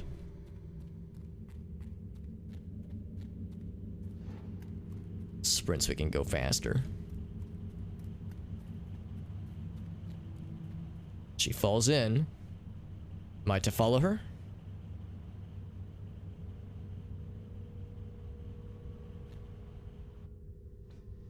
Suppose so. But hurts the eyeballs a little bit. There we go. Now what's this? I don't think we've seen this place before.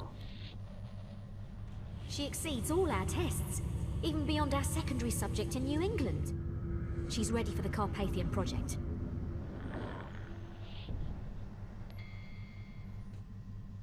Carpathian project. I wonder what that could be. Well, this is where they were observing the children in the nursery. I didn't think to look up in that big room. I probably should have, so I could have seen how they were observing.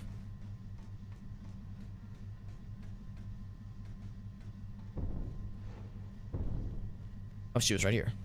Yeah, and her last name is Smith, so that implies that those were her parents. We're going this way. The people who were, like, responsible for her well-being. It's reassuring.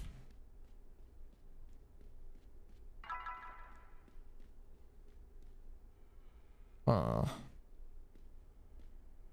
Kinda reminds me of like a Max Payne dream sequence. That was not it. So 1, 2. Also, I think that noise means our buddies have finished their missions. One of them is temporarily unavailable, temporarily dead.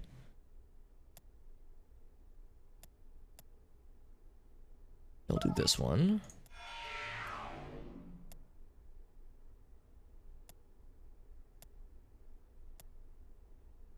Whoops, level 2, yeah. 45, 45, 57. Let's do the 57. Oh, whoop, not that one. Okay. Anyway, Caution sends the signal not to look around the bend and single. Oh.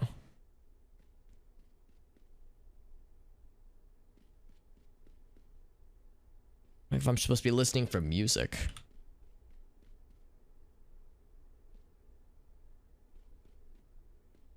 So right now it's red, red, green. It wasn't red, red, green, blue. Alright, so red. Red. Green. Black. Seems like there's like laptops on the walls. That's very strange. Black.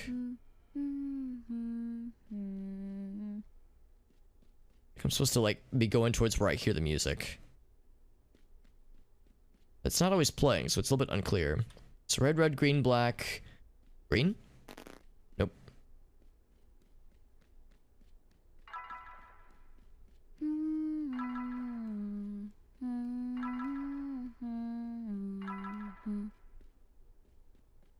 Blue? Red, red, green, black, blue. Red? Nope. So red, red, green, Hello, black, I walk blue, into empty hallways. Tell black. me not No. to hurry.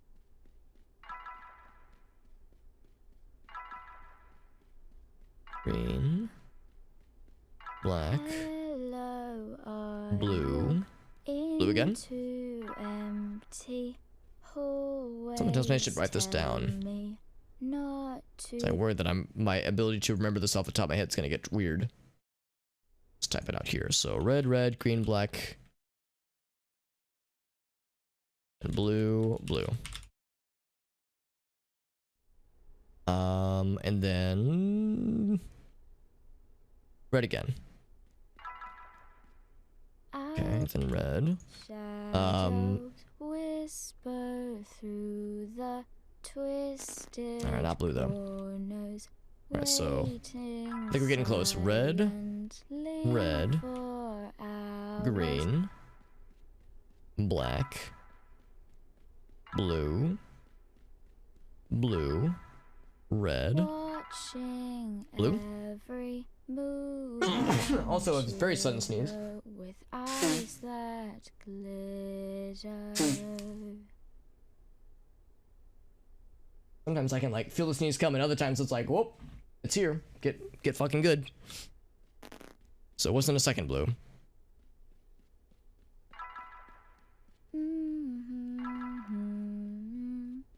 So green, black, blue, blue, red, red again.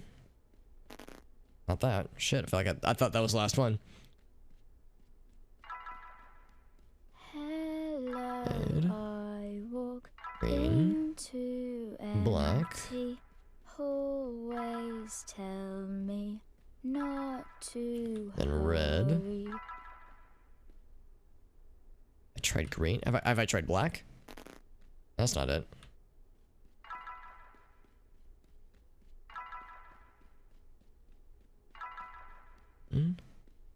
Black.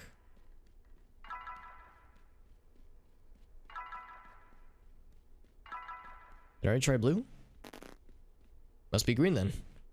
Like I've tried everything else. Kinds of puzzles are kind of tricky sometimes because, so far as I can tell, I don't know what the like expected order is. Seems like the music isn't always like a good indicator. Red, and then green, right? Yeah, then green. Okay, cool.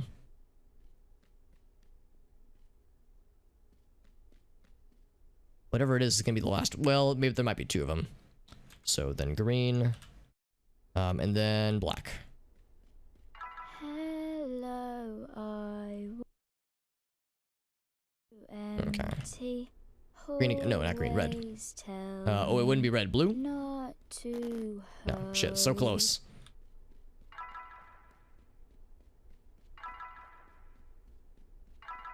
At least we're able to narrow things down by knowing we can't go backwards, or shouldn't go backwards at least.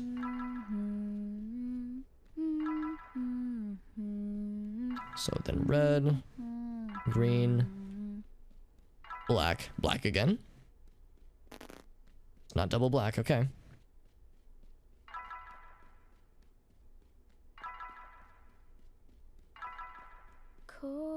Black, yeah. Then blue, blue. And red, green. blind and single. So we've tried double black, we've tried blue. It's gotta be green. I guess it's red. I guess you can go backwards then.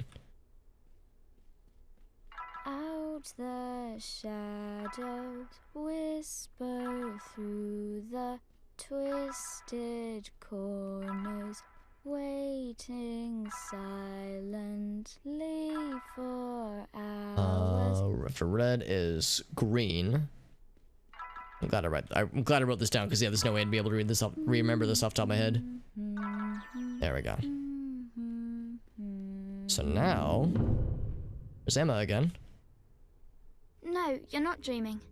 If anyone's dreaming, it's me. And them. Oh my.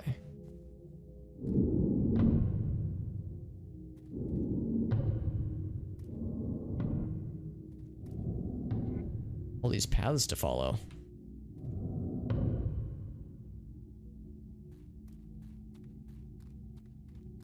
We're seeing these types of hexagon placements, makes me think of Agartha and the bees, as they call it, the buzzing. She says everyone's dreaming. Whoops. Oop, there we go. I have a feeling that there's multiple correct paths.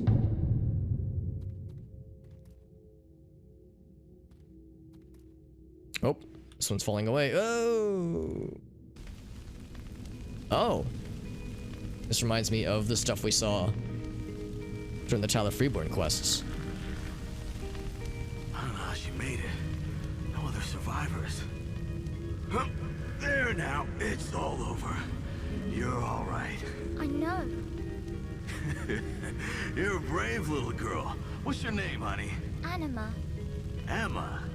That's a pretty name.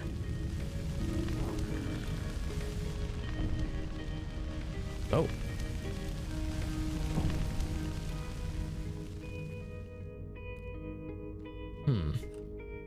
I always love to explore everything before I commit to going a certain direction. It's a letter in here.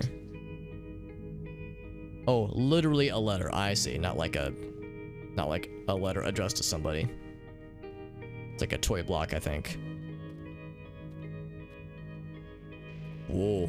House is huge. It's like, I guess, to simulate us feeling like a kid. Some lore nearby.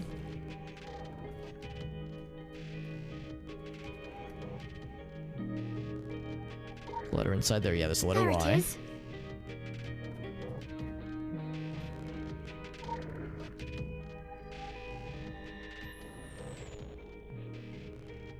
A little girl slumbers also. Did you forget her? The bear remembers. Now, who's the bear? There was one earlier mention of the bear. All things one has forgotten scream for help in dreams. The Virgula Divina Project. She powered the drill that dug up one of our music boxes. You must wake her. You must tell her her name. Tell her to name her. The Immaculate Machine cries out. But someone else is also looking for her. Take a card from the tarot. Flip the priestess, the chairwoman, designation Lily Engel. All monstrous pathways umbilically converge at a singular source. The Nightmare Quim, she has 17 names. She struts through cadavers of ages. I guess that implies then that Lily Engel, the wife of the leader of the Orochi group, that is Lilith, I'm guessing. That's what that's going for. Also, Rule Drep, good to see you, buddy. What's her name? Anima? Well, Anima is like the, it's like this life force. And according to this game, Anima is like this life force that permeates, lots of supernatural beings, including the player character, including what we're playing as right now. So, it would make sense for Anima to be a persistent theme for sure. Sometimes I mess up though, and I jokingly refer to it as anime. So it's like, oh yes, inject the anime directly into my veins, please. Ooh. I've mentioned before how, like, this whole sequence is reminding me of Max Payne. Max Payne 1, specifically, their dream sequences. This one is no different. Very trippy. Fun fast.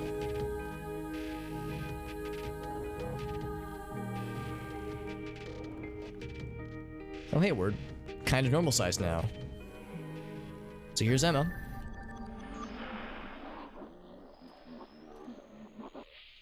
But apparently we're still back in the facility. Oop.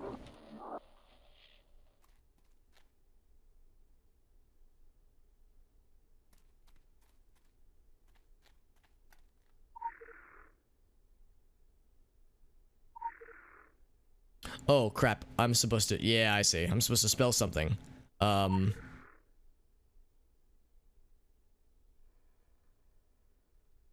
gonna say, can I disable the letters? There we go. So, it says to spell her name through an L for Lilith. If not, are there 2 M's for me to spell Emma? There are.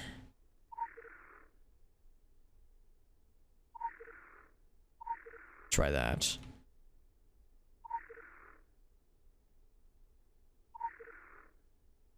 Did that do it? Oh. Oh, okay. This is something else then.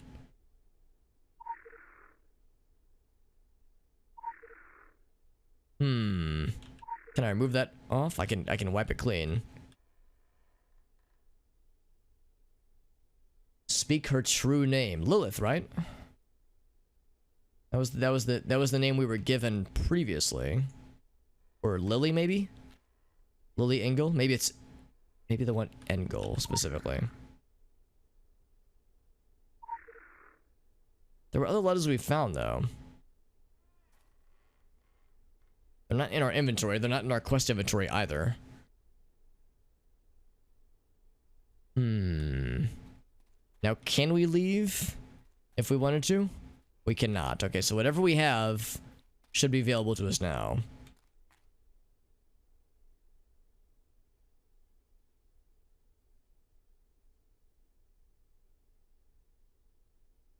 Speak her true name. So the names we've seen so far have been Lily, meaning Lily Engel, Lilith, the full name, and Emma. Her last name is Smith. What would Emma be short for? I'm not sure. Just with these letters available to us now. Are we sure it's not Emma? So if I say E and put it on here. Grab this M. I don't want to put that there. Put it right there.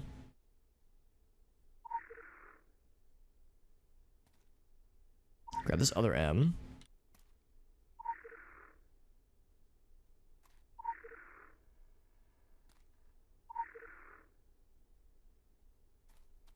That's a... No! Oh. She said no. That's not it. What else could it be? So Y... I feel like the letters we found... There were a couple letters we had to find. The Y was one of them, because it was like half concealed. What would Emma be short for? I'm trying to think. Speak her true name. Divina? There's the... talked about the Divina something something protocol. Emily? Oh, yeah, that would make more sense. Let's try that. E. And there's enough letters for Emily. Oh, there's no L, is there? Shit.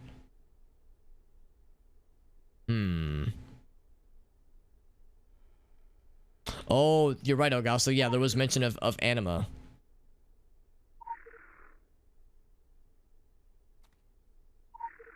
I think that's probably it then.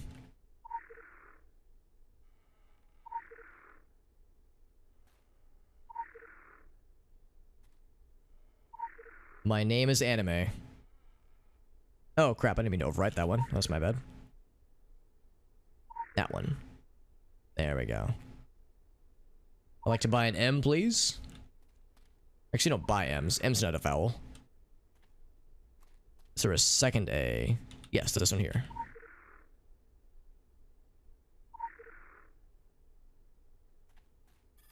There it is. Elgaso and Fuzzy. Or a Rule Drip, rather. You must wake up. Elgaso and Rule Drip. That was exactly what we needed.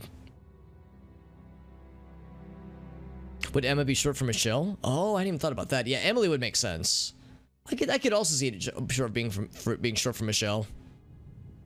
I think of the name Shelly as being short for Michelle.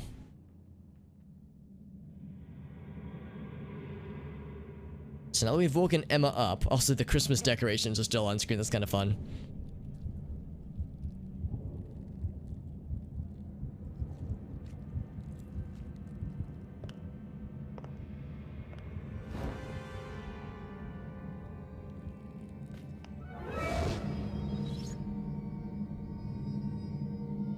Anima?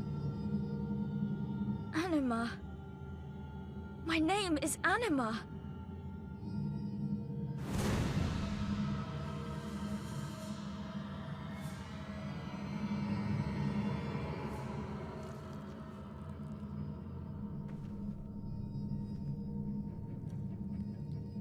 Emma! My sweet! My posy! I want you to come home with me. You and I are going to do such wondrous things to this world. No, I don't want to go with you. But I can love you, my posy. I can love you more than Gaia. Love you more than black holes love the light. Emma! My name is not Emma. You will not. You will not choose her over me. Samael chose her. I will love you. I will hold you. I will hug the boiling viscera out of you. Come here!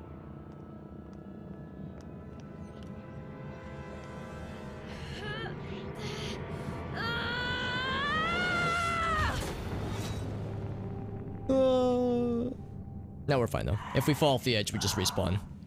I've seen it plenty of times after fucking around in Agartha.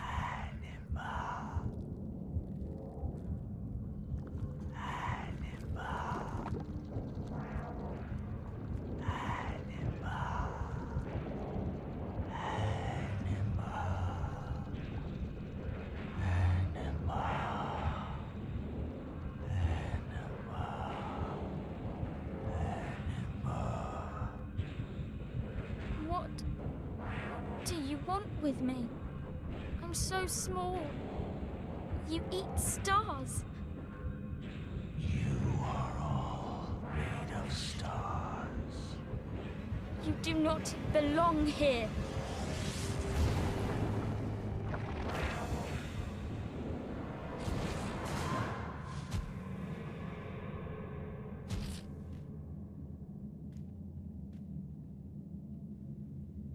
The lullaby must never end. If the dream is wake, all that is, won't. I should very much like my teddy now.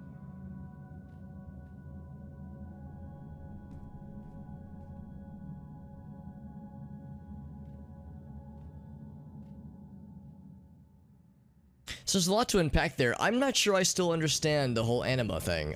Cause yeah, my understanding is that anima is like the life force that sustains Gaia and the life tree and Agartha and all that jazz. Like, I didn't think anima was, maybe like it's symbolic, like she's this embodiment of anima, anima, that is.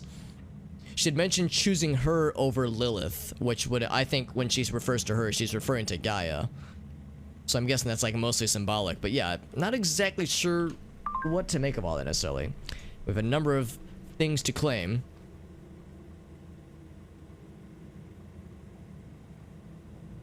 So let's see, actually I don't know which one to read first. I think this is the one to read first. Yeah, do not lose Lilith. Yeah, she's the real deal. 17 names, tripped some alarms on my computer, she says. We're in alert with a color I've never seen, way past DEFCON 5. The talking heads at the tippy-toppy of the pyramid are sending word directly to her, to Kirsten, which they never do.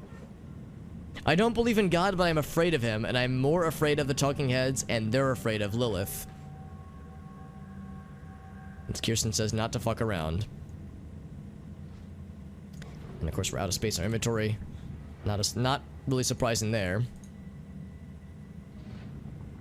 Doing some hardcore menuing to clear out some shit.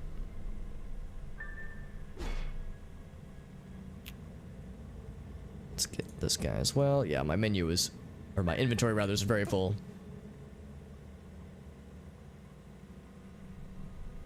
Yeah, exactly. Like, and that makes sense. I'm just not sure I understand the idea of like a person being named that. Again, unless it's like basically saying that this little girl in particular is very powerful and is infused with anima to the point where like she has like control over it, like that much power. As you know that she has preternatural skills and like supernatural abilities, that kind of thing. But yeah, I quite haven't like pieced it together myself, at least.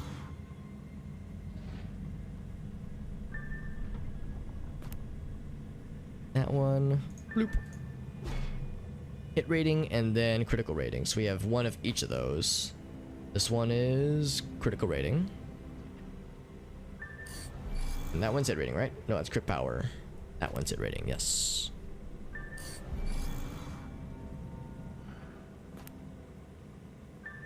There we go. This guy as well. Bloop. Okay. So today was considered a game changer. A prehistoric super bitch revealed herself. The filth entered Agartha, and a little girl and her teddy bear stood up to god mollusks on the edge of reality. The talking heads are chattering, she says. We're putting you in a higher pay bracket. It's time to think forward, which means we're heading to Tokyo. And what's really running Orochi? Because if Lily Engel is Lilith, then that raises a lot of questions. The coming days will decide who runs the game board when the shit fans stop spinning. Feel the pressure, she says? You better. And we also get some kind of vanity reward thingy, which in this case is the open leather jacket, dark gray. That's neat. Got a few things that are kind of similar to that already, so nothing that we haven't seen before.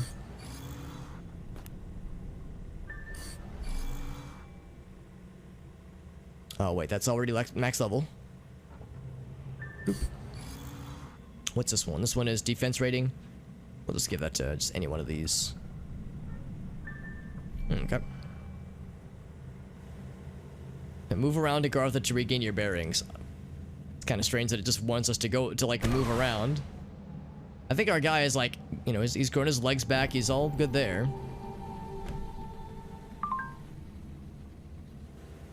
Time to visit Uncle, says Kirsten. How's my little instigator?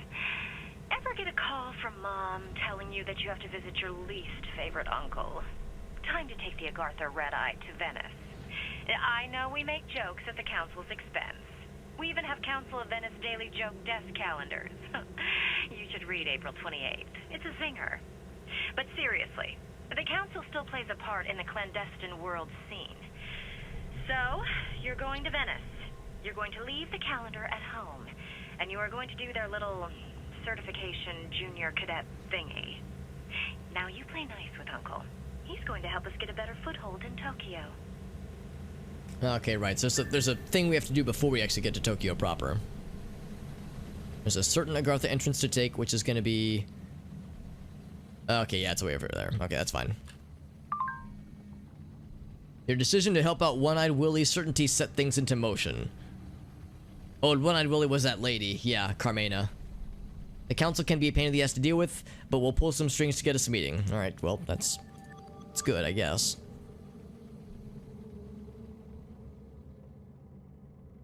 Not that one. We need this one. Here we go.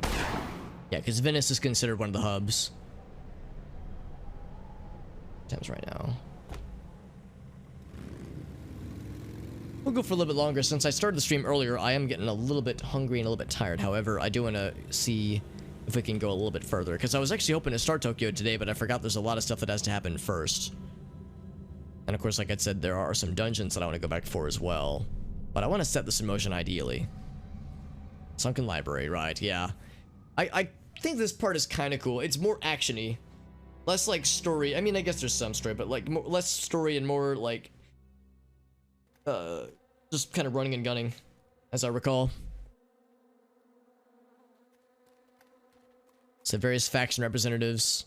So the implication here is that it's like not just Illuminati people, but there's like everybody has to deal with the council. All three factions. More about the sinking city. We've gotten lore from them before. Oh, whoops.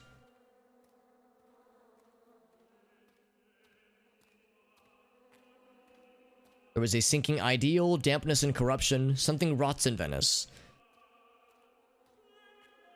But what is time? We stand outside and we watch it reverse. A Napu Ekno. A city rises out of the water and it fills us with hope. Also, King of Square Mob. Thank you very much for that follow. I hope you're doing well, my friend. We were playing some Secret World Legends and trying to uncover the mystery of the events in between Transylvania and Tokyo. We just had our first encounter with Lilith, and things went well, I think, by all accounts.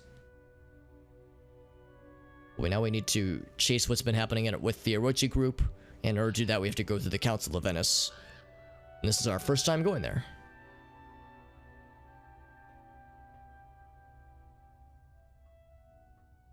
Benvenuto. Your superiors told me to expect your arrival. They had interesting things to say about you. My name is Arturo Castiglione. Welcome to my city. Welcome to the Council of Venice. We stand in defiance to the dark days. We stand under the aegis of the lion's wings. Hello. I was in the middle of a stirring monologue, goddammit. What? He assured me we have his vote. What? Recanted? Who got to him? Whose ass are we gonna have to kick now? If we do not have his vote, then we are in stalemate. We do nothing. Again. More people will die, and worse. What? Compromise. Compromise! Cazzo, che cazzo! Do not tell me compromise. Tell it to the dead. Do you remember the last time? The bodies. The ones still alive. The singing. Oh, that terrible singing. Committee. Evaluate the situation. By the time we agree on a special committee, they will be dead again. Your committee can dig a mass grave and throw in all of their bones. And do you know what the tombstone will say? Killed by compromise. All right. Talk to him one more time. Show him the pictures we have. See if that sways him. Yes. Arrivederla. The city is sinking. The council is sinking. It is so heavy. The world still needs us. More than that, it needs people to believe in what the council stands for. We need people like you. I know your people are eager to go to Tokyo. But now is not that moment. We must prepare. I have a special room for you. You will train in this room. You will earn a special certification from the council. This is not bureaucratic drivel. The room will hone you. The room will test you. It will not be entirely pleasant. Quae nocent, saepe docent.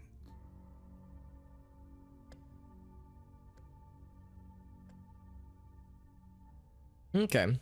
So yeah, at this point we're not exactly, well, I don't know. I mean, there's lore and there's like little story snippets about the Council of Venice and their past involvement, but I'm not exactly sure how their current involvement is. But for whatever reason, they do have like a foothold with all three factions and other moving pieces to the game story, so we kind of have to go through them in order to be able to get to Tokyo, which is kind of weird because the portal's right there in Agartha, but I guess it's like the certification is for some reason required. But again, I'm just not quite clear on why this is all necessary. But I'm glad to hear you like the game as well, King of Square Mob. Yeah, I like this game a lot, of course. I played it back in the day when it was just called The Secret World without the Legends part. When the relaunch happened, my friends and I, well, right before the relaunch happened, my friends and I did beat the game, or at least we beat all of what there was at the time, which was just to say the end of Tokyo. But I haven't played it since because when the relaunch happened, we kind of fell out of the game just because, you know, you lose all the game progress. So the idea of playing it through all over again was a bit much. But it's been a couple years now. Obviously, the relaunch happened in 2017, so it's been a minute. Some faction bodyguards. Oh, these are the dragon people, right? I like their glowing outfits, that's cool. Which probably means we have a faction representative here, of the Illuminati, that is. We don't know what these are. I mean, actually, these look like they could be, like, lots of different people.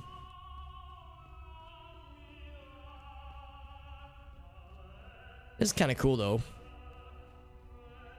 Like I said, I don't know how necessary this all is, but it is interesting, though. There's his office.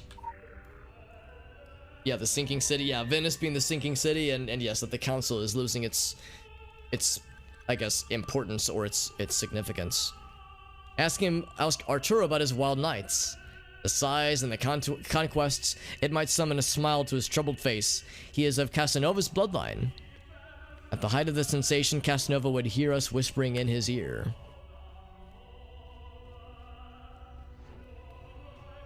Here's some Illuminati people, I think.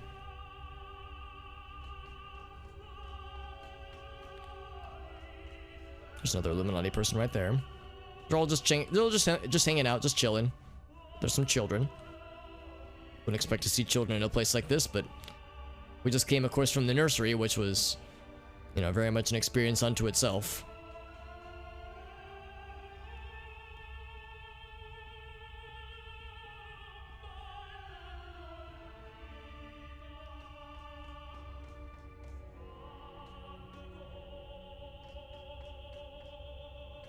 Lore about Stonehenge is okay right here.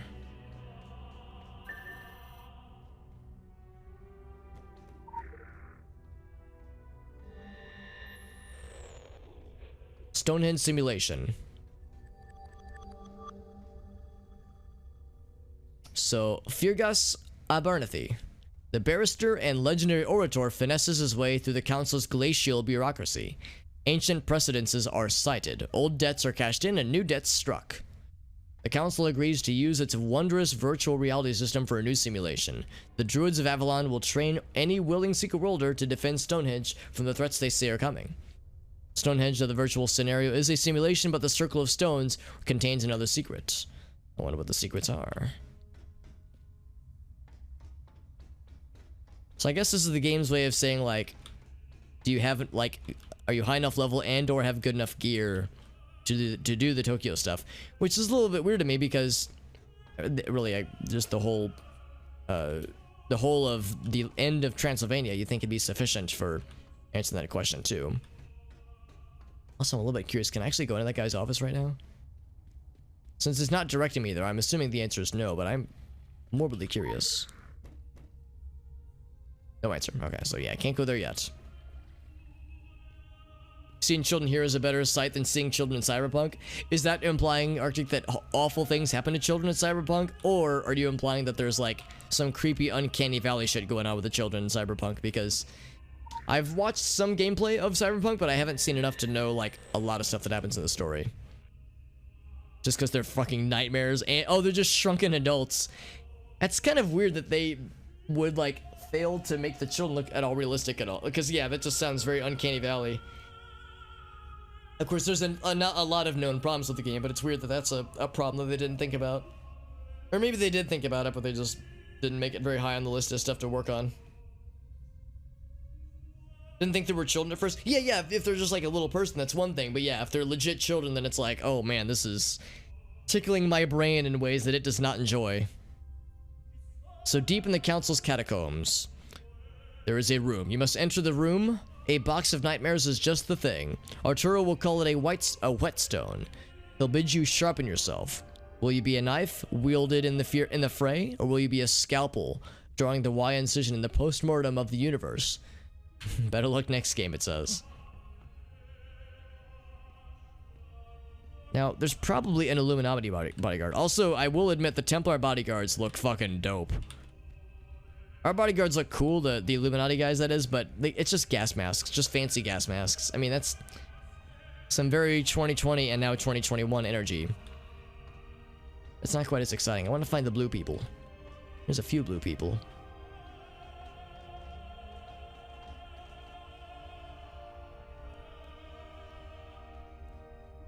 So I wonder if I'll be able to interact with my faction's representatives. Just shrinking an adult, yeah. It's just weird to me because you would imagine, like, I don't know, you worry about the dimensions, like just shrinking an adult down just to make them small and calling it a child. It just seems like that's getting into some questionable decisions. As it just sounds like it would look weird. Hopefully they didn't have the wherewithal to give them beards. Please proceed to a testing chamber. Or tattoos or piercings. So to the testing chambers. All the ground lights, okay. I don't know if it matters which one to do. I guess we'll start with this one. Initiating world simulation. Initiating reality simulation. Stand by.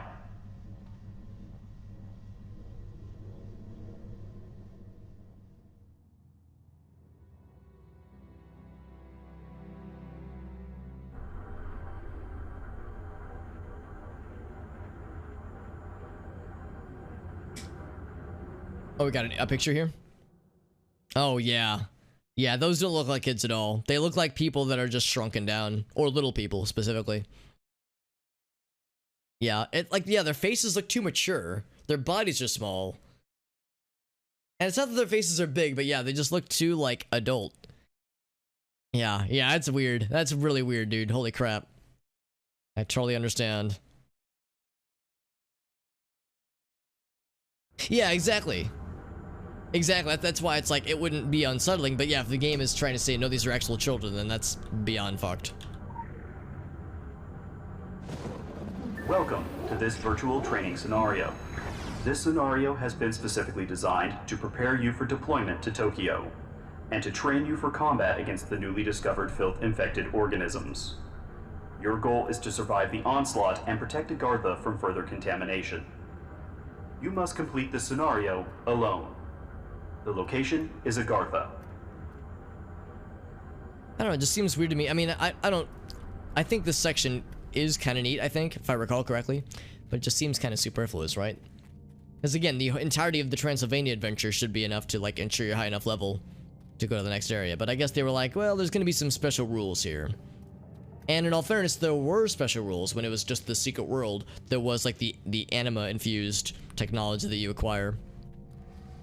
So I'm curious to see how this is different. How it's going to be different. Do I jump down? I guess so. Spawning bird of the 0-point pathogen simulation. Initiating carpet bombing. Recommendation. Carpet bombing. Avoid contact. It's just like walking by and Spawn farting them. Protocols engaged. Hostile effigy of the infected.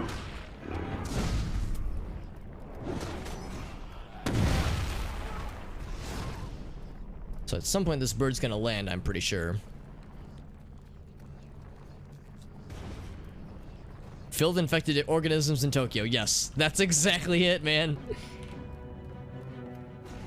Ooh, this one's really infected. I can't even, like, see where they're human anymore. This one I can at least kind of tell that they're human. Parts of them, at least.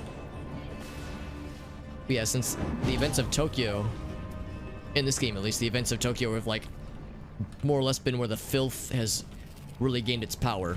It's not where the filth comes from, per se, but, like, that's where the Orochi's experiments have kind of caused all this to pretty much get weird from the get-go.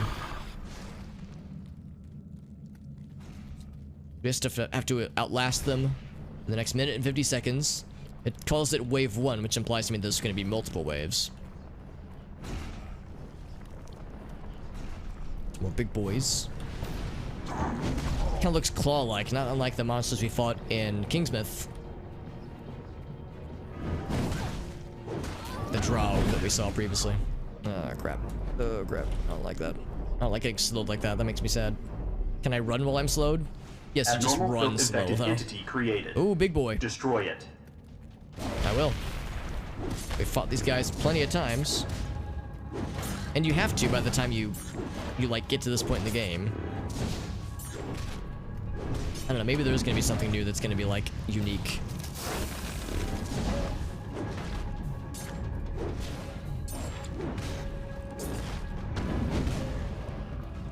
That one's done. This guy's commencing more carpet bombing. He's just farting through the air. Whoops.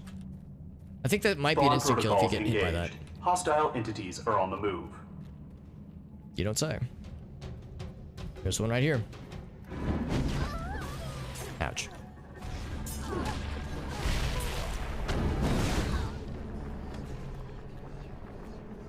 Is this bird gonna land at some point so I can fight him? Oh, that was the end of wave 1, so now we're into wave 2.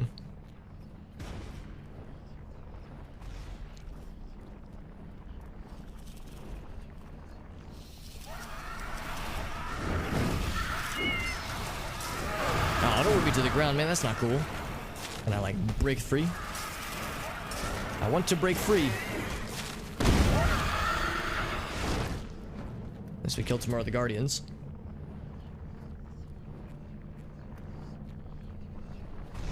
Also, this filth isn't disappearing. It's just... Oh, wait, some of it is. It just takes a long time to go away.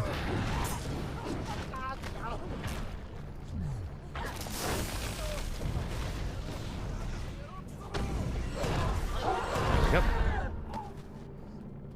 That was the evolved filth. Okay. Yeah, Fuzzy knows what I'm referencing. Large Yeah, Fuzzy knows what's up. Spawned.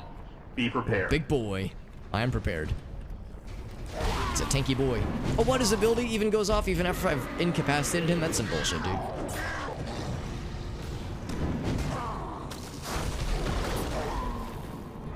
Usually when a bad guy is like starting up a special ability like that and you knock them into the sky like that, the move gets interrupted, but these guys are special, I guess. Engaging bird of the 0-point pathogen combat protocol. Defeat the threat. I would gladly do so. Get down here, you little shithead. There he is. Shithead acquired.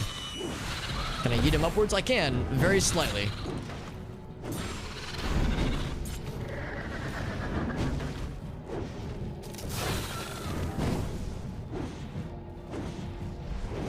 I was gonna say, I just have to wait for that attack to complete. I'm glad that he's exclusively attacking my living flame buddy. Okay, never mind, he changed his mind. Boom, baby.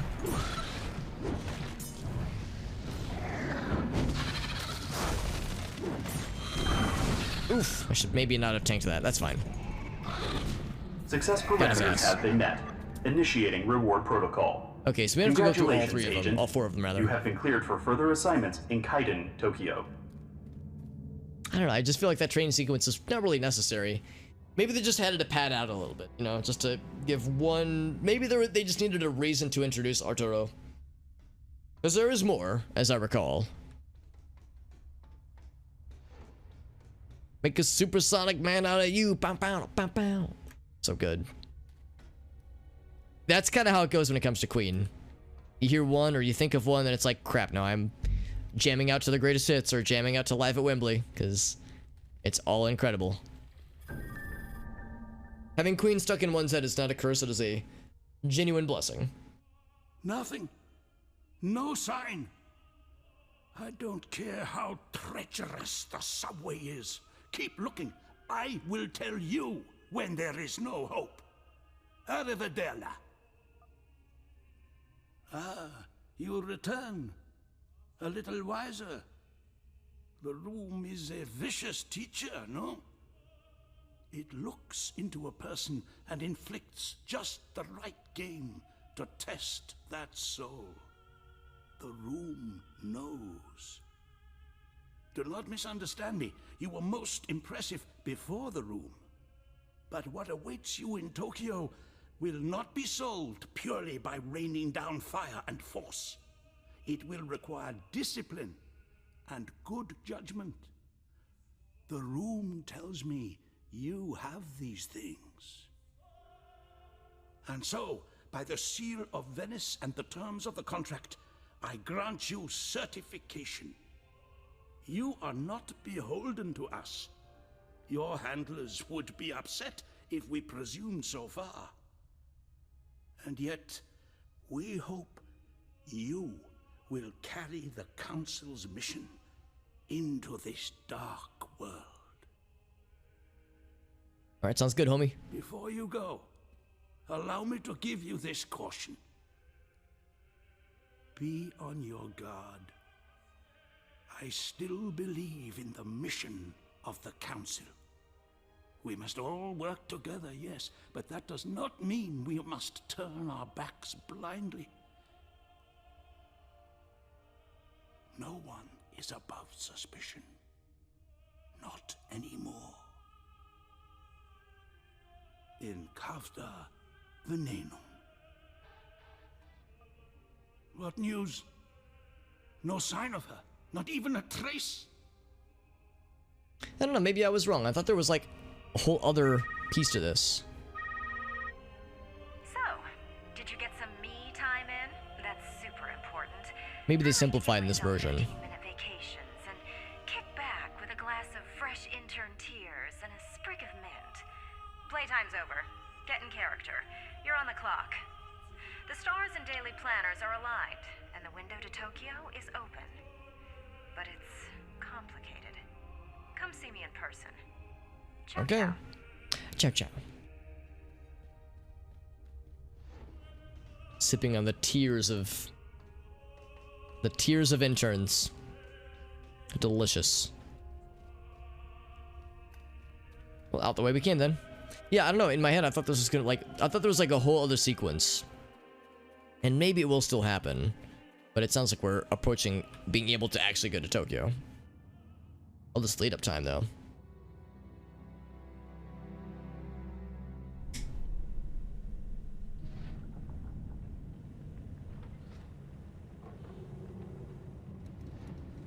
Let's see. Return to your faction's HQ. I think what I might want to do first. No, I lied. I actually do want to get right to it then. I'm debating over whether or not I want to do one of the dungeons tonight, or if I want to save that for tomorrow. In fact, what I might do is do a few of them. 'Cause I think we could do the last Egypt one, and then maybe the first Transylvania one, but I don't think we can do all of them. Not solo, at least. But we could probably knock out a good chunk of them. I'm pretty confident on the Egypt one, so for sure. And there's no rush. They're not going anywhere. Also, I'm sad they won't let me use my motorcycle in this very heavily enclosed area with no ventilation. Well, I shouldn't say no ventilation, but still, maybe not the best ventilation to be revving a spider motorcycle.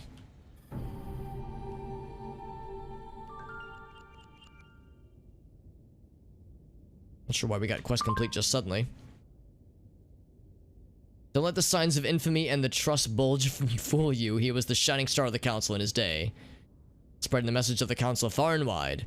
I mean, literally spreading. I have it on good authority that he is directly descended from Casanova, and we've got council treaties signed in lipstick to back it up.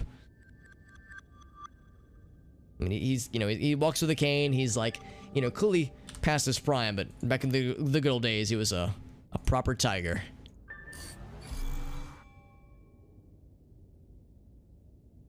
That one leveled up. Now we have dice that are leveled up as well, so we're holding one of those too. Jesus.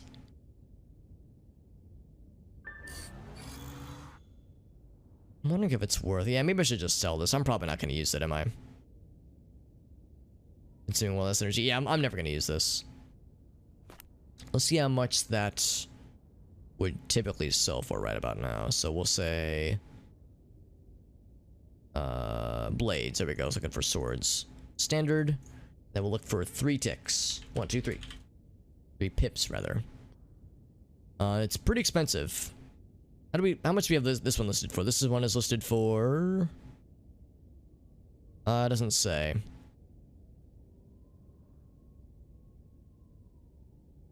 Huh. This one isn't that fancy, though. Let's list it for... I don't know how much listed for. There's no other options. Just all blades. All blades that are 3 pips. He's a silver fox, that's correct.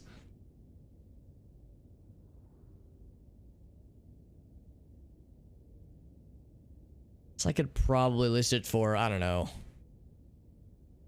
like 5,000 maybe. Actually, maybe significantly less than that, because there's like, I don't know. Yeah, let's try 5,000.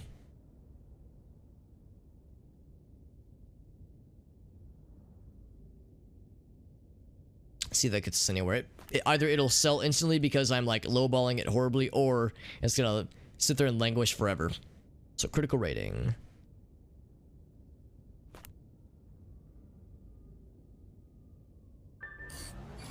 Brings that one to max level.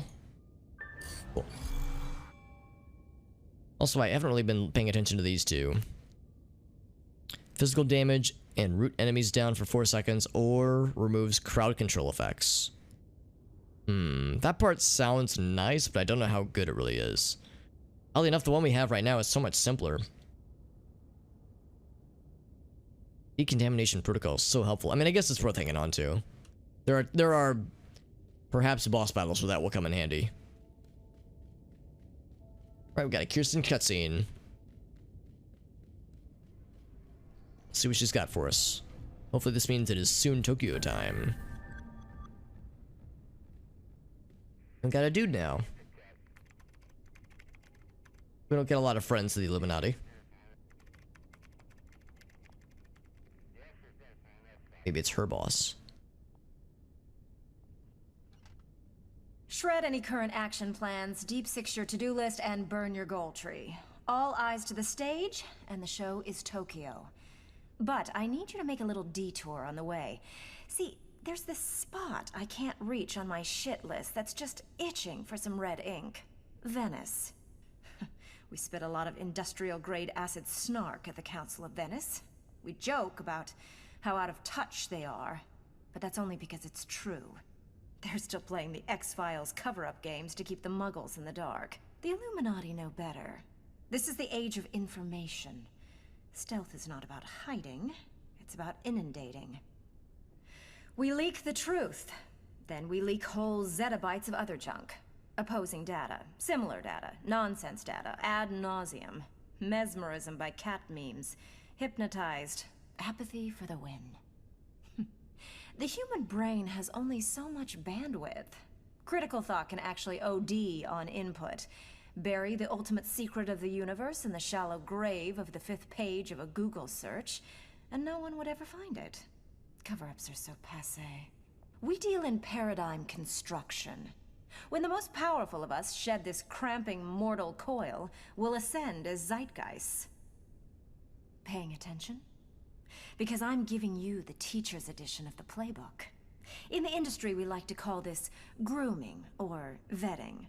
End tangent. Back to point. Making the Council the brunt of all hilarity might have instilled the wrong attitude of underestimating them. That's a bad habit to get into. Word in the shadows is that someone has been stalling us from getting to Tokyo. Nanoseconds cost us. Something is rotten in Venice. Get there. Yesterday. Then get to Tokyo the day before that. Do or get done. This is starting to feel like we're getting done by the fucking Council. We at the old firm of I, Heart, and Pyramid are never done. Pass it on. Okay, so yeah, I knew that there was more to the Council. It's just weird that they said, like, alright, you're done. Go over to your handler. Then you go to the handler, they're saying, get back to the Council. It's like, dude, I was just there. What the heck? Why do we work for... they're definitely the ones, in my book, that are the most interesting, for better or for worse. But there are some questions that come to mind for sure. Also, what I want to see is that I think I might have access to my bank here, which would be pretty nice. I think this person right here. Yeah, that's kind of nice because we have a bunch of stuff I want to store here. And by a bunch, I mean a few. I'll keep these. These fucking. I should just sell these, honestly. I'll keep the snowballs too.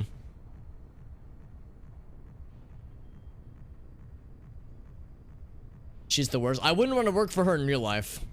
She would scare the bejesus out of me. She actually kind of does remind me of somebody I used to work for in a past life at my previous job. It's like similar kind of energy. Yeah, needless to say, it was not part of the reasons why I quit that job. Why I looked elsewhere. Disappointing sausage. Ah, that is disappointing to hear. Back to Venice we go. What kind of sausage was it? The worst. I see, Arctic. At first, I thought you were making just a like, oh, just an update about Arctic's life, but instead, it was a setup, and I got by it. That's awesome. I learned at some point the origin of the haha meme or a screenshot. It's or image or emote. That's the word. The origin of that emote, and I learned that it was a reference to that one. There's one Lonely Island song that features, I think, Rihanna in it. I think it's like that really quiet dude. The really quiet dude, and he I can't remember. Fuck, I'd have to look it up.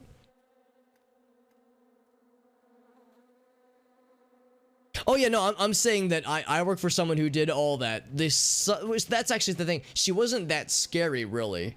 I would say like maybe 1/4 of the scary energy, but I would say maybe like 90% of the business cliches. Thank you, Derek. Shy Ronnie, that's it. I'd have to look it up. I was like, I could look it up, and I think I'd recognize it. But yeah, Shy Ronnie, that's correct.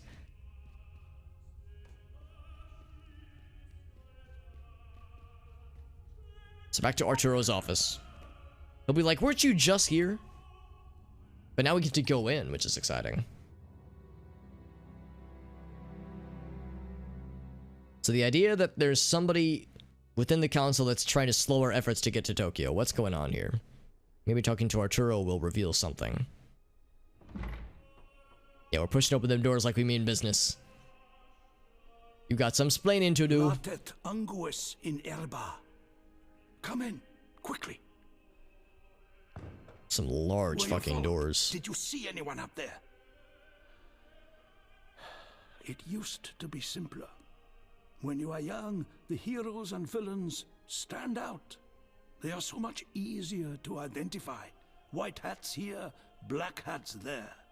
When you get older, it is not so easy. The years devour your eyes. You lose your way. Right and wrong. Do you even remember what they looked like?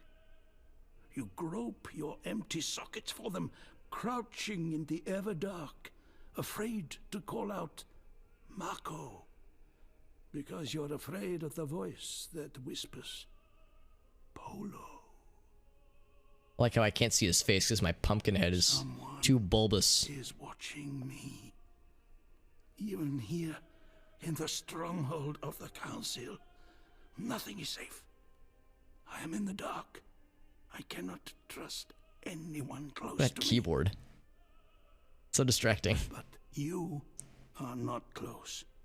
And so I choose to risk trusting you. We have important matters to discuss, but I dare not while these invisible eyes and ears hang over us. Search these fallen halls. Find my malefactor. Then we can talk more. What's up, Tristar? Yeah. Remember? I'm thinking the same thing. Trust no one.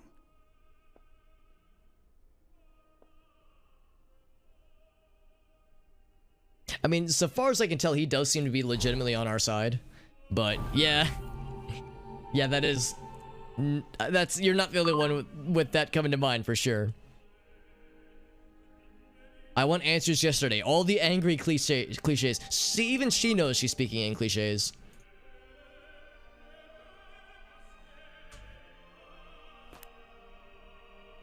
Grab that. And of course we have... This is... Okay, what am I doing? Yeah, this one. This is actually the last piece of gear that we have that is not yet max level blue. Of course, that was the last one we got, so it kind of makes sense. Critical rating. 69 power rating. Yeah, buddy. Oh, that's max level. Just be clear, it's critical rating, not crit power. There we go. That one will do it. Bam. Critical empowerment results. I feel critically empowered as we speak. So he says to find out like signs that he's being watched. And we're like looking through his office. I guess he's like unable to look himself because it would like give himself away or something. I don't know. Imagine like being tasked with like cleaning this room, like maintaining this room because it's so large. All the dust up there. Jesus. Let's get learned on more of the sinking city. Ask Arturo about Tokyo. Ask him about Sarah. Watch despair paint his face. Ask him about the doll he keeps in his pocket. I wonder if we get to learn more about that soon. Knock knock, nothing's there. Nothing strange there, apparently. To get really close. Oh, there's a sweet spot, I see. Nothing strange here. This one's got a little... Oh, the floor is caving in. Dude, you might want to have someone look at this, man. This is a little rough. Nothing strange here. Just big fucking paintings. There's some books over there.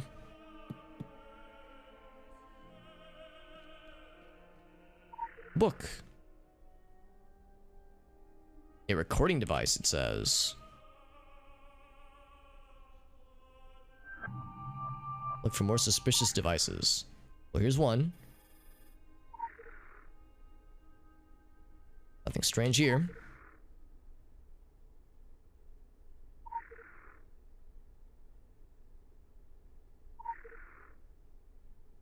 Looking for like signs of like things that are highlighted.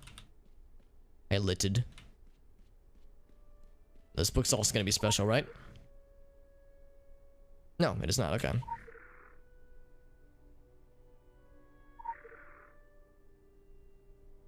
Keep expecting like one of these books to reveal a hidden wall or something like that.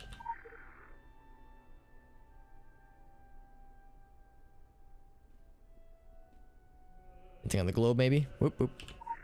A hidden switch. Aha. Okay, so that's the main quest then. However, I want to keep looking around. Oh, we can like read the little like tidbits. That's kind of cool. We can inspect the nameplate. Self-portrait as Bacchus. Okay. But wait, what's the artist's name? This might be important later on. Caravaggio. Okay.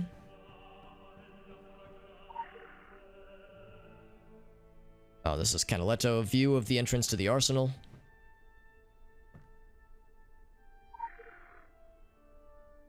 Okay. I was thinking maybe the magazine on the table would have something.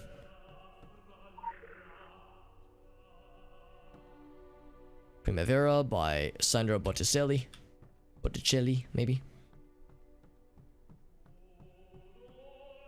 That's just to get back to the library. Vienna's arsenal specifically? Okay, cool. I'm guessing this is... Actually, I don't know what this would be. Leda and the Swan by Da Vinci.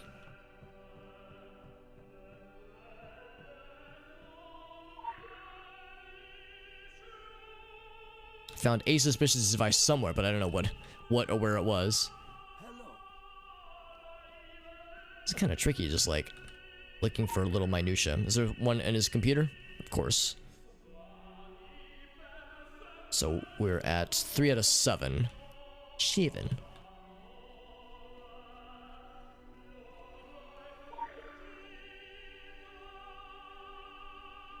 Worship of Venus. think they're just blaring, or like over the intercom, the opera that we're hearing right now. Like everyone just gets this at max volume. I like to think so. Recording device right there. That's sneaky. 4 out of 7. So recording device. I don't even see where it is, honestly. I see my cursor highlights.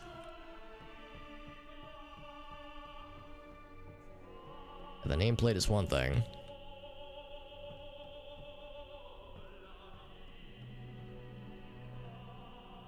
There is a recording device. So again, there I do see that one. Yeah, so they're really sneakily placed. One more, and I don't know if there's like a total of only 7. Oh, there's one. I see it. Okay. So we got the side quest complete. And of course now we can go check out this little bonus path we found. So Casablanca meets Tom Clancy, secrets, betrayals, spies, and intrigue. It's been that way for a long time. But if Arturo has to fear his own people, things are taking a southward turn. Stay frosty and trust no one. Count the number of knives in your back before you go to bed. That's very pleasant. Oh, what is this? A filth-encrusted container key. Caked in filth, any identifying attributes are obscured. Uses to purge the filth with Gaia's fury. Some keys may have been corrupted beyond use and will be instead ordered anima shards. Huh. I'll hang on to that for now, but I have no idea what that is. Whoops, no, don't do that. Interesting. So let's see. That's for dice. Critical empowerment results. That one's obviously already max level, so get this one. Bloop. We have 90,000 anima shards, by the way. My goodness. There was a point in time where we were having a hard time keeping up with demand, but now I've got crap tons of this shit. I can't give it away. Critical Not that I would want to. Results. Not sure about this filth-encrusted container key. I'm guessing we'll need to find some fancy containers then. It's hidden switch. And up we go. Oh, cutscene time. I guess. Yeah, this is the other sequence I was thinking of. Oh, it's, what's this called? It's the mercenary group. The Phoenicians. Oh, yeah, this is the lady that tried to take us down previously. At the beginning of the Transylvania chapter.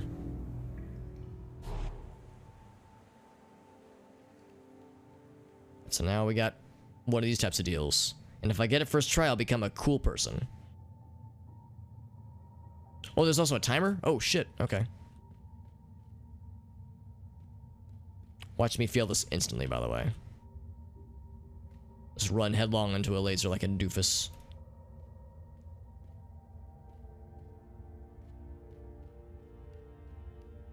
Oh, it's gonna say, is it gonna get sneaky? Oop. There were probably other lasers, but I have no idea. I don't know where they are. Hopefully that was enough.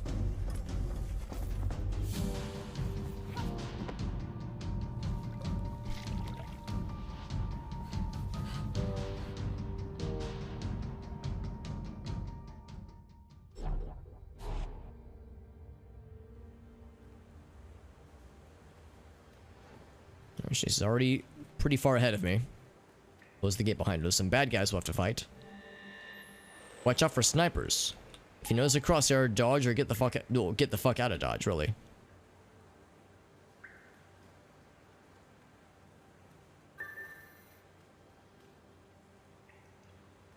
Get past the gate. And also a terminal. They are now so bold as to set up any information nerve center in the heart of the Council of Venice. So we gotta blow up their shit. This is one such terminal that's already destroyed. Some lore up there about a bomb. Oh my. Freaking Catherine Zeta-Jones, man. Classic. Oh, jeez. You can't hit me from there, can you? Shit, maybe you can. Not from here, though. Can I, like, hit her from here?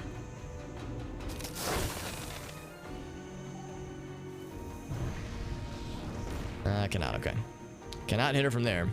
So I want to go up, obviously. Before I do that... Oh, we have a timer. Oh, shit. Okay, so we gotta go. Gotta go fast. Oh, God. That's not how ladders work. What the hell?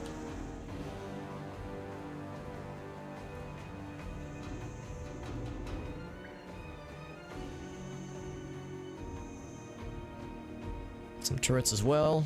Yes, of course we do.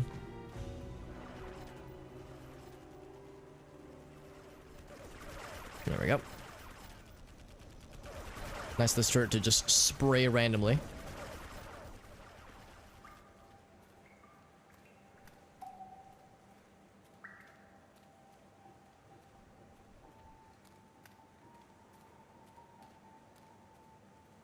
I think I got these cool frosty hands to help me grab that much more gooder. Phoenician hoplite. Too bad. I picked the wrong dude to fuck with. Wish I could just knock them into the water.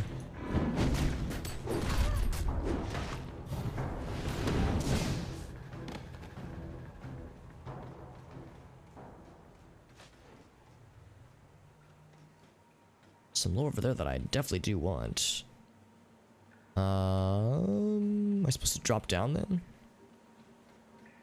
And blow up their terminal, like that one. There we go. How do I get that lore?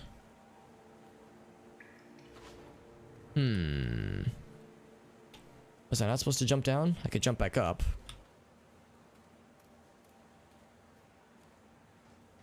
I get past the gate, but on the other side, right? I think I've like already failed the bonus objective of doing this all in time. Maybe you're supposed to just be able to make that jump then. I don't know, it's awfully tough. Can't click the unmute button or the oh really, that's annoying. Try does refreshing the page help? Whoops. That is strange.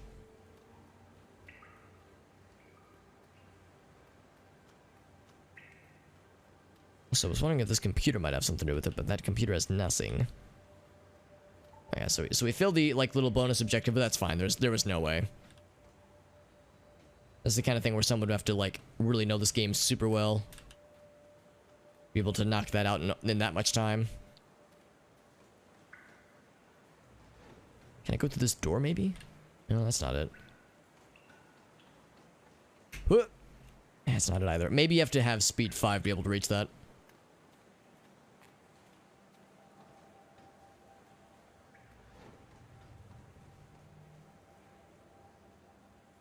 Well, it's one thing if, like, yeah, if, like, audio should be playing, but it's not playing. But it's another thing entirely if the issue is that, like, you can't click the control on the screen. Because that sounds very strange. Let me try that one more time, by the way. Everyone knows that I'm a big sucker for the lore. Man. Maybe I can, like, reach it from below, maybe? Oh my god.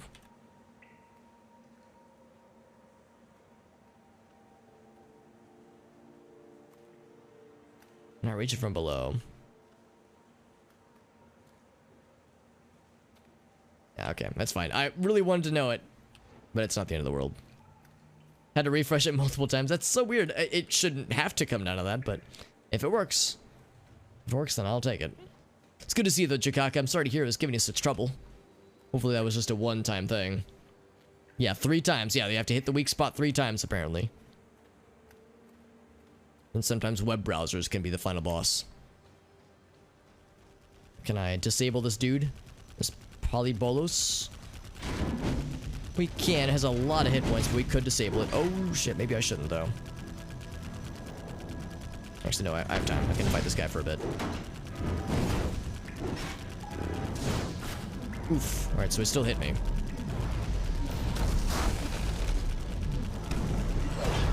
I don't need to fight this guy, but I kind of want to.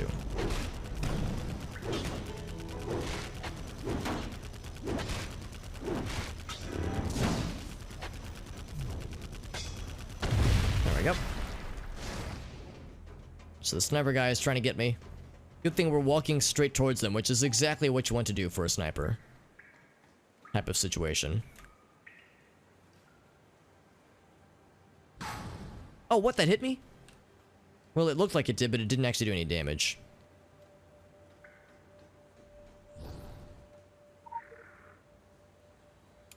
The gate is open, though.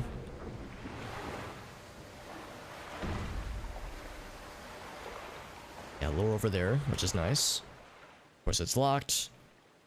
I guess I just swim through then. That works too, I guess. Yeah, the straight lines will show them. Thankfully, she was waiting for me, which is nice of her. So, of course, I want to get that lower too. I could find a way to jump across. Let's pursue her further.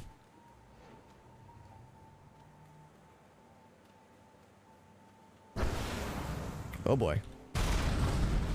Oh my. That looked like oil, but I thought it was filth. But no, it's legitimately oil. Okay. Instead of being an oil-like substance, it's actually flammable oil. And it's very much on fire. Oh. That's a person I get to actually fight, not just avoid. If only I could yeet them into the oil. If only.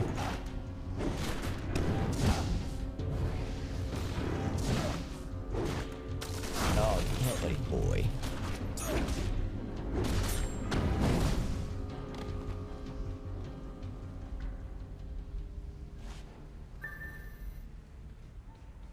So there's another gate we have to get past, surprising absolutely nobody. And go further that way. I kind of want to see what's up here. There's like 3 lore pieces that I don't know how to get. Oh, this one we can get though easily.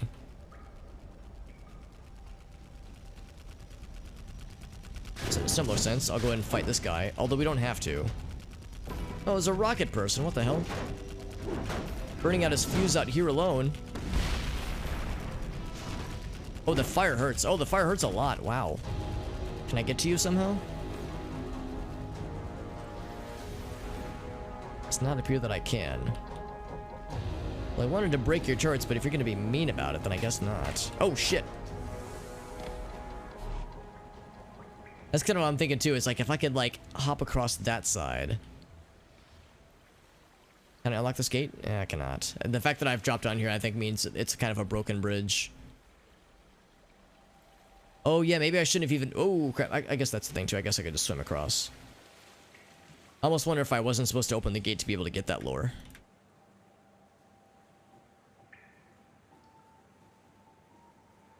Maybe now. Maybe I could now, but... Yeah, let's see.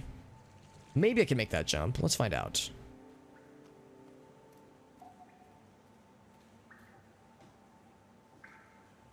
Whoop. Okay, yeah, we can make it. Okay, that's much less scary. Nice of you to show up right... Oh, what the hell? That's just rude, dude. Come on, man. Can I summon my buddy up there? Oh, I can't while I'm in the water. Right, that makes sense. He just had to yeet me off the top like that, didn't he? Oh, inconsiderate. Now I can't sprint. Well, actually, maybe I can. Since he's technically not in combat right now. Okay, I can't sprint. Okay, good. I wouldn't be able to make that jump otherwise, I don't think. I was gonna say, now I can, like, do stuff to try to stop him. Or to stun him, that is. There we go. So we got that one. Which is just the introduction to the bomb. Death, the Destroyer of Worlds. Yeah, that's like... I think implied to be the events that that we observed in Tokyo at the beginning of the game. Still want to put that lure over there, but again, we might need speed 5 to be able to land that jump because they're just it's so far away.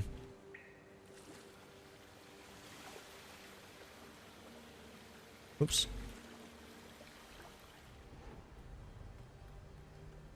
There's the one directly above me, which we can reach. But in a moment of desperation, I had to move out just because we had taken so much damage from the fire. Whoa, speaking of which... Shit. That was not what I wanted to do. Repair our stuff. We're going through an awful lot of trouble just to prevent me from getting... Well, I guess they're trying to protect their spies. Maybe that's why. They're going through so much trouble.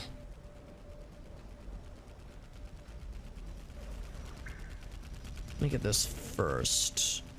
Can I reach it? I can't from there, but if I jump across, I bet I could. There we go. There we go. Ouch. So I'll read that momentarily. Am I supposed to try to make that jump, maybe? I probably could. I think the game wants me to go this way, though, because we got this guy to fight next. Ouch, ouch, ouch, ouch.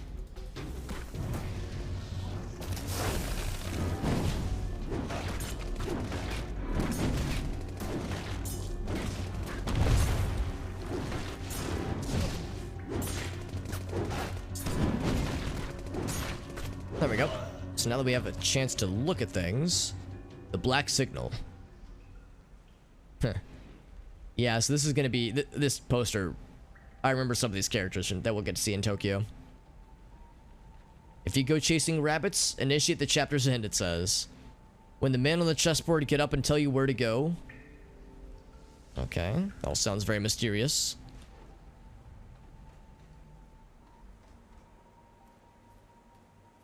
And now we're on the same level as Rocket Lady.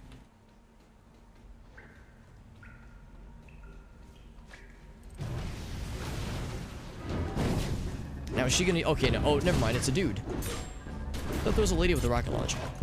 Maybe she, like, went through the door and this guy took her place.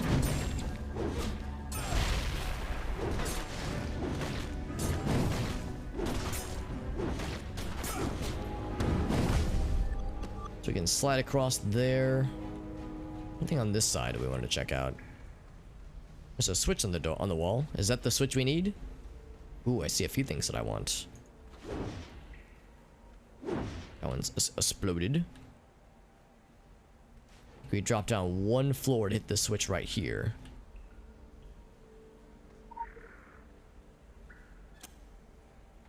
Oh, that's how you're supposed to get the thing. Okay, well, that was silly then. Oh, well, that's fine.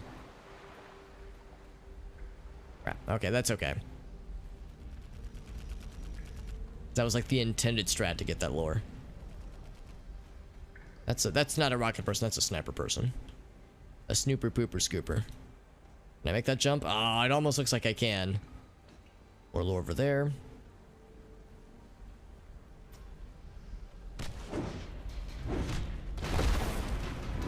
Just pop out of doors randomly, don't you?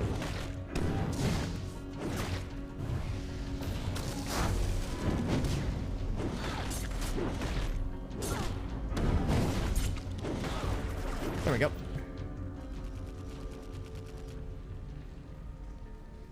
Seems like an area where it's gonna be really, really easy to miss a single mainframe or a single or just a single piece of lore that we haven't seen already. Oh god.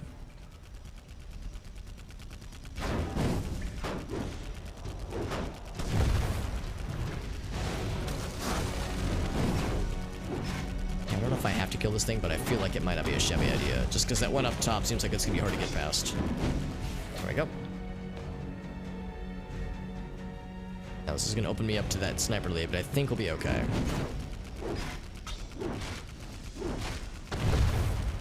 Yeah, thankfully she, for some reason, despite us like standing right literally right in front of her, like in the perfect view, she's choosing to ignore us, and her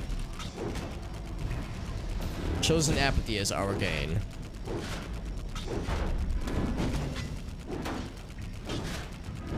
Okay, so that means that area is not going to be an issue. See one mainframe in the back corner down that way.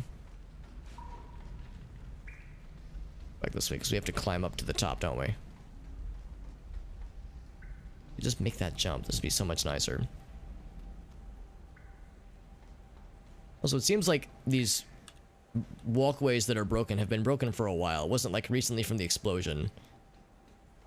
And that one dude had that like giant hole in his office, so man, they could really stand to maintain these things a little bit better, man. This is falling apart.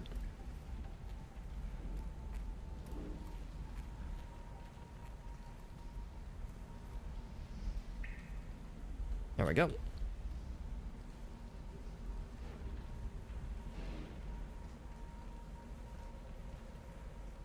But do I need to drop down? I don't think I do. What I do need to do, ouch, is not get shot by that. Ouch, I got shot. Better walk slowly. And of course she runs away, yeah.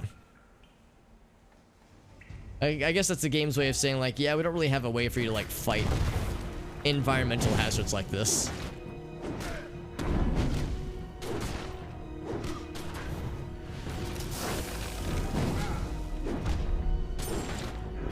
Thank you for not shotgunning me into the fire like that last guy did. The gate is open, except that lore is floating there, so I actually need this gate to be closed.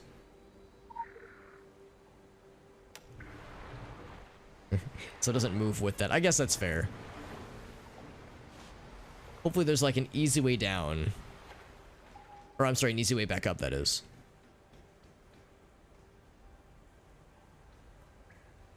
I jump down here. I mean, I guess I could just jump from here, right? There we go. I can also get that guy while I'm here. Do not chase the white rabbit, but we stand outside of time. We already know that you will. Yeah, it's probably true. Oh, you just materialized in front of me then.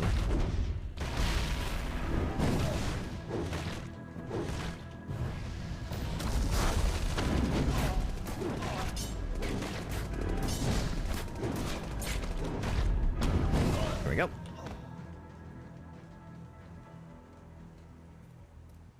So there's one after this then.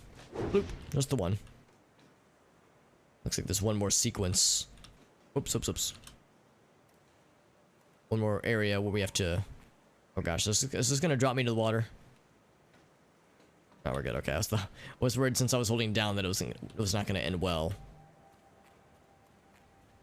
I guess since the gate is open, or rather, the gate is closed, but we're able to just like walk past it. I guess that's really all we care about. So let's find a way past the second gate, but I think doing this should do it, right? Oh, the door's open. Oh, that's silly. Oh, I see. Yeah, the door's open, but it was unavailable. Inobtainable. Looks like that's the last mainframe thingy in front of us.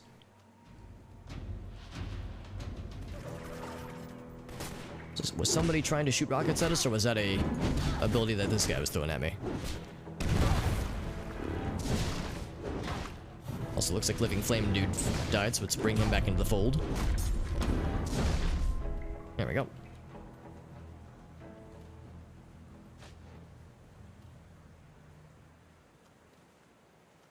There's this guy. There we go. That's all the mainframes. At least we got all those. From Tyr to Babylos, or I'm sorry, to Bilbos to Arwad to Sidon, Carthage never died. Looking for treachery? No need to seek something as exotic as us. It's much closer to home than you think. The struggle is unnecessary. We're already in your bed, says... They call themselves the Purple, but the Phoenicians. So of course we need to get past one more gate. And of course more bad guys, of course. Calling yourselves the Purple doesn't sound very menacing, does it? I think the Phoenicians sounds like cooler. But it's like, yeah man, don't fuck with us, we're the Purple. It's like, I mean, I don't know. I don't really feel that worried.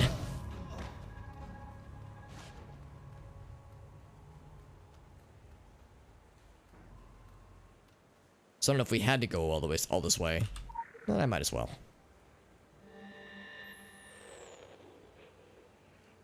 Venice is sinking. Predators and rescuers are summoned by the same vibrations. Do you hear the purple flutter of sails in the distance? Also, that was the last piece of the sinking city lore. That's kind of fun. More turrets, of course. And more bad guys, also, of course.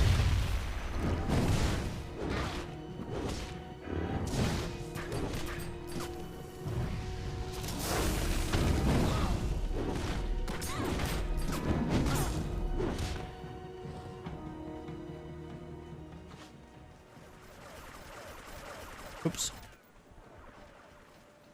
I can just walk up to your turret, though. Unless there's a...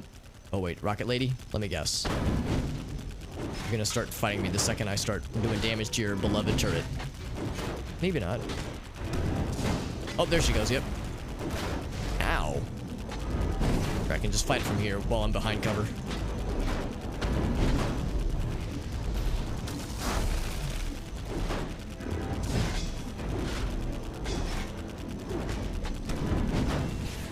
fact, we kind of have to, because there's no way across otherwise. Let's go fast. Yeah, we'd either just have to take the tank the damage.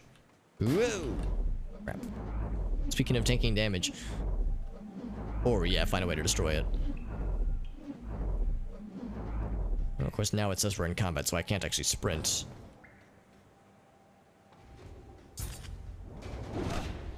So this is the Phoenician... Oh, what's that word? Appelicatoy? Ouch. Appelicatoy. I've never heard that word before. She is kicking the shit out of me, though. Oh my god. Bust out the big guns. With their fancy sword abilities. Yeah, focus more on my living flame buddy. That's a really good idea. For my benefit, at least. Okay, never mind. I am kicking the shit out of her, but man, she has like some really fancy abilities. It's been like the same person, right? With the rocket launcher and the sniper. Got the key.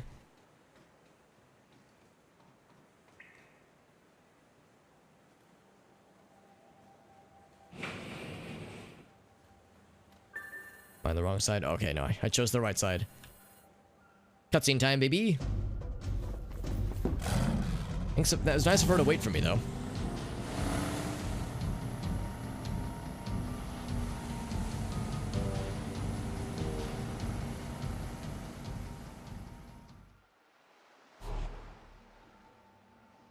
It's nice of them to drop a letter, though.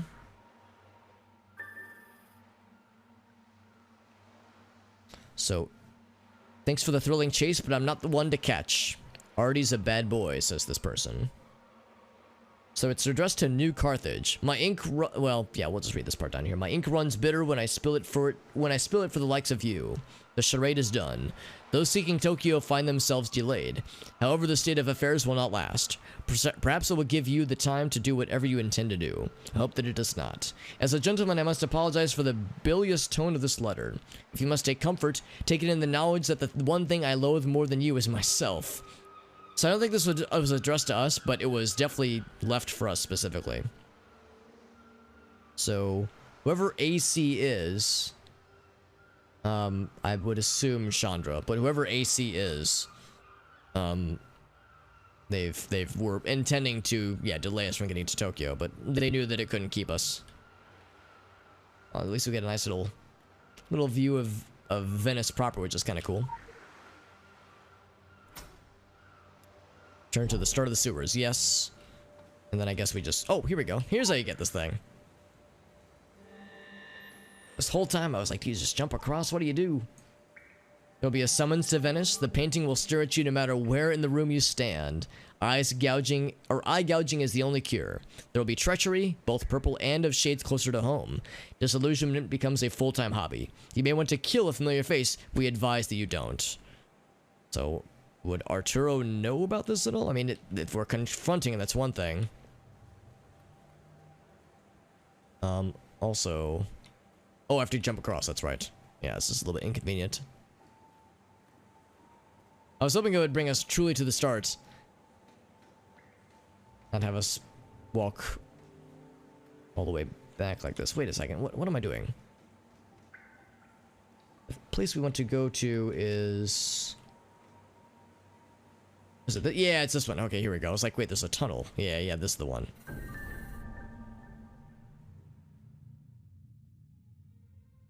Caspita, meno male. She is alive. Oh, what is this? Oh, the doll he carries in his pocket. You discovered something horrible. Yes, you were here to confront me. Maybe kill me. That was my plan. Perhaps. I was ready to die. It was all too heavy. All the years, the skullduggery, the decay of the Council. Sarah was the final straw. Oh, the girl from the intro. She was my protege. The girl from the tutorial, the very beginning. Daughter. I sent her to Tokyo after the explosion, and, well, but she lives. I have no time for death now. There is much to be done. Listen carefully. It is true. I have had dealings with the Phoenicians, dealings of the secret kind. I have done worse. I have paved so many dark roads with good intentions. The Phoenicians wanted you kept out. I conceded, but I made use of the time, yes? I showed you the room. Now is the time for you to go to Tokyo. The Phoenicians are there, either covering up their involvement or profiting from it. Do what you must. But before you go, take this. It is a simulacrum of Sarah. It is bound to her. When you cross the Agartha portal to Tokyo, it will take you to her.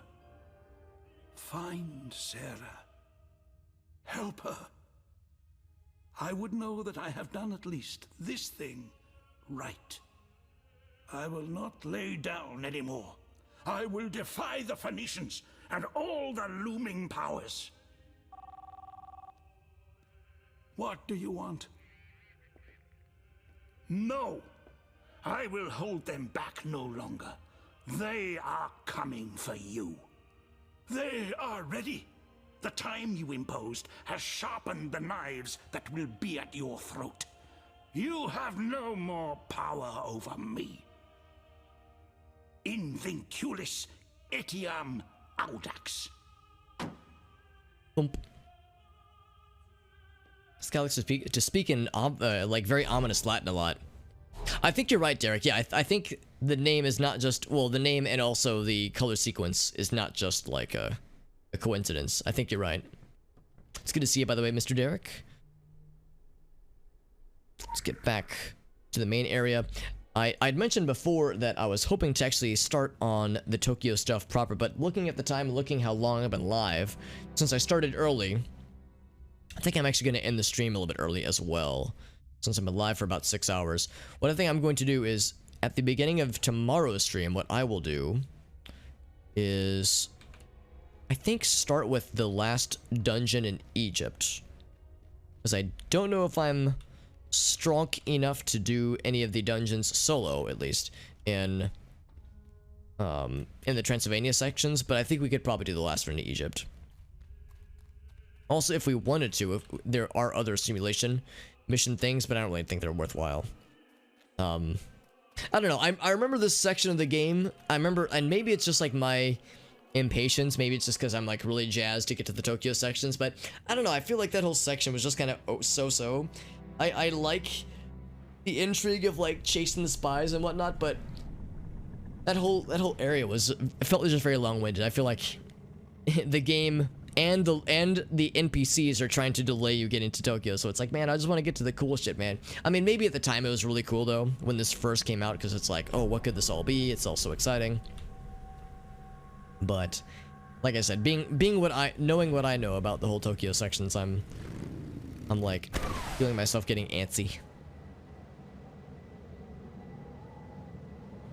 There we go. So what we're going to do, it's all, like I said, it's always fun seeing other player characters. He's got some really cool winter gear. This guy's got, or this lady's got like snowshoes. He's got the elf shoes with the snowman hat. I love it. Oh, this person's got a reindeer. Well, I guess it's yeah, probably a reindeer, right? A reindeer mount, which is awesome. Alright, so where's the Egypt stuff? This one.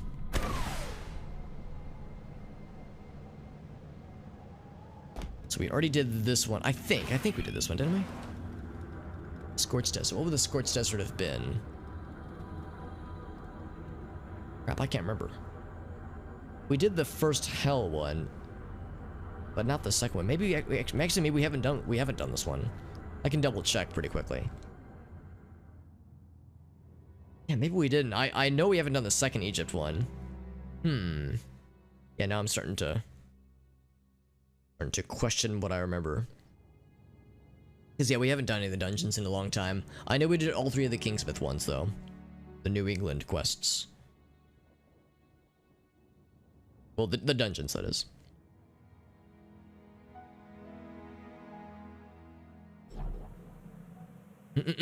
We got an MS Paint masterpiece. Hell yes, dude. That'd be a good note to end things on. Let's see. It would be... Oh, yeah, that's right. I have not done this one. Because, yeah, it would be by the Ankh. We've been to the Ankh. Yeah, we definitely haven't done, like, the dungeon for it. We did, like, part of the story dungeon. Well, that's not true. We did part of the main story version of it. But, yeah, there's, like, an actual story dungeon for it. Also, it was... Oh, I guess we can start right here then. Okay. Hello.